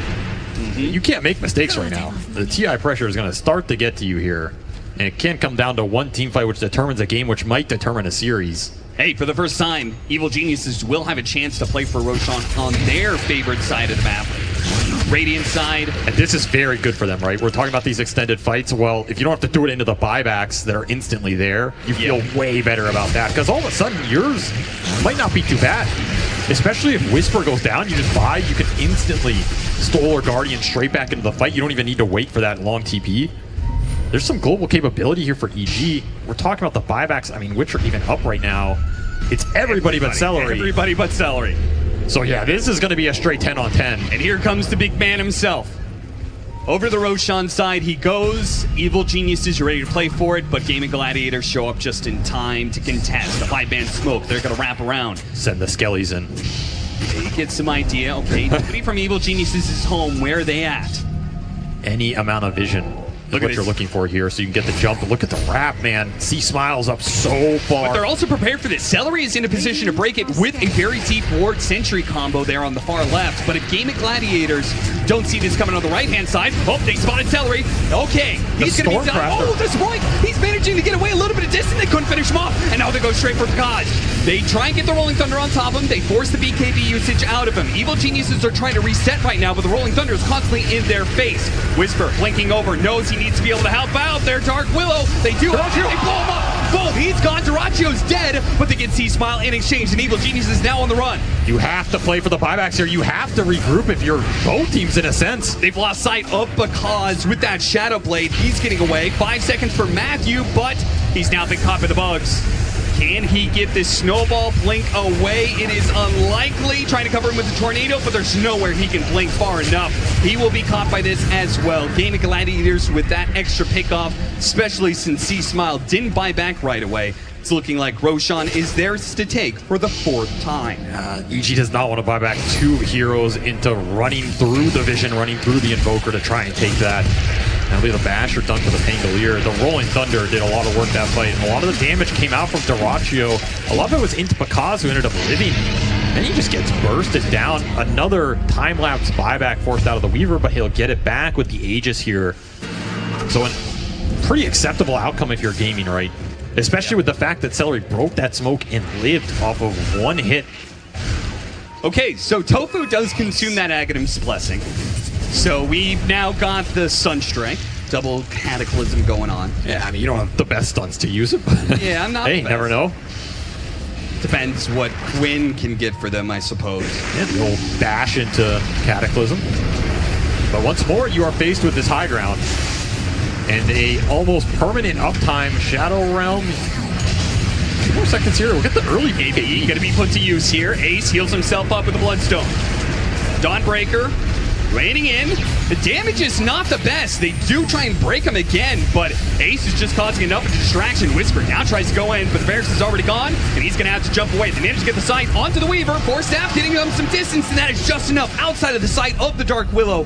Couldn't complete it. Couldn't take away that Aegis. And Gaming Gladiators can now keep up the pressure. So that's EG trading a Rax to keep Matthew's buyback here. That is how much they value the Tuskar in these fights. I kind of agree with it, right? I mean, you can just buy the Tusk there and take that fight. But like we heard, the Rax, it doesn't mean much at this point in the game, especially when you have a Dawn who can just clean up the lane anyway.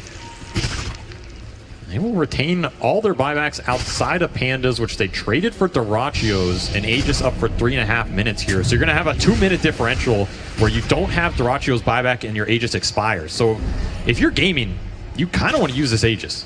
On the flip side, if it goes really wrong like it did the first time. Like if he dies after being kicked deep inside the base? It's pretty terrifying, right? It's going to be so important in how they use these Lotus Orbs and Lincolns to protect that hero. We are almost at 40,000 gold lead, but it doesn't matter if you get kicked. Can you get the chain stun? Not quite enough. The snowball was put onto him, and Durachio already used the time lapse, so he pulls Matthew back, and now Matthew may be forced to use that buyback. Really nice grab for gaming. That is what they want, because now you're putting them in a position where if Matthew dies again, this high ground just gets broken entirely. I say that because he's just raining down hellfire Durachio, right he's now. going to get on top of Picaz right now, but a Force Staff does get him a little bit of distance with the side device. Now they get the Terrorize on him. That's going to be the first life, and no, he does fall. Did get Matthew's buy.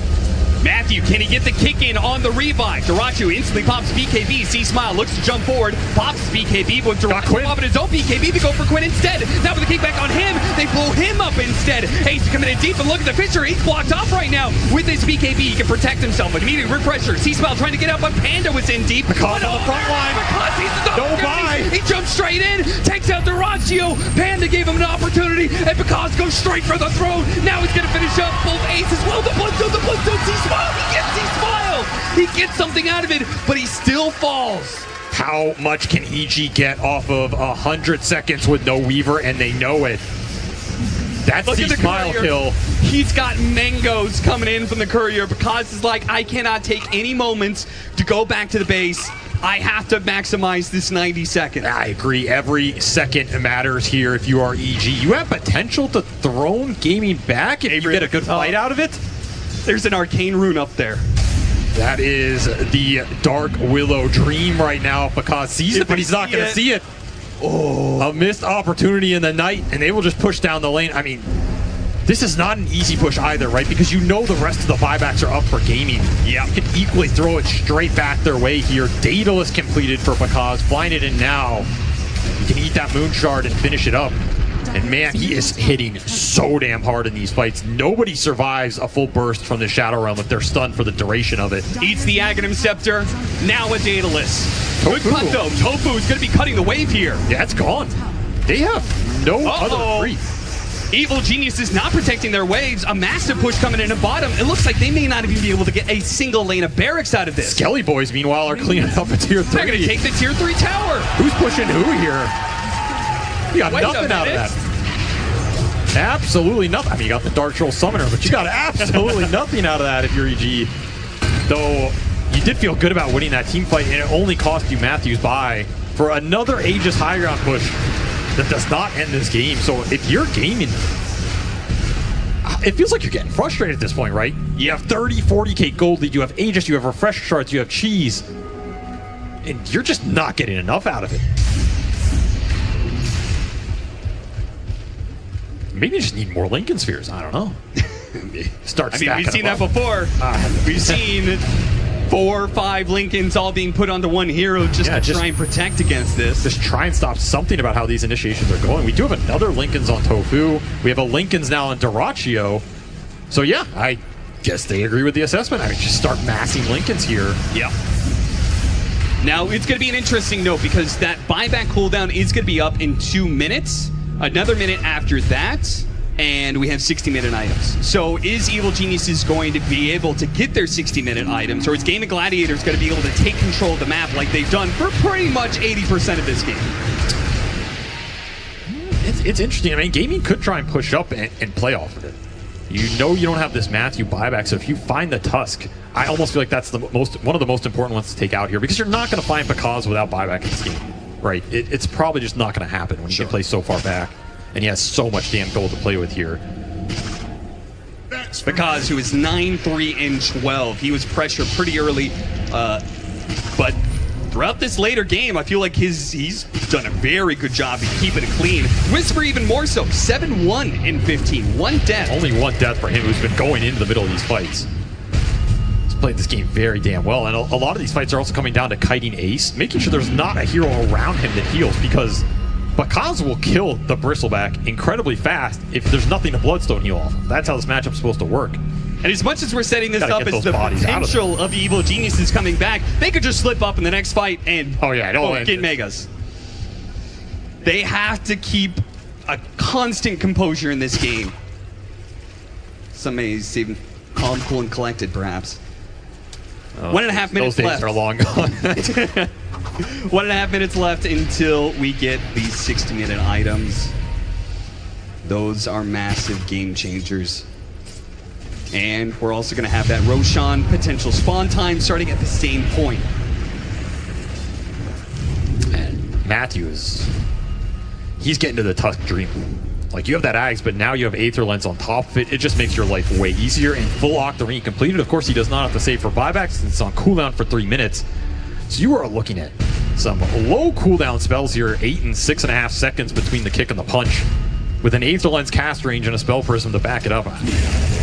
If Matthew's alive, I feel like somebody is dying on Gaming's side. The scary part almost is the highest priority at this point. We saw in that last fight, especially with the Lincolns, like, without a buyback, he has to jump in. He has to somehow get through some of these Lincolns, get the kickback in the first place. But then even if he gets the kickback, his way to stay alive is snowballing that person.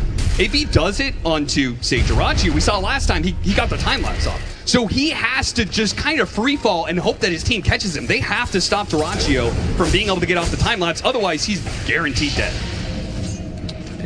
It's a risky move. I mean, that's why they prioritize that Tuskar buyback so highly. Yep. They're willing to give a lane for it. Just guarantees the first initiation doesn't matter too much.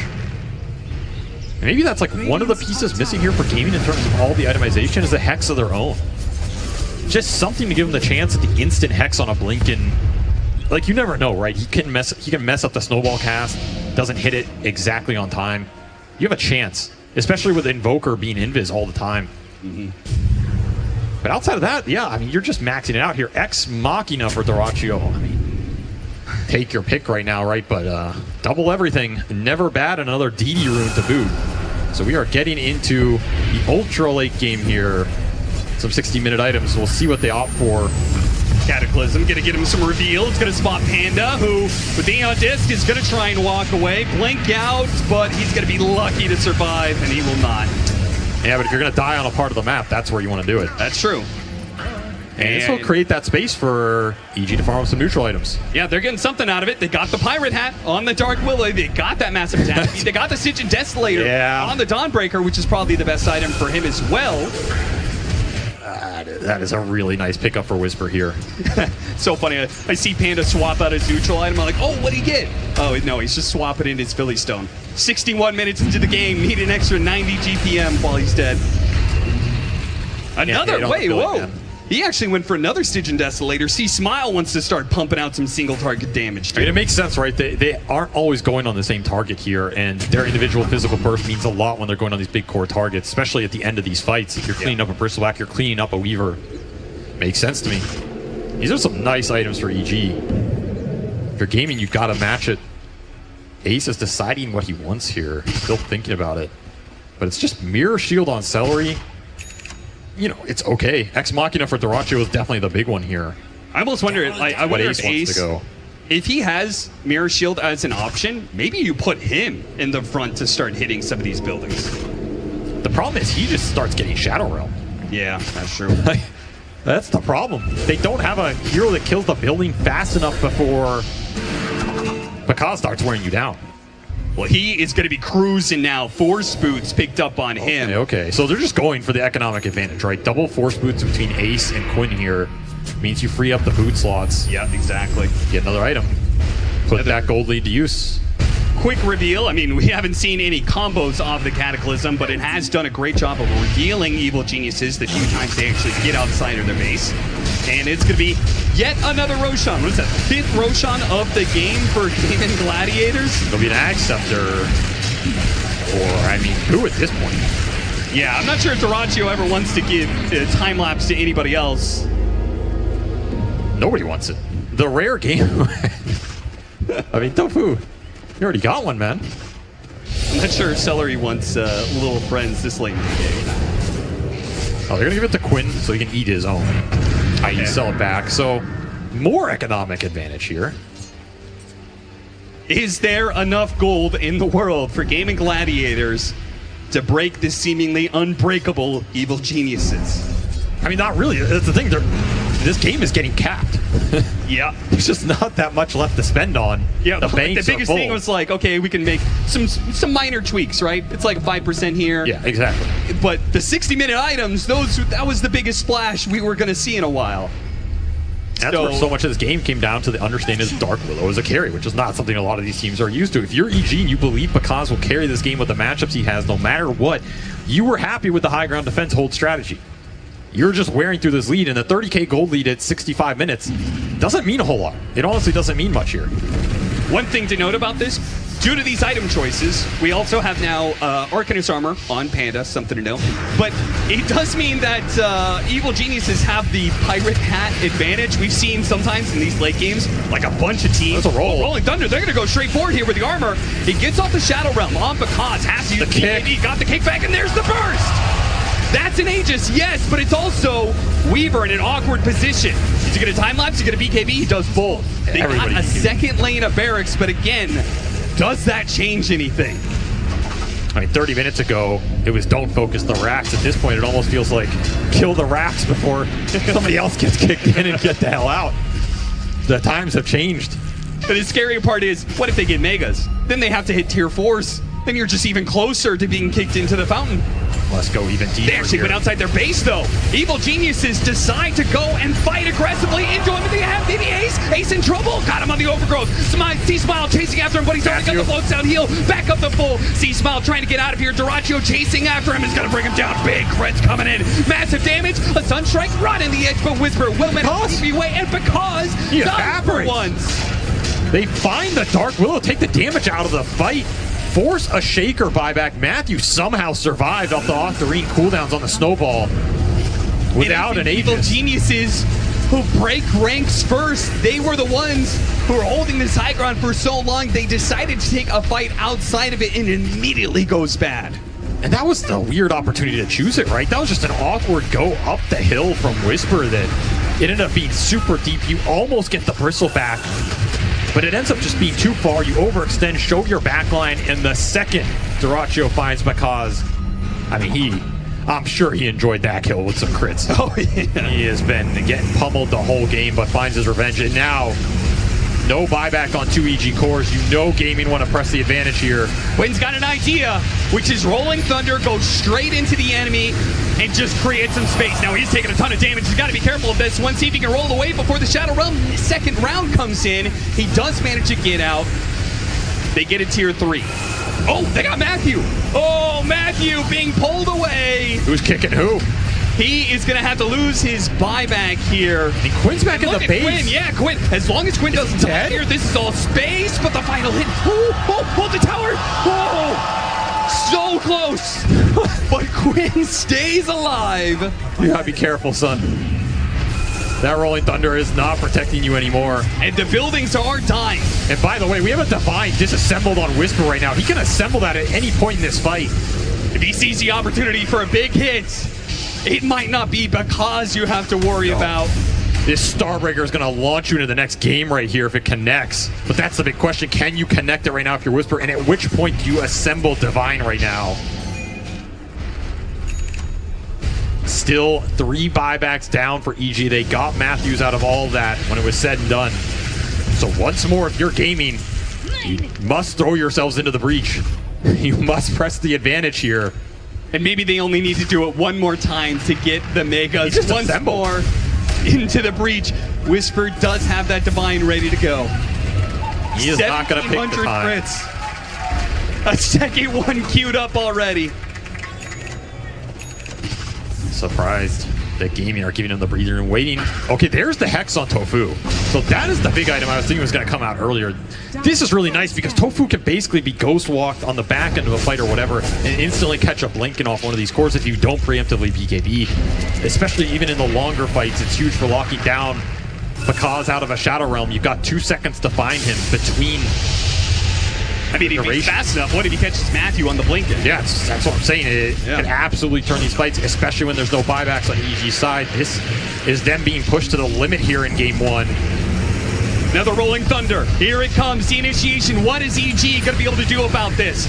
Their building is going to be hit. Just take the rack. There doesn't seem to be much they can do to stop it. Panda's going to jump in with the overgrowth, trying to slow this down with the glyph also being used. Terrorize trying to push him away with the BKBs. Gaming Gladiators committed to getting the Megas, but can they get out now? C-Smile makes the jump in. Not quite enough to finish off Tofu, but here comes Whisper. Looks to finish him off. A snowball, sword bounce back. That's keeping Tofu alive. Well, Whisper is Divine Rapier is in trouble and he gets bursted down by Duraccio. Divine on the deck because now fighting to keep them in the game as Evil Geniuses are going to be limping along here. A massive network deficit. Megas, C-Smile. Round 2. It's an opportunity. The Hex doesn't save him. No. Bakaz puts him down, but Whisper will fall for a second time. 3 dead with no buybacks. Make that a 4th. Panda can buy back, but it's Panda and Bakaz, the P-duel against Gaming Gladiators as a full 5 stack. And the tip from Duraccio, it may have had me early, but in the ultra late, there can only be one. Double Hex from the Gaming supports just broke that high ground fight.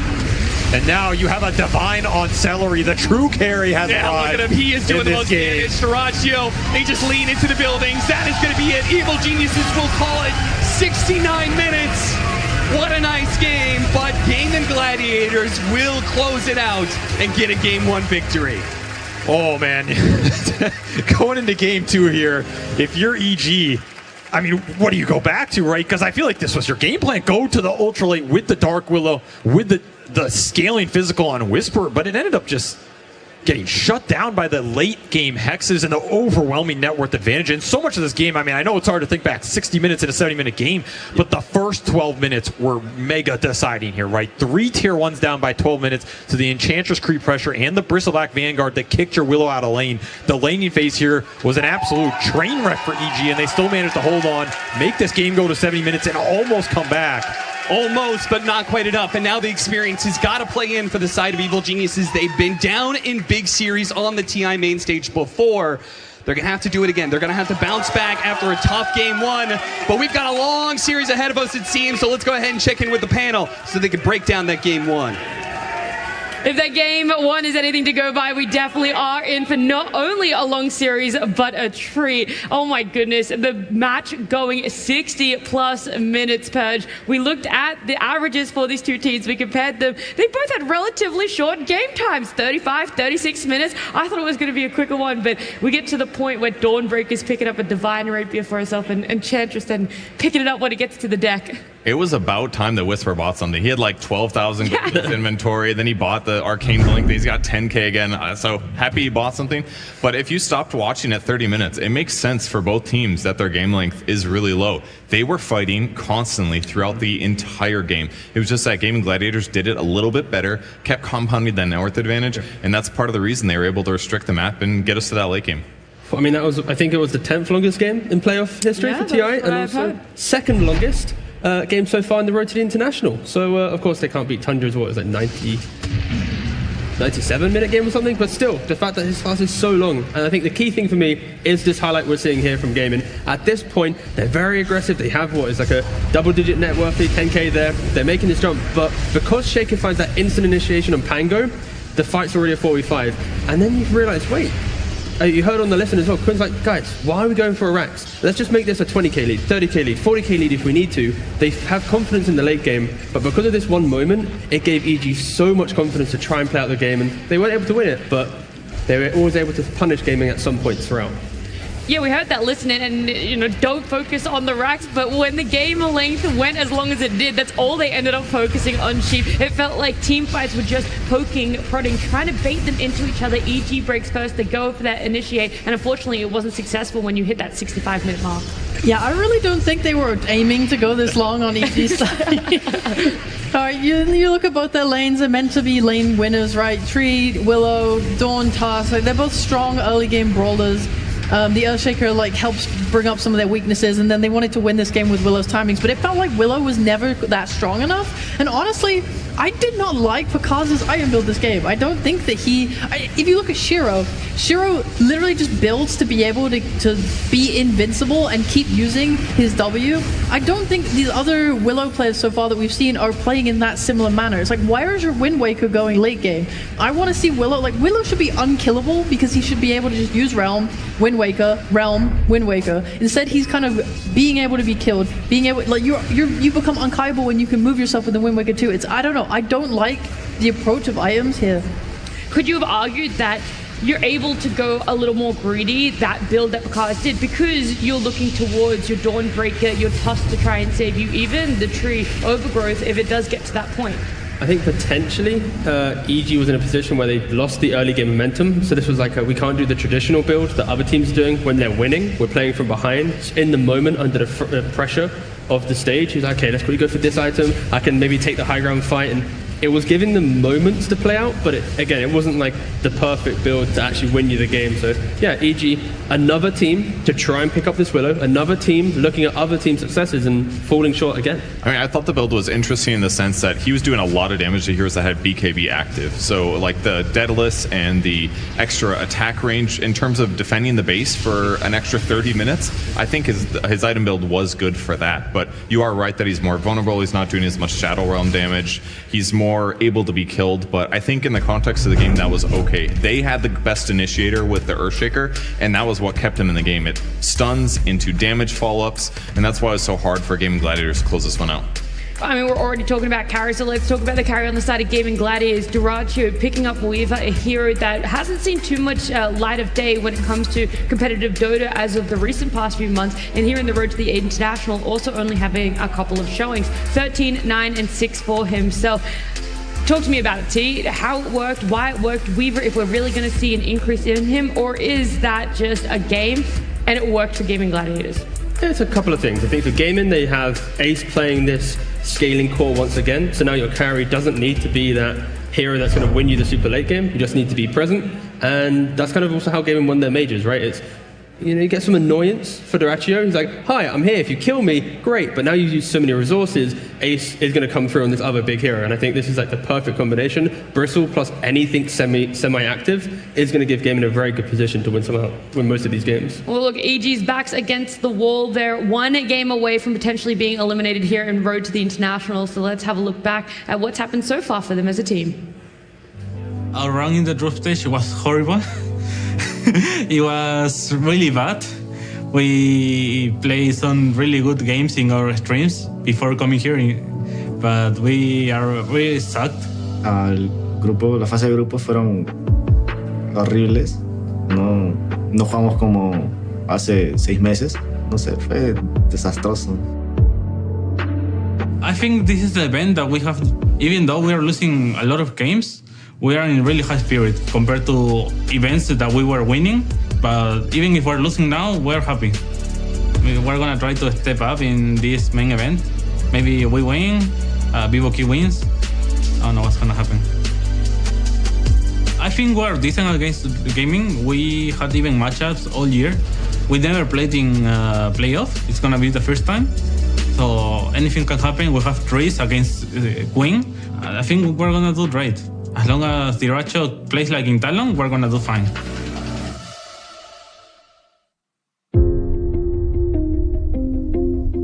Creo que más que decirles algo del momento, les recordaría el cómo hemos llegado aquí y todo el esfuerzo que hemos puesto para estar en el TI, y trataría de motivarlos con todos los hechos que hemos realizado juntos y todo el esfuerzo que hemos puesto.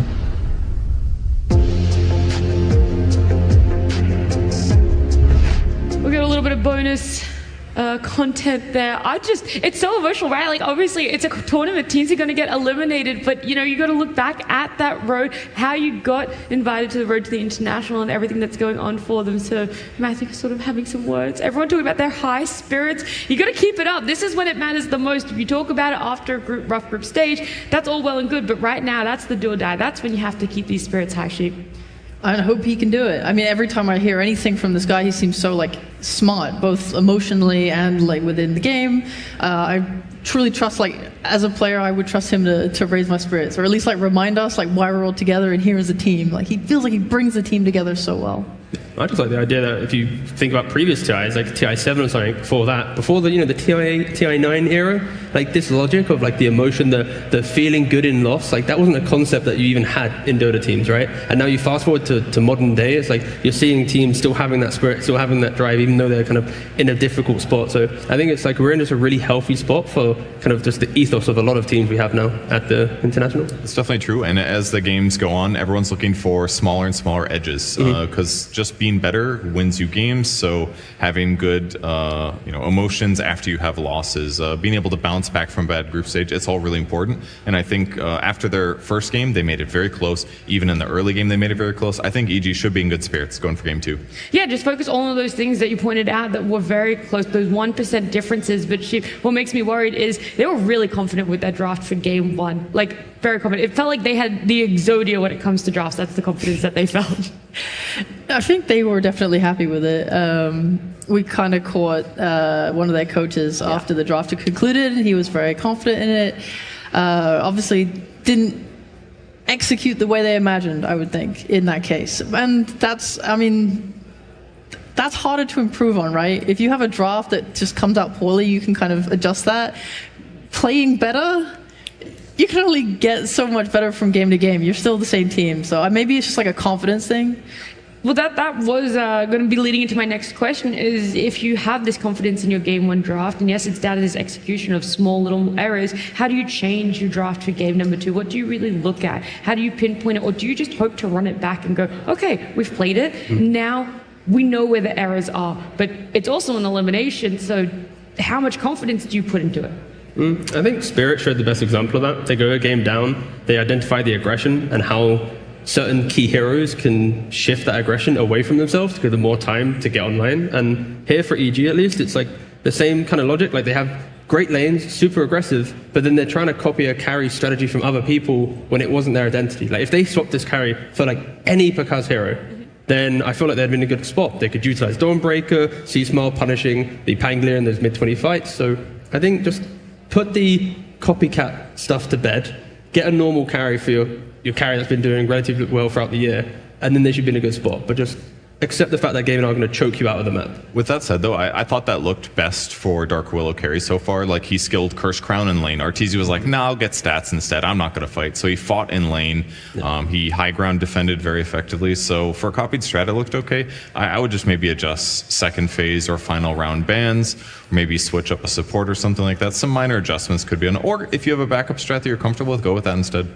It wasn't a perfect game for Gaming Gladiators either, though, and they had a lot of confidence for themselves. Celery picking up that Enchantress. We've hyped it up so many times. We even talked about it yesterday, even though he wasn't playing. Invoker as well on Tofu is hit and miss. We've seen him struggle in lanes in other games, did quite well in this one.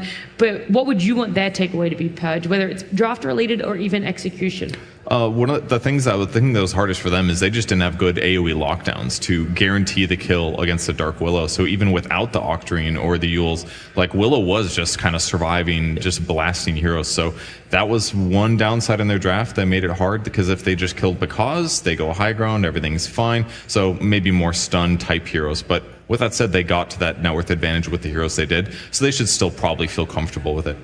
Yeah, it's kind of also on Quinn a little bit in this game. A couple of times he did get picked off, that allowed the fight. Like when your draft is Quinn's initiation and then that's it for your team fight. Like he can punish Willow a lot, but if he gets picked off, game gets quite difficult. And again, the listening to reference here, you can see that he was like, guys, if I die and this game gets weird because we're going for racks, it could be over, right? So maybe the fact that they took one mistake to find that adjustment, the next game for them, they shouldn't make the mistake. They shouldn't need to correct it. It should just be potentially a flawless game. Again, they're a lower bracket. If they're trying to make a run, you can't make mistakes. These teams are going to capitalize on them.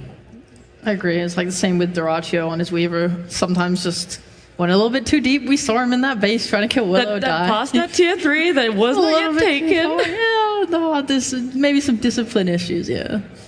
All right, so looking at that discipline, I know that we're going to be having our teams walking out pretty soon. They're lining up for themselves. Chip, give me your best EG coach hype impersonation, because you said at the start of the series you loved this team, you loved what they were bringing to the table, their game plan and their play style. So you gotta motivate the boys to get back on track. As myself? Can you do it in Spanish by any chance? Yeah. You gotta do it as yourself, but in Spanish. You know some Spanish. I want to hear Pudge do it. Okay, you can do it in English, and we'll see if Pudge can do a little bit in Spanish. Come on, EG. Come on, boys. You guys got the flair, you got the fun, you got the drafts, you got the coolness. You guys are so cool all damn year. Right? You're coming to international. You are not going to disappoint us now. That's right. Don't let us down. We got a lot of fans from both Gavin and Gladiators and EG. Do you want to do it in Spanish, Pudge? No. I only know like 10% of the words she said, so sorry. Let's go, gamers! Woo! Yeah, we gotta keep it even here. EG getting their hype talk for themselves, Gavin Gladiators. Do you think there is much motivation that needs to be pushed onto them? Because them 3-time major winners, I know we keep saying it, right? But there is so much merit to that. They've been able to bounce back before. They've gone through the lower bracket a number of times too in other competitions. So it's not always flowers and fairy tales for them, T. They're not always this upper bracket team. We've seen them here before. Yeah, I feel like we heard it in interviews as well, like the best teams are the ones that can treat every tournament like it's a brand new time. Like if you lean on your history and your past, then that next team's going to come up with a little bit more pressure, a little bit more kind of understanding of the patch and punish you. So I think for gaming at least, you can kind of see it a little bit as the tail off after the majors. Like, wait a second, they are catching up to us. We need to reinvent, we need to do this. And I think if anything, they just gotta, chill, play their game. They're doing it very well, and they should be in a good spot. But always respect everyone. I think it's better that they had some tournament losses after their big streak. That they got that pressure out of the way. They talked about that some of those terms. Riyadh, for example, they got 6th or 4th or something. They didn't go all the way as we expected. Mm-hmm. And now that Band-Aid is ripped off, they can roll into TI and be like, okay, we owned this year. We were the best team of the year without a doubt. Maybe we're not the best today, and that's okay. But they're still going to play really hard, and they showed up for game 1. Are there going to be any respect bans when we do head towards this draft that might be coming out in game number 2, either side? I'd argue maybe Bristleback will be in contention. It depends on obviously the first, second pick. But I feel like teams throughout the tournament so far have been trading who's first pick. So if you win the coin toss, they go for first pick. The value of having that opening entry, the second phase closing out the draft as well with a kind of gotcha pick after seeing 4. But if it is the same pick order, then I'd argue maybe you put Bristleback into that ban phase in the first phase. Who do you get rid of though? Because I think the Primal is... That was a Murta ban. That was there. Like Murta's good. They played it 7 times. Like they love it so Yeah, like if you let it through, 100% it's going to be going in for Gaming Gladiators. Which is fine, because I feel like if you have a Murta or a Bristleback, both heroes are so potent that you should have strategies for both of them. So after losing a game to Bristleback, if they've got some good concepts to deal with the Murta, maybe it's like, okay guys, Bristol's too much for us to handle. Let's put that aside. Let's bring out our anti-Murta strategies potentially. But they just played against Bristol, so wouldn't they be able to adapt? Wouldn't it be more like, hey, we saw what went well and were bad in the game we just played, so let's feel out like how we just need to change a little bit? I agree with you if it's like a group stage or something. Yeah. But like in the elimination match, that run back thing is a little bit spooky. You have to be like, oh, we know we're gonna get top 4 at the tournament to feel confident enough to do the run back. I feel like they're gonna pivot strategies, I assume. All right, fair enough. I mean, I'm not against it. I think Bristol's obnoxious. It does seem like it just wins every lane. Its net worth is always really, really high. It's hard to play against. All right, we're theory crafting a lot, and I am excited to say the lobby is full. Our draft is about to start. It's game number 2. Evil Geniuses versus Gaming Gladiators. Game 2. Let's see if Evil Geniuses are able to bounce back for themselves. They picked first pick, okay? They had that pick priority and they wanted first pick for themselves. They get it here, and so this does allow for, if they want to leave the Bristle in, if I was going to say the Murther in, but that one's already banned out, that they could pick it up for themselves. Yeah, just to drive that home. Smurter gone. Just gone. Don't want that. I don't ever want this team to play a hand on her again. Conquer as well has been a lot of first phase bans. I've heard run me through why it has this much priority right now, and when it's not getting banned out, it's not necessarily 100% being picked up either. Maybe not every game, but some teams just do really well laning with it. I've seen Kunkkas just kind of like dominate the mid lane with Tidebringer, proper harass, and then it transitions so effectively with pressuring the map and ganking. And then your item builds are straightforward, Blade Mail Heart or Blade Mail Eggs or Blade Mail BKB or something like that. So he just kind of feels too strong in lane, versatile, can gank, scales well. It just kind of is a solid hero to ban if you're worried about it. Gaming Gladiators turn to ban. We've seen more bans being laid out here, Primal Beast as well as Chaos Knight. It's pretty cool from EG here. So they're banning the CK now because they're telling Gaming, if you don't ban Bristle in the next 2 picks, we'll pick it ourselves. And then we'll also have another ban to protect our Bristle back. In the previous series, Gaming, they used the final ban to then instantly go for Bristle themselves. So a little bit of mind games going between the two teams with the bans. And we'll see if Gaming jump on that and maybe force that into a hero they didn't really want to touch. The Uno reverse card. Yeah, pretty much. Call it. Oh, you guys did this? We can do it too. And yeah, they ban it out. So yeah, because they pushed that CK a little bit earlier, now that's pretty cool. So yeah, nice stuff from EG there. 10 seconds remaining. Never hyped up a ban before, but that was Yeah. Well, I want to hype up another potential banner or potential first pick is Spirit Breaker. That is another hero that doesn't necessarily do well in lanes, but always has impact in the later game, always has impact in a fight, and thank goodness as I'm talking about him, won't be seeing him. We got Brewmaster coming through, which was banned last game, and Magnus was the last ban from last game that's not been touched yet. And Dazzle as well is a hero that Aegis played a lot throughout the group stage playoffs. But yeah, it also got banned against Liquid banned against them. Game banned it in the later phase, so another option for EG. Yeah, it had a really high win rate in the group stage when it did make it through his core, so a little interesting to see it kind of be ignored. Evil Geniuses turn to pick. Gaming Gladiators. They take tree? Yeah. Just a safe thing. They pick the tree, stabilize their lanes. Does it feel like a waste of first pick to grab the same hero though? I'm not sure.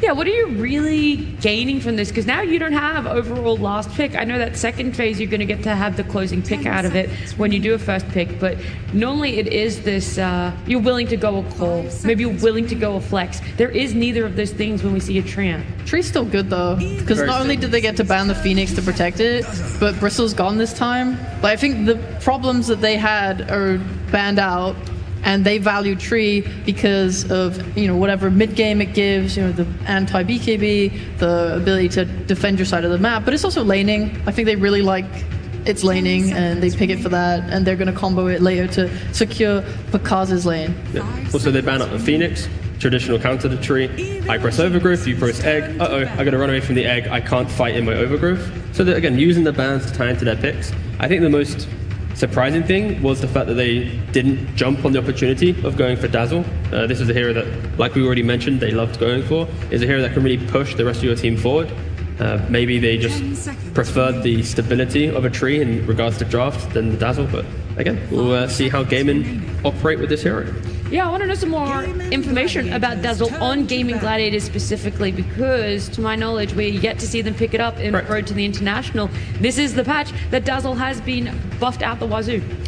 Yeah, I mean, core Dazzle has been the only time Dazzle's been viable in meta for like years now, it seems like. So he comes in occasionally a little overbuffed, and that's the case here. You just spam your spells like crazy. You can definitely accelerate the game in a big way with like an Ags rush. Some teams do go Midas, but if you just rush a fast Ags, you can solo Tormentor. You can just debuff and harass your enemies. So I assume it's going to be mid Dazzle. Some teams like TSM are happy to flex it to support, but it's just way more effective in the mid lane, I think. What Ace has been off lane. Oh, sorry. Sorry, I'll just say Gaming's been playing offlane Dazzle. Ace has played it 5 times in his pubs. Again, haven't touched it so far in playoffs and groups, but he's been playing it and he's undefeated. Is that just the 4 days, the break that we've had that he's been playing, or are we talking? Yeah, pretty much, yeah. Utilizing the new format.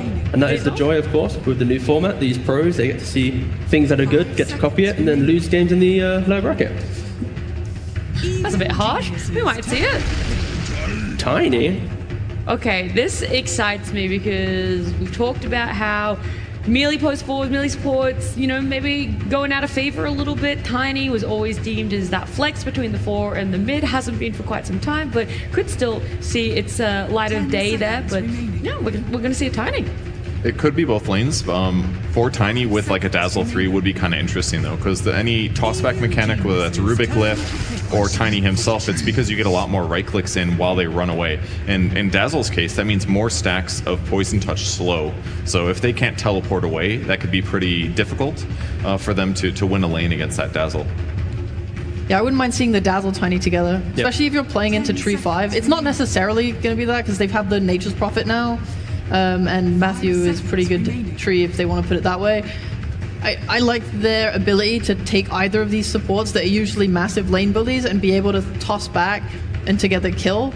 I do think the sad thing about offlane Dazzle is that he is a very weak offlaner. It's the same as when people have tried playing Jakiro. Like when left alone, you just die, you just feed. You have no way to defend yourself, your move speed is relatively low. So he would require Tiny to play a lot with him, and it makes it harder for him to use the portals to move around or to go mid. Or he'd have to play carefully and they'd have to have more of like control on the camps in the lane. Yeah. I'd like to see gaming kind of focus on that point and allow for the carry to be left independent to then give the 5 rotations into that lane. So rather than rotating away from your off lane, enable that Dazzle, because Tiny Dazzle, you've already discussed, it's very potent, very kill hungry. Get that 5 position to offset it even further. Even the carry can TP on the twin gate at, like, say, minute 7. You take the enemy safe lane tower, and now that's your new area to farm. So, yeah, I think, of course, big issues to deal with, but if they draft that in mind, then they will be able to get the full extent of these heroes. Could be another reason to justify Weaver as a carry. It's one of the nice things about him. It's pretty easy to dodge ganks. It's going to cost some resources to secure the kill. Instead, they'll go Faceless Void, though. Some nice lockdown potential.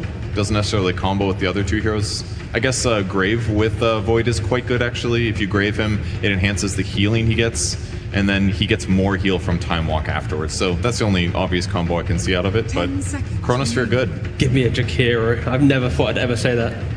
I suppose it's... But this is, some Jaw Breath against some Prophet. Sure, he doesn't do the trees, but I feel like you could just pick for gaming just any strong 5 that has a little bit of early game damage, like level 2, level 3, feel good at fighting. Give me Tumbason. Evil geniuses turn. Yeah.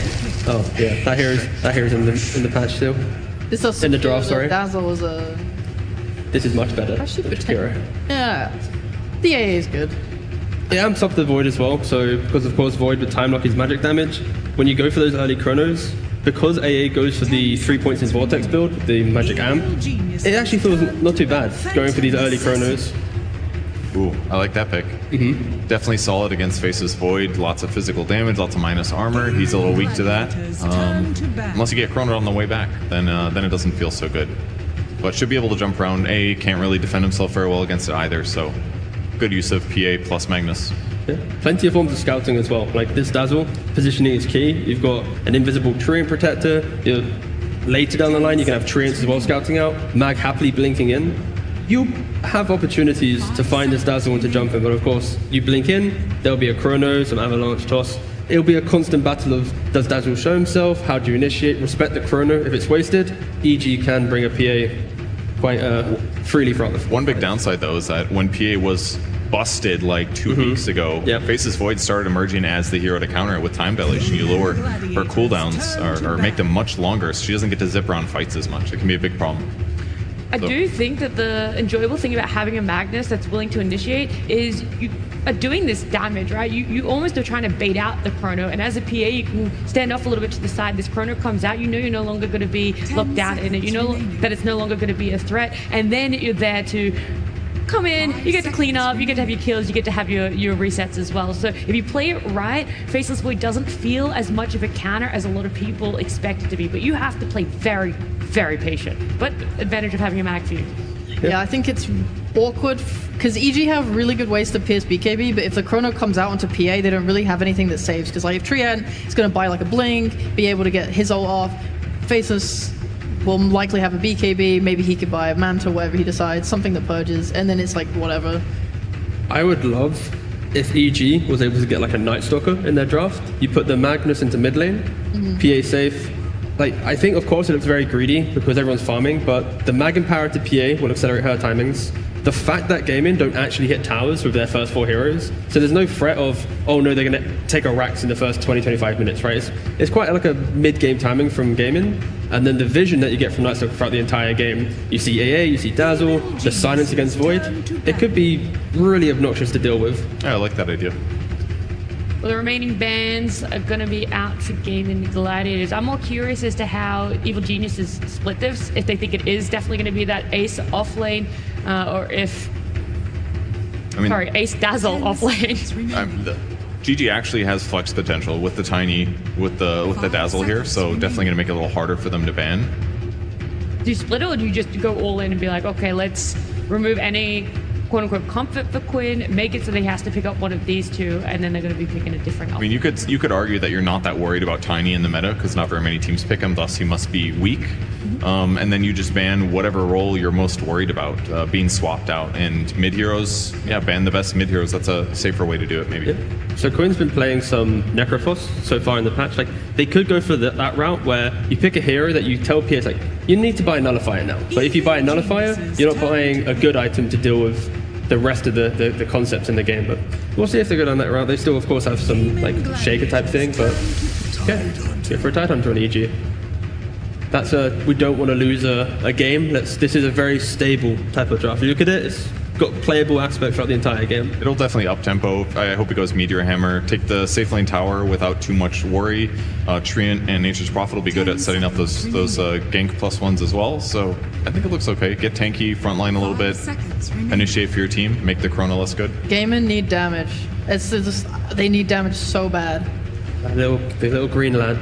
I can't, like, you're playing it right now into Tide, who can get the Meteor, but then if they get things like Pipe to mitigate this magic damage from like AA and tiny spells and like faceless bashes, it's like, where is your damage coming from early game right now? I don't really see their ability to fight, especially when faceless is farming. And they definitely don't kill Tide. Yes, they go for it. Nice call. Thank you. Yeah, they need a magic damage. Yeah. Reaper Scythe will kill him. Yeah. But all the other heroes do not do well against Tide. So is the Necro build, was it Blade Mail, Heart, and then Ags? Yeah, sometimes that, or maybe Sange to increase your regen, or BKB, Shard, lots of things. I'm sitting here, I'm just waiting for, all the Gaming Gladiators players to pick their heroes, just making sure nothing cheeky comes up, that we're going to see something weird and wacky being picked up on the off lane. It comes down to Dazzle or Tiny, basically. Yeah. And we assume it'll be Dazzle 3, but... I'd want to see Tiny and AA to be the supports, just because they play so well together as well. The amp from the AA with the Tiny, the Avatos. Like, you see a hero, as two, you can pretty much kill, like the PA you can kill by yourself, both the supports you can kill by yourself. So yeah, it's a nice combo. And Gaming, this is quite a forward-thinking type of lineup, right? They need their lane to go well for Dazzle. They need AA to want to join with the Necro to keep pushing things forward. And Void, every time he has Chrono, he can't be chronoing to save himself. It needs to be, I've chronoed the mag, I took a tower. I've chronoed around Roshan, I now get Roshan with my team. So, yeah. Alrighty, guys, we're not going to talk too much more. We're going to hear some more words, though. It's going to be from Tsunami and joined by CY. Yes, indeed. I'm standing by with a Gaming Gladiators coach with first things first. I've got some thoughts on game one. Like, dude, why are we still picking Pango? Holy, in 2023. Can we play a real hero? Aren't you trying to win a TI or something? Yeah, Quinn is whining about people picking it in pubs, but when we play officials, we really want to win, right? So we will pick the Pango. And you're doing it regularly, but this time he's on Necro, which seems to be just kind of a Quinn signature. Did he introduce this hero to you, or you kind of brought it up? Oh, this was Quinn himself. Like, he played it in pubs, and he really likes these heroes that can destroy lanes. Like, he used to play a lot of Huskar. So Necro is kind of, I guess, it's kind of new Huskar in some ways. So he's really enjoying this hero right now. All right, well, let's see if they can bring you to a 2-0 success. Gaming and game number 2 underway right now. Every single time we've seen these two teams match up in a best of 3 this season, they have gone the distance. But that game 1 was, yeah, it went late, but I feel like it was relatively convincing for Gaming Gladiators' side. Yeah, I mean, if you look at the net worth chart, if you look at the comeback potential, though, who had the greater comeback potential? Well, you can only come back if you're behind. Exactly. So I guess that's Evil Geniuses. And you can only You're go right. deep in the lower bracket if you're used to going in the lower bracket. Which okay. Evil Geniuses also are, as you mentioned. You got to be comfortable with losing. Is that what you're saying? That's right. You must embrace it, make it your friend, and then you can rise above it. This that is is what they will try to do here. It's a very interesting draft, I would say, on both sides. It is. Like we had a weird hero for Gaming Gladiators, Weaver. We haven't seen too much of. Now it's going to be the Necrophos, but Evil Geniuses, they just have. I mean, yeah, there's a Faceless Void on one side, but EG has Ravage and RP. That's a lot of big team fight that they're bringing to this table. What do you feel like they took from that game 1 and what they needed to improve on going into this game 2? I mean, honestly, the biggest thing to me is, again, they want to win their lanes a little bit more, so they picked the really strong laning supports and the Furion and the Tree. They definitely should be stronger than AA Tiny in a vacuum, depending on how these side lanes go. But I expect EG to do better on the side lanes. Maybe mid's a different story in terms of the Necro matchup. C-Smile's going to have to do his best to survive there. Yeah. That's one change, and the other is giving Bakaz a hero that he probably feels more confident just ultra carrying the late game, right? I think PA has a better chance of just 1v5ing straight up if it really comes down to it than a lot of other carries. Still the case, even after the nerfs. So I think that's some of the things they've adjusted here. And of course, trying to answer what Gaming threw at them, which was, for me, a very unconventional draft for Gaming. Like, they got the Ace Dazzle, which has kind of been one of his heroes to supplement this Aura builder that doesn't necessarily straight exist anymore, right? It's a hero that does it through the spells in a degree. But very lane oriented, which is something they've done throughout the year, but went away from for a bit. This is like, we want Dazzle to win the lane, and we want this Necro to win the lane. I was going to say, if you're going to win this lane, you're going to have to do it through skewers and better body blocking. C-Smile doing a great job on the opening and a TP in blood. Okay, bye-bye, Quinn. EG will take the first blood. You're supposed to win this lane, Quinn, and he's already on the back foot. The only upside for Quinn there is that Matthew took it right. It did not go to C-Smile in terms of the gold, but damn, that is so nice for C-Smile. Didn't even have to spend any resources on it. Gets full wave here, denies, it's going to push into him. I will say, counterpoint to that, though, it is really dangerous if Matthew gets ahead, right? Earn early Spirit Vessel against a Necrophos. I mean, he's going to be looking at mid a lot, I'm sure. And if he starts getting those items, then Quinn's game is going to become so much harder. It's a great Vessel game. I mean, all three of these cores pretty much rely on getting their HP back, right? Yep. And that's the upside of the synergy for gaming, is the Dazzle with the Shallow Grave on a Necro or a Faceless Void is pretty devastating if it occurs in the fight, right? You get the Time Walk off, you get the heal off, suddenly that whole fight turns. There's no real anti-healing on each side. Vessel is, the one thing they can have going for them in that area. And if Matthew gets it fast, it is going to be devastating on the map. I think this Tide Hunter, you were talking about the zones of control. And that's another reason Tide's here. Tide should find the backline or guarantee that the initiation precludes the Dazzle from getting the save off.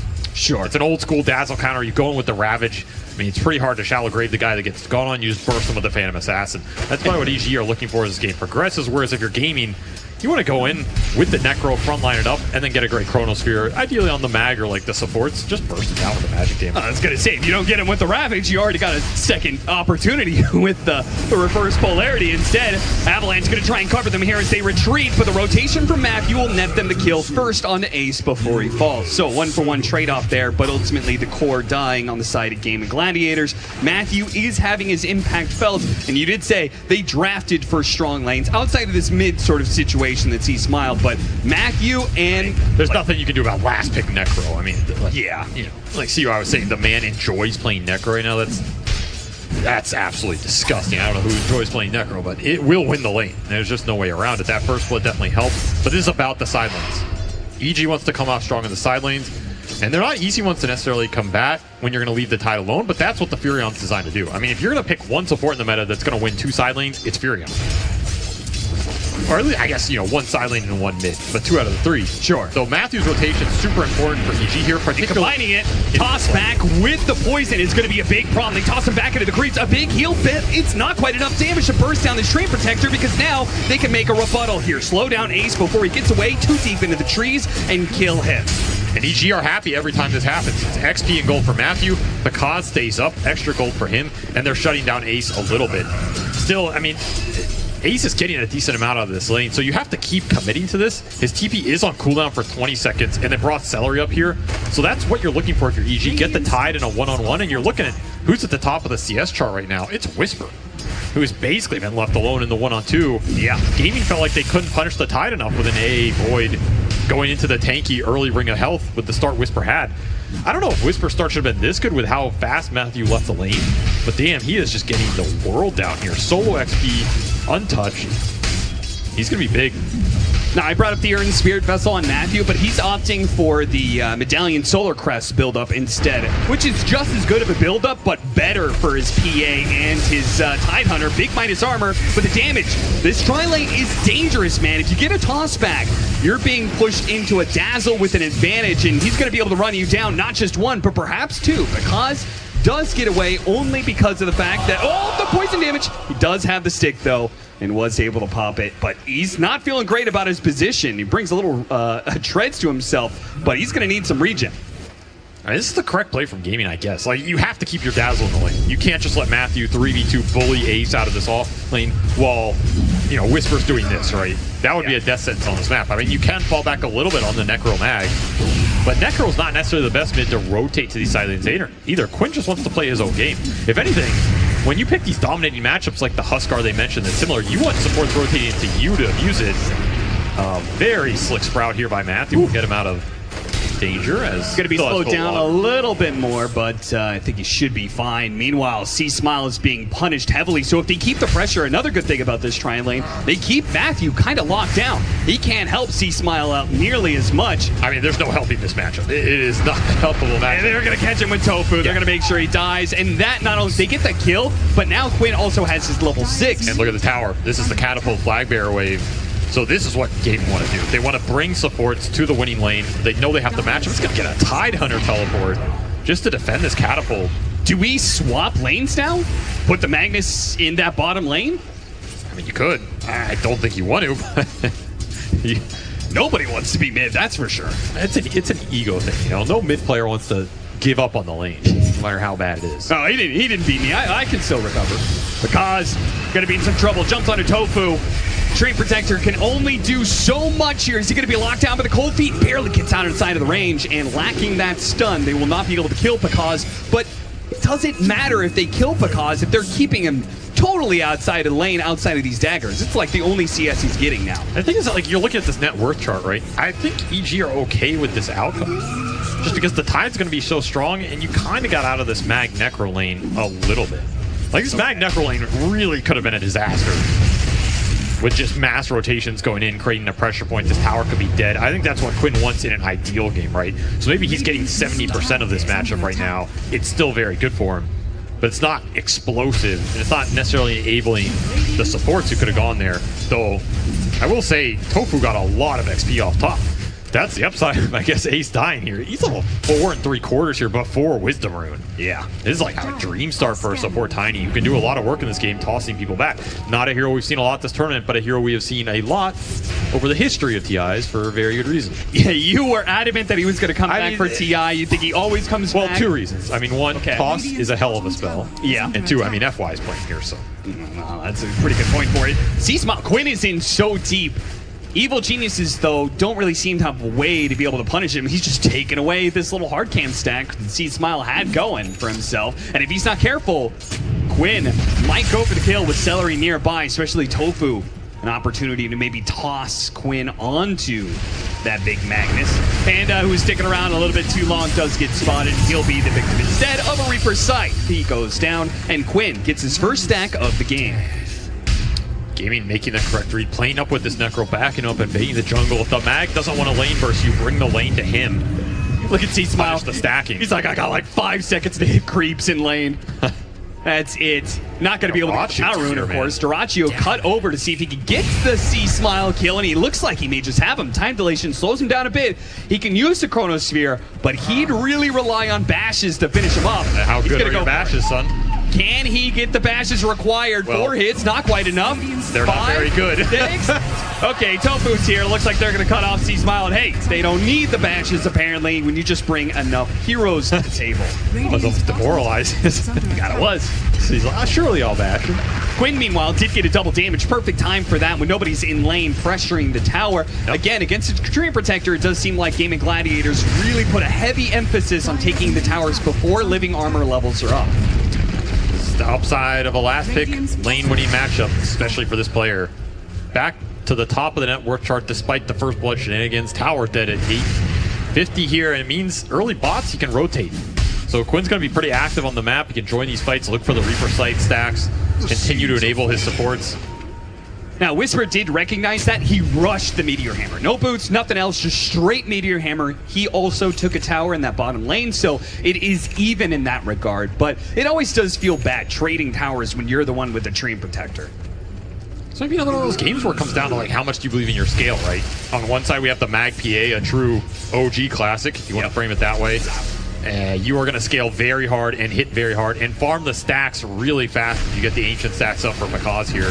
And on the flip side, you have Faceless Void Ancient Apparition. I mean, this is a duo that goes back a long way as another stack goes into Quinn's pocket. They get him, but they almost stopped Makaz's TP out. This top lane is in danger. As soon as the Necro shows up, you're like, no. Nobody wants to be there anymore. They immediately vacate the lane, but you can see Quinn, with his boots of travel, can play around the map pretty quickly. He immediately goes to pressure Makaz. I need to be able to get him too. Avalanche slows him down, and Duraccio shows up for yet another fight. Not that he's needed, but the help might actually be needed here as Quinn's going to keep trying to dive in. The heals are just enough. They got an RP. Skewer back into the tier 2. Throw that Ravage down. Finally get the punish on Quinn. Do not let this man bully you. I thought that was just going to be a bad death for Makaz, and somehow it turns into they get the biggest kill on the map. It's a lot of shared bounty gold too because the whole team showed up. Man, what a massive difference like 50 HP makes because Makaz lives and he goes straight into being able to farm a hard camp stack, or excuse me, Ancient. So, yeah, this is nice. He lives off the living armor and now he gets early in power. That helps him clear through this at a much faster rate than he would have. Otherwise, you're looking at the camp stack. It's all Matthew here. So now if you're EG, the game plan is just hold the map for the PA, right? Especially when you're ultra on cooldown. Can Whisper do that for them, though? Pretty hard into the Necropose. Yeah, when nobody's going to help you out. Now, fortunately, there is no Reaper's side. They're going to try and body block in Whisper. Of course, without a Ravage, there's no real threat of a turnaround here. They're just going to keep running him down, and they will eventually get this kill and start going for that safe lane tower. This is the battering ram. Just continue to run the Necro into these cores that are not ready to fight him right now. Claim as much map control and space as you can. This is all absolute free time for the Faceless Void, for the Dazzle. Ace is just going to go straight to the Midas. You already have the Mask Madness up for Duraccio. So both the other two gaming cores, they're just not going to get touched. Quinn is way too much of a menace right now. He's going to make his presence felt. I mean, he's just running behind the tier 2 at 11 minutes. Got to be a little careful of some skewers here, but outside of that, you're not afraid of anything. Yeah, and I guess this is the time to do that before the Blink Dagger is up on C-Smile, which I assume, similar to Game 1, is going to be his rushed item. I mean, he's got 1,500 gold in the bank right now. Yeah, probably.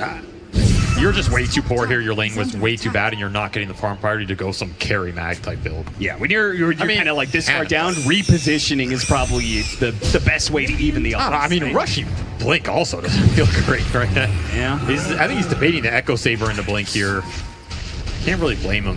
You still want to be a mid-mag in this game because you want to tide to bring up utility. Yeah. Is there going to be enough space for him to farm with that? Like, if he gets the Echo Saber, but you've got a PA Battle Fury, the map is getting small pretty quick. That's why they made the map bigger.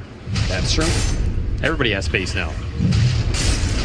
We'll see how much of that space Evil Geniuses can utilize as... it's funny, they haven't taken that top tower yet. Gaming Gladiators have almost just kind of been like, yeah, okay, you gave up this space, and now we're going to slowly bleed you out. Nobody wants to be up there right now because it's so deep on the map. It's just been Ace. Bigger. Yeah, Ace farming it up with very fast Midas. I mean, the early 2 deaths off the Furion rotation, kind of inevitable. You expect 1 or 2 of those. And since then, he hasn't been touched. He's just stacking up triangle for himself, going to town. It's going to be a very fast Dazzle Axe in this game.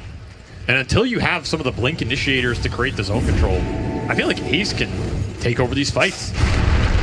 Which we saw in Game 1, he drove a lot of that mid-game, from the 15 to like the 30 or 40 minute mark with the Bristle. Yep. He was untouchable, right? He's trying to set up a similar situation here where you just force these objectives at a pace where EG don't feel confident enough to contest them if they're missing big items. It's particularly the BKB on Pakaz. You're talking about this Phantom Assassin with the mag. You can accelerate the timings. You can go for the Desto build. You can go for a faster BKB because you have extra damage. That used to be the staple back in the day. Actually, it used to just be you go Desto, not even the Battle Fury.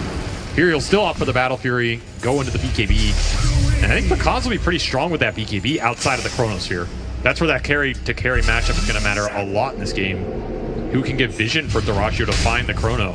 Yeah, because they have the stuns. They get that disable on Dyrachyo, then Pakaz can probably follow it up and he'll burst, kill him real quickly. But if he gets jumped by the Chronosphere first, then Gaming Gladiators have all the spells in the world to be able to throw into this one. You can see the Chronosphere into the Ice Blast are going to be one of the deadliest duos we'll see in this one. You throw a Reaper Scythe on top of that, that's just overkill. This guy's dash is working, right?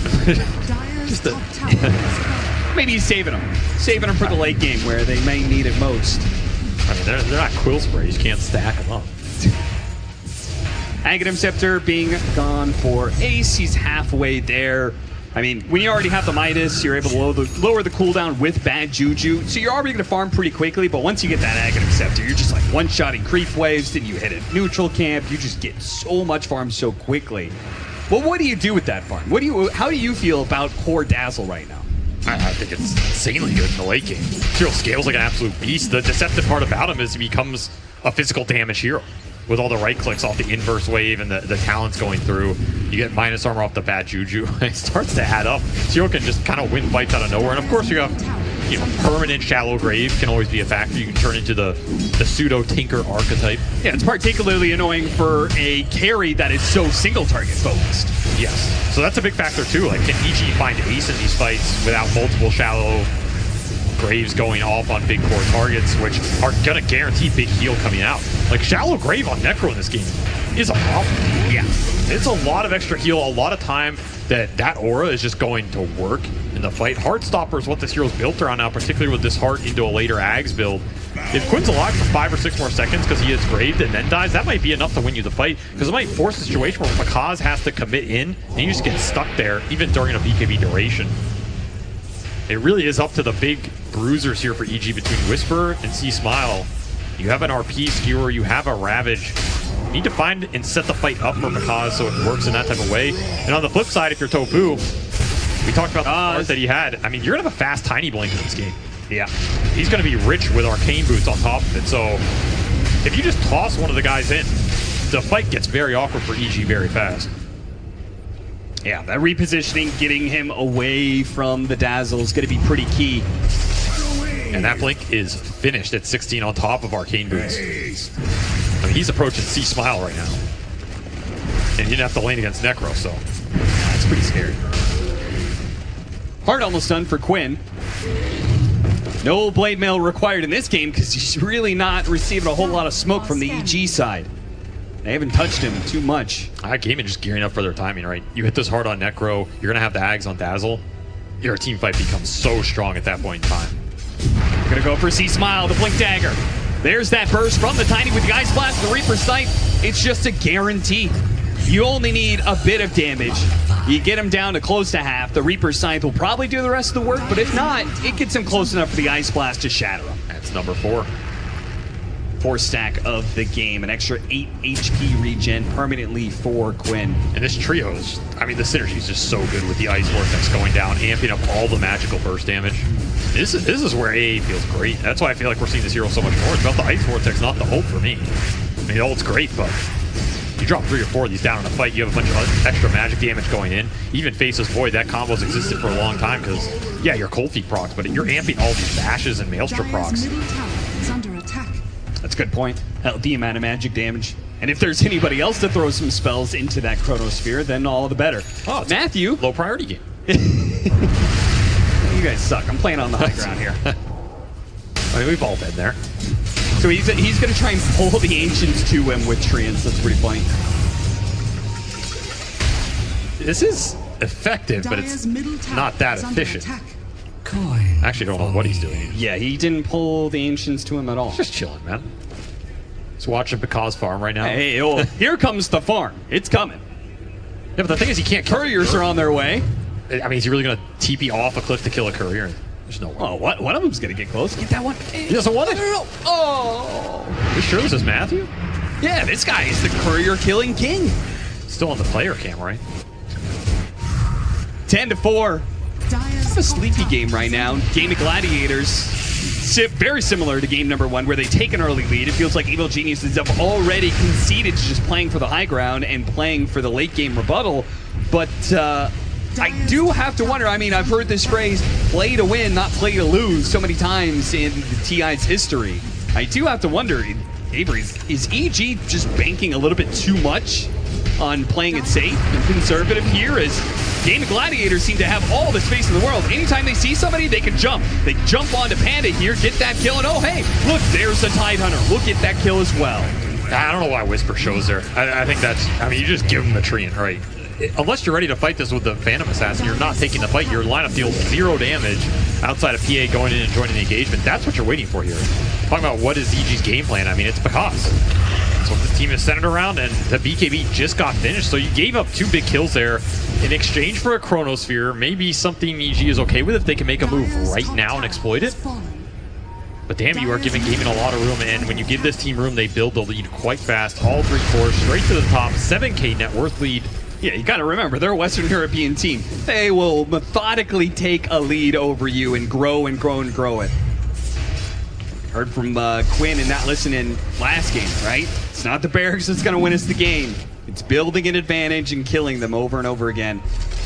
Evil Genius. I mean, to be fair, though, the Barracks was what kind of won them that game. It did eventually, yeah. And Blink on Mag. So Z-Smile, he stopped off for the Echo Saber, will now finish the Blink. You got to get something going if you're EG here. I don't know how much you just want to rest on PA 1v5 in the game. I mean, yeah, you can't say the game plan at 7 minutes is let's let them go high ground, guys. That's when we'll stop them. Hey, look at the courier play. Yeah, there it is. The pentagram of Tormentor Death. I'm telling you, man, it's so valued to be able to have a hero that can solo a Tormentor. Well, and Bristleback does that, Dazzle does it. Yeah, for a Tiny Shard. Well, Tiny Shard isn't the best, but hey, that's why you can solo it, because you didn't commit very many resources for it, right? It's true. And now you can get the second Tormentor at 30 minutes. Okay, there we go. There's the Blink Dagger reveal. Jump back onto Tofu doesn't feel very good at all. Duraccio gets a pretty decent time dilation. Overgrowth is going to be put to work here. Reaper's Sight doesn't quite finish him off, but they should have the damage, as Evil Geniuses really don't seem to have a whole lot going on here. Because tries to jump in, pops his BKB, immediately trying to go for Celery. This is just not working for EG. They're throwing a lot of spells, and not a lot of heroes are taking damage on the side of Game of Gladiators. It is all easily being undone by the Dazzle heals. Game of Gladiators are sure to be able to run down something more. At least Duraccio is trying right now. He has Chrono back up in 1. He'll pop it. Yeah, might as well.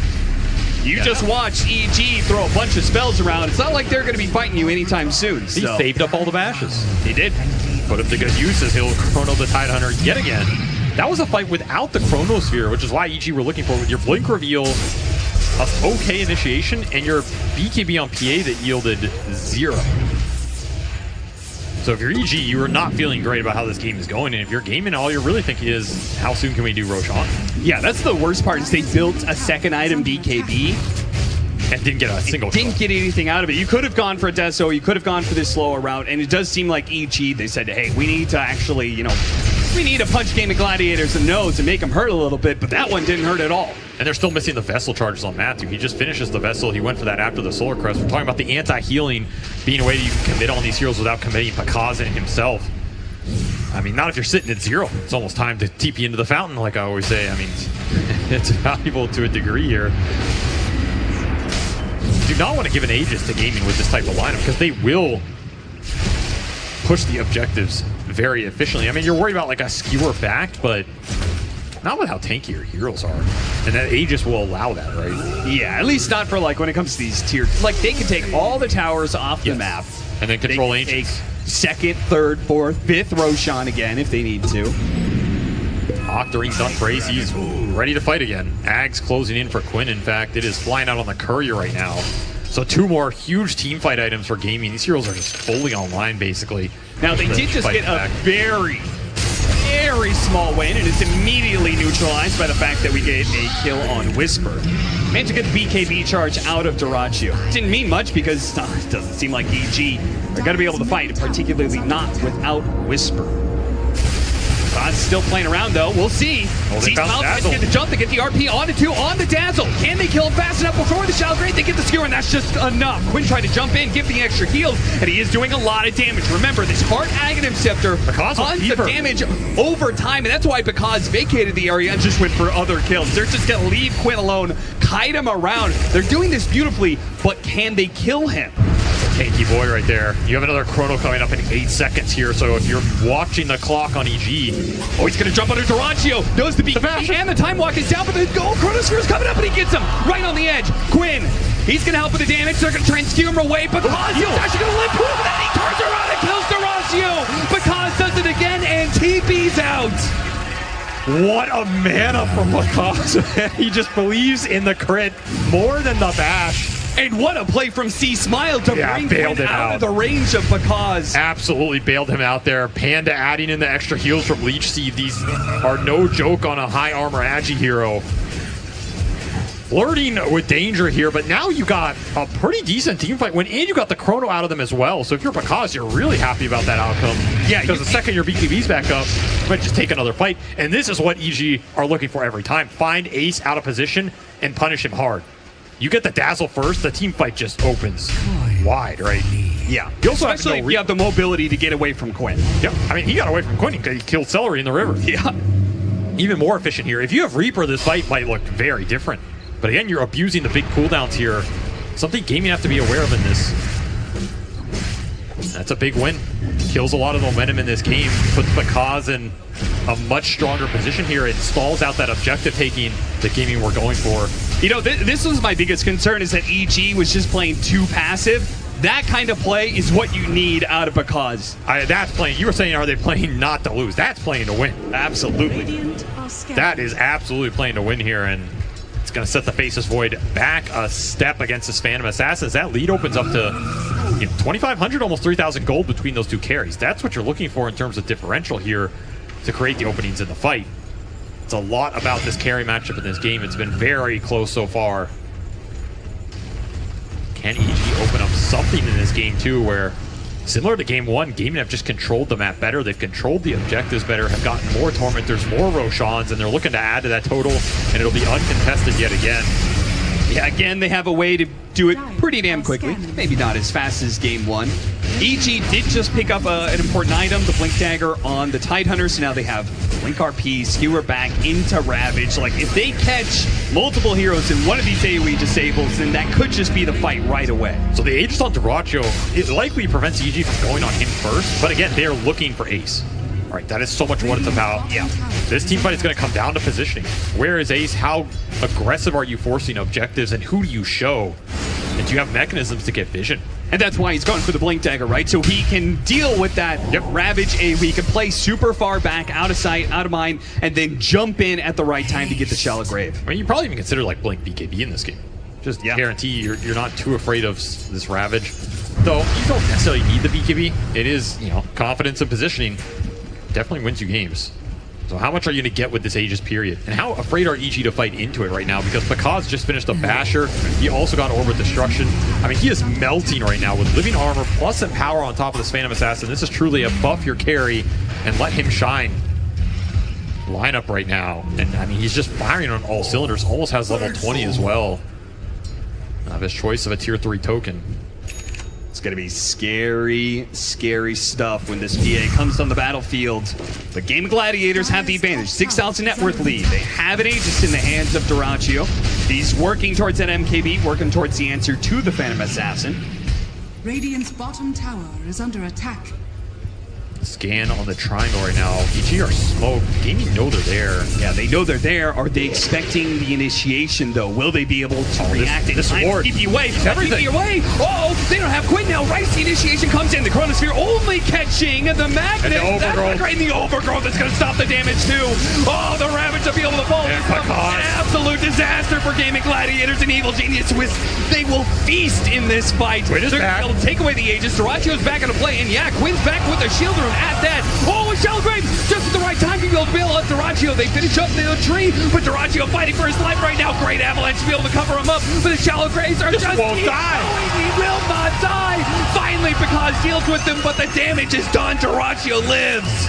Ace coming up huge in a team fight that could have been a disaster with Quinn going bottom. Instead, just keeps Dyrachyo alive way too damn long.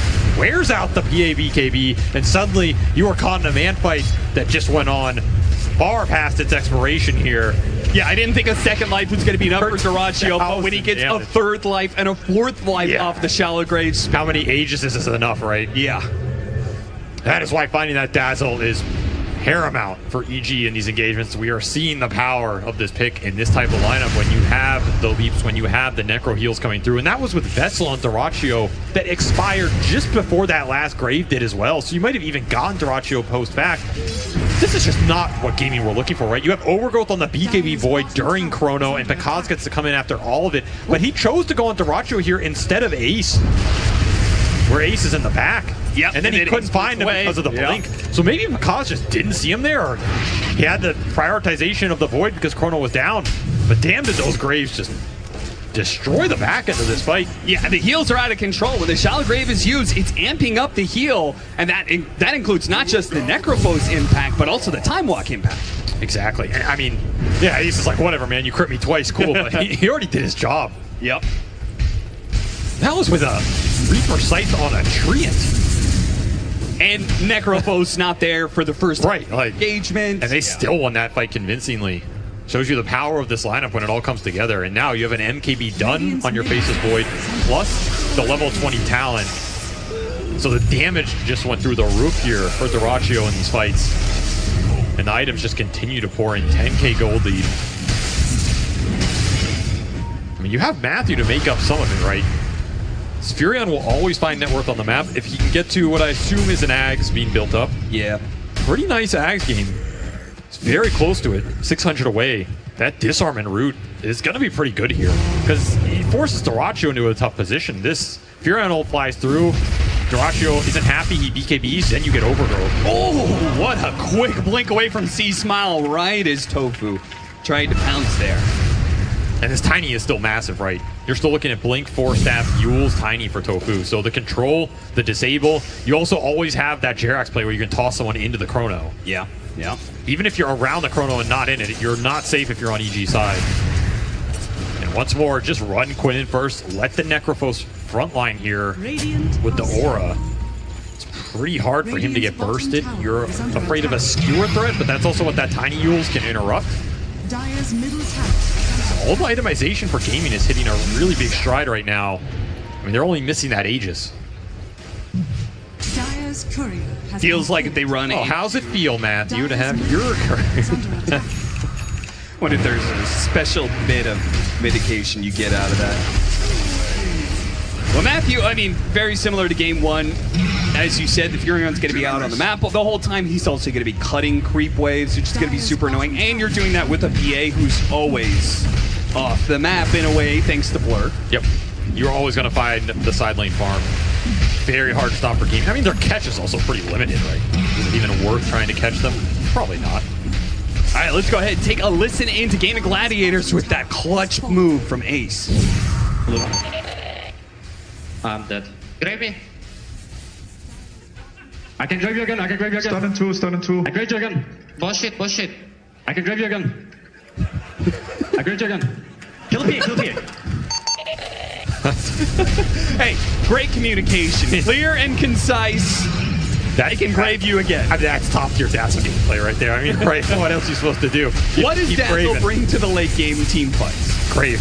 That's what he And grave, and grave. And grave. And more graves. But wait, there's more. I mean, you know, don't hate the hero. Hate the ability. Hate Valve for making the hero into the abomination it is now, right? 18-10, 12,000 net worth lead for Gaming Gladiators. Very much a repeat of game one where they hold clear control of the game. They hold the map. They are much stronger in the fights right now. question is going to be, how much do you need to be able to go high ground against a crazy repositioning spell? Last time it was the kick, this time it's going to be the skewer back. Evil Geniuses also have like more dangerous team fight. I mean, if things go really wrong for Gaming Gladiators, it can go really wrong, yes. But their positioning and spacing should be pretty good, right? They don't have a lineup that needs to clump very much. They can have the Tiny go in, they can have Duraccio watch the fight develop. Ace is never, in theory, going to be seen until he makes his presence felt. It's just the Necro on the front. Again, though, the high ground is just not easy because of the displacement in the Magnus. It's going to stall this game out, particularly with Living Armor, and that means how much can Phantom Assassin carry the game? It's a very similar situation to last time. Does Because have the capability to 1v5 with a hero that was the 1v5 king in the previous patch? Does have his act completed, also got a Titan Sliver, which is just mega nice here because you're getting extra base attack damage on a hero that utilizes it better than almost any other carry. I don't know what kind of read Gaming Gladiators have, but I feel like they could take a lot off the map right now just because I don't think they can, EG can play the next team fight without a nullifier. Because you got an Eon Disc now on this asset. So there's pretty much no chance you're going to be able to catch him first in the fight or second, and even if you catch him third, then he's not going to die immediately. I mean, Because is definitely eyeing it up here. I mean, you have two routes, right? You can go this Nullifier. You can also just play for the level 25 Dagger talent with a Divine. Play that type of game, which is something that 1PA a lot of games. You just play on the backline. You don't commit the hero. You commit triple Dagger going in off Divine damage.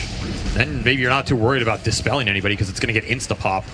Meanwhile, Duraccio, he just wants to find the enemy carry here. He seems to know exactly where he is. Yeah, he's just running straight to him. And Because immediately has to jump over to see Smile, but not a great position to be because Ace is sitting in lying in white. Because they got to fully get out of here. Duraccio, with his own BKB usage, isn't actually going to be able to pursue. In the back line, see Smile. Anything to stop him? Duraccio can't get there in time. I'll take the ward. That's all they'll get. Duraccio had some god tier read of where Because was or something. He just ran across the map into him. Breaks that vision, but cannot find the Chrono, leaps the wrong way. Luigi escaped for now. Gaming running into issues catching them on the map. They're continuing to build the lead. Looking for Matthew up here. They're sick of getting ratted. And they will find him. Shouldn't have to use the Chrono either, and no mana to use it actually, so. Sprouted. But he time walks right on top of him, does get it. Now, time walk though, Because immediately ravage into the burst. And now he wants more. And yeah, now with the carry dead, they feel confident, but they gotta be careful about Quinn. They found Ace though, but without Because able to take advantage of this, they may not have the damage for it. They try and use the overgrowth to save him, but it's already dead. Because is gone, the damage is gone. The Evil Geniuses need to get out of here, but they're gonna be slowed down to a crawl. The Ancient Apparition with the Vortex, the toss up in the air, and the ever constant annoying presence of Quinn will just heckle Evil Geniuses, laughing them down all the way to the grave as they're going to lose 2 and maybe a third core. We see Smile being tossed up in the air. Gets in front of him, but he got a blink away to the side. Perhaps he lives. So it's a carry for carry trade with a buyback on Matthew. I mean, Because had the correct read, but maybe underestimated how much damage Quinn does on his own with these Vortex thrown down. I mean, Heartstopper did almost 900 to Because there. That's enough to just guarantee the Reaper, and you gotta remember his BKB was on cooldown. That TP was very important from Quinn. They see Matthew, they're gonna catch him. They've got the Hex to stop him from TPing away, and the damage over time will complete. It's a dieback. 7 minutes, no Fury on here. You're missing the Vessel, you're missing that Ags. It's Wrath of Nature. Dire's middle tower is under attack. 70 seconds, we'll see him again, but yeah, opportunity for Roshan number 2. She's pretty valuable. This Necro's just getting massive, man. He's got 4,000 HP, 37 minutes. Absolutely huge, and he has a lot of charges too. That's the thing with the Heart Ags build in this hero. You're amping up how much this Heartstopper does. It's just so much extra regen from 8 stacks. What do you do versus him? You have to sacrifice somebody, it feels like. Yeah.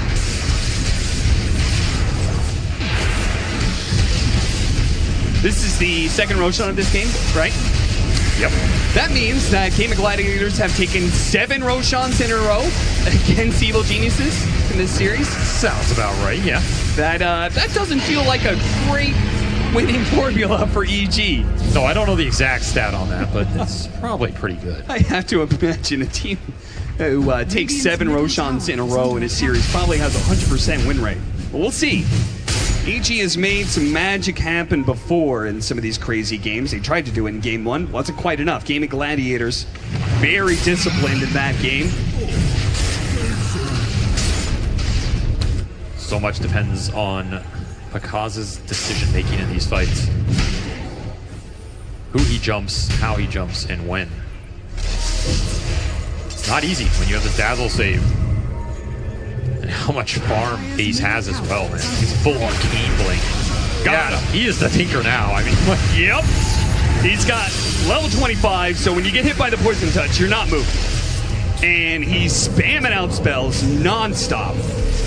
He's going to get to level 30 super quickly because of this constant use of bad juju, lowering the cooldown on the Hand of Midas. On top of the farm, he's going to be cleaning up around the map, which just means the rest of his team, as you said, Tinker, means everybody else can play grouped up because they don't have to worry about the lanes. yeah, suddenly Dazzle's a map mobility hero. Yeah. With Weird. no cooldown blink and the Hex. Never thought you'd see the day. Got to keep up. Cheese drops for somebody. It is why when you were asking, you know, what's the late game look like for gaming? This is what it looks like. It's absolutely toxic as hell and disgusting as hell, and I wish EG the best of luck here.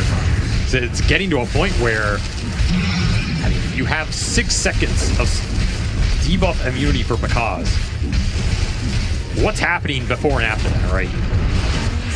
Not much good for you on the side of EG because your other 4 heroes are built around him cleaning everybody up. Yeah. And he can only do so much. There's a lot of HP to get through here, a lot of spells, a lot of saves. I love how they keep on covering Ace too. The bots too, directly onto the Dazzle. The Tiny TPing behind him, just making sure he's within striking distance if needed. And you can see here, very aggressive.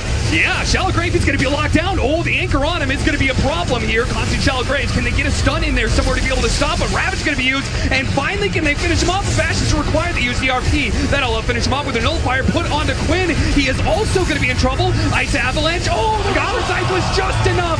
It covers him and finishes off because Quinn will live as a result. And now the Chronosphere catches the tide right on the edge. It didn't get C Smile, but it doesn't matter. Jirachi will hunt him down all the same. Quinn's just too beefy. Even with a great fight setup for EG, they just get completely shut down. 2 buybacks out from gaming. It is worth noting on the Ancient Apparition and that Ace Dazzle.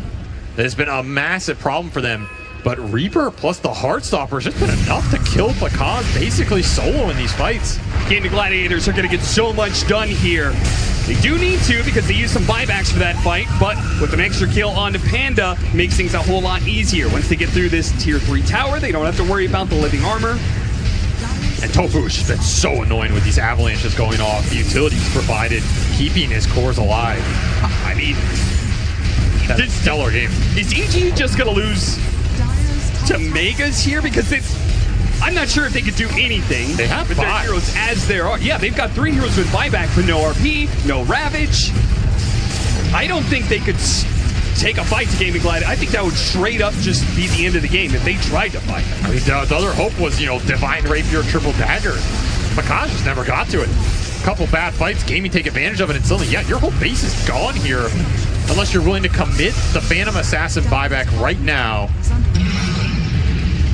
Does Gaming Gladiators want to try and close it out right here? Because they might get caught on their way getting out of the base with this Megas. 5 seconds for the PA. You have no RP, no Ravage. You got to keep that in toss mind. up in the air. C Smile not able to get the initiation he wanted. Has to BKB skewer out of it. That's not good for EG. They needed a good skewer away to be able to make this fight work. And now it's Gaming Gladiators. Seemingly in the clear. Panda tries to jump in, hoping to be able to catch Ace. Doesn't quite get him. They're looking for Ace, but they want him so badly. Matthew's even teleporting in aggressively to find him, but Ace is already gone. He's out of there. Nobody can follow him in. And Evil Geniuses, they'll surely have to give this one up. In fact, they may even become the Reaper Sight's going to be used with the Ice Blast coming in. The toss up in the air, and that is enough. Another buyback available for sure, but the Megas are in, and Gaming Gladiators are going to force as much out of you as possible. A skewer going to be used. Dyrachyo into the fountain. Okay. Yeah, just doesn't Put care. that Aegis to use, I guess. Guess he can get Grave forever. Oh, he's going to Chronosphere him, stopping the fountain damage. And there he goes. He gets both of those kills. Buyback's going to be used, but that's it. GG are going to cause Gaming Gladiators no 60-minute game here. They will take the advantage, and they will bury you in the dirt with it. Ah, what a rough way to go out if you're EG. Because buyback on a Phantom Assassin after the game has already been called. Just nothing came together for them, and a very convincing series from Gaming overall in terms of the map control. That's really what this came down to. Both games 1 and 2, every objective going their way, every tier 2 using it to get into Roshan, to get an Aegis, to translate into more map control, to take away Ancients, to propel all 3 cores into a position where, okay, maybe you go in with your ults, your carry, you kill one of us with a Dark Willow or a PA.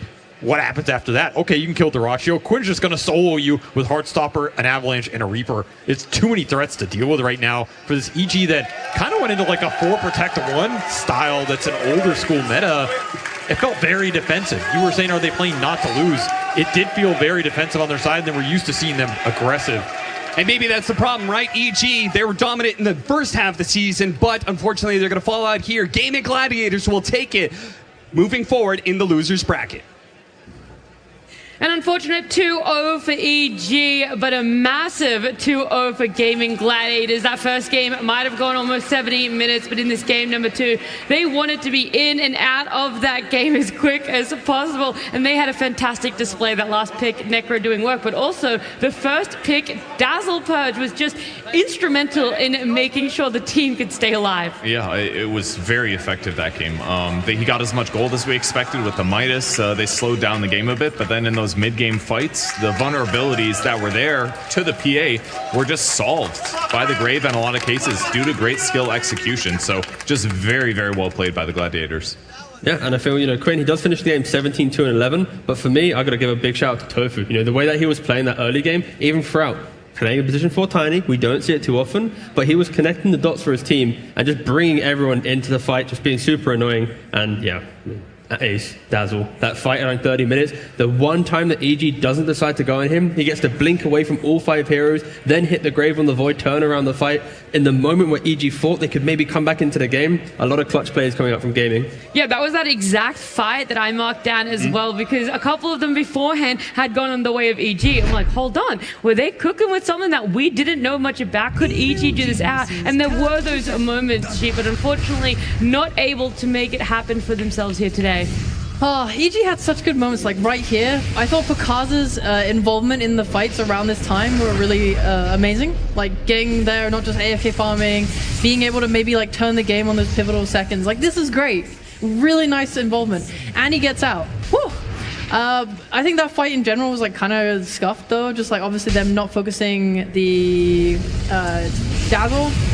Here's the big fight, right, with Ace. You're going to see after the chrono, so PA jumps to the north, and then Dazzle's positioning. It's like, at what point, why doesn't anyone from EG turn around and hit him? He blinks, I think, right Yeah, no, of course, but there's multiple options. Yeah. The fact that it delayed so long, and then now he's on the far left side of the fight, free casting his spells, keeping the Void alive, and it was difficult for sure. EG, they've got Overgrowth, RP, Ravage. That jump there from PA, like I understand the first one because Dazzle had blinked out of range of vision, but that second jump onto Faceless Void and not going for the Dazzle was so dumb. Sorry. Hey, sometimes we're going to call a spade, it's a high pressure situations, a lot of emotions, a lot of things going on for them. It was something very costly at the end of the day for them for game number 2. They couldn't keep that momentum going for themselves, and it does result. Gaming Gladiators 2-0 winning the series. So let's get some words from them. I do know Pyrian has Tofu joining him right now. I do. Thank you, Nat. I'm here with Tofu, who was just part of that Gaming Gladiators team with a convincing 2-0 win. Game 1 looked pretty close, but Game 2 looked like you guys were having fun with it and enjoying yourselves. Is that a fair summary? Yeah, I think that's fine to say. Like, coming into the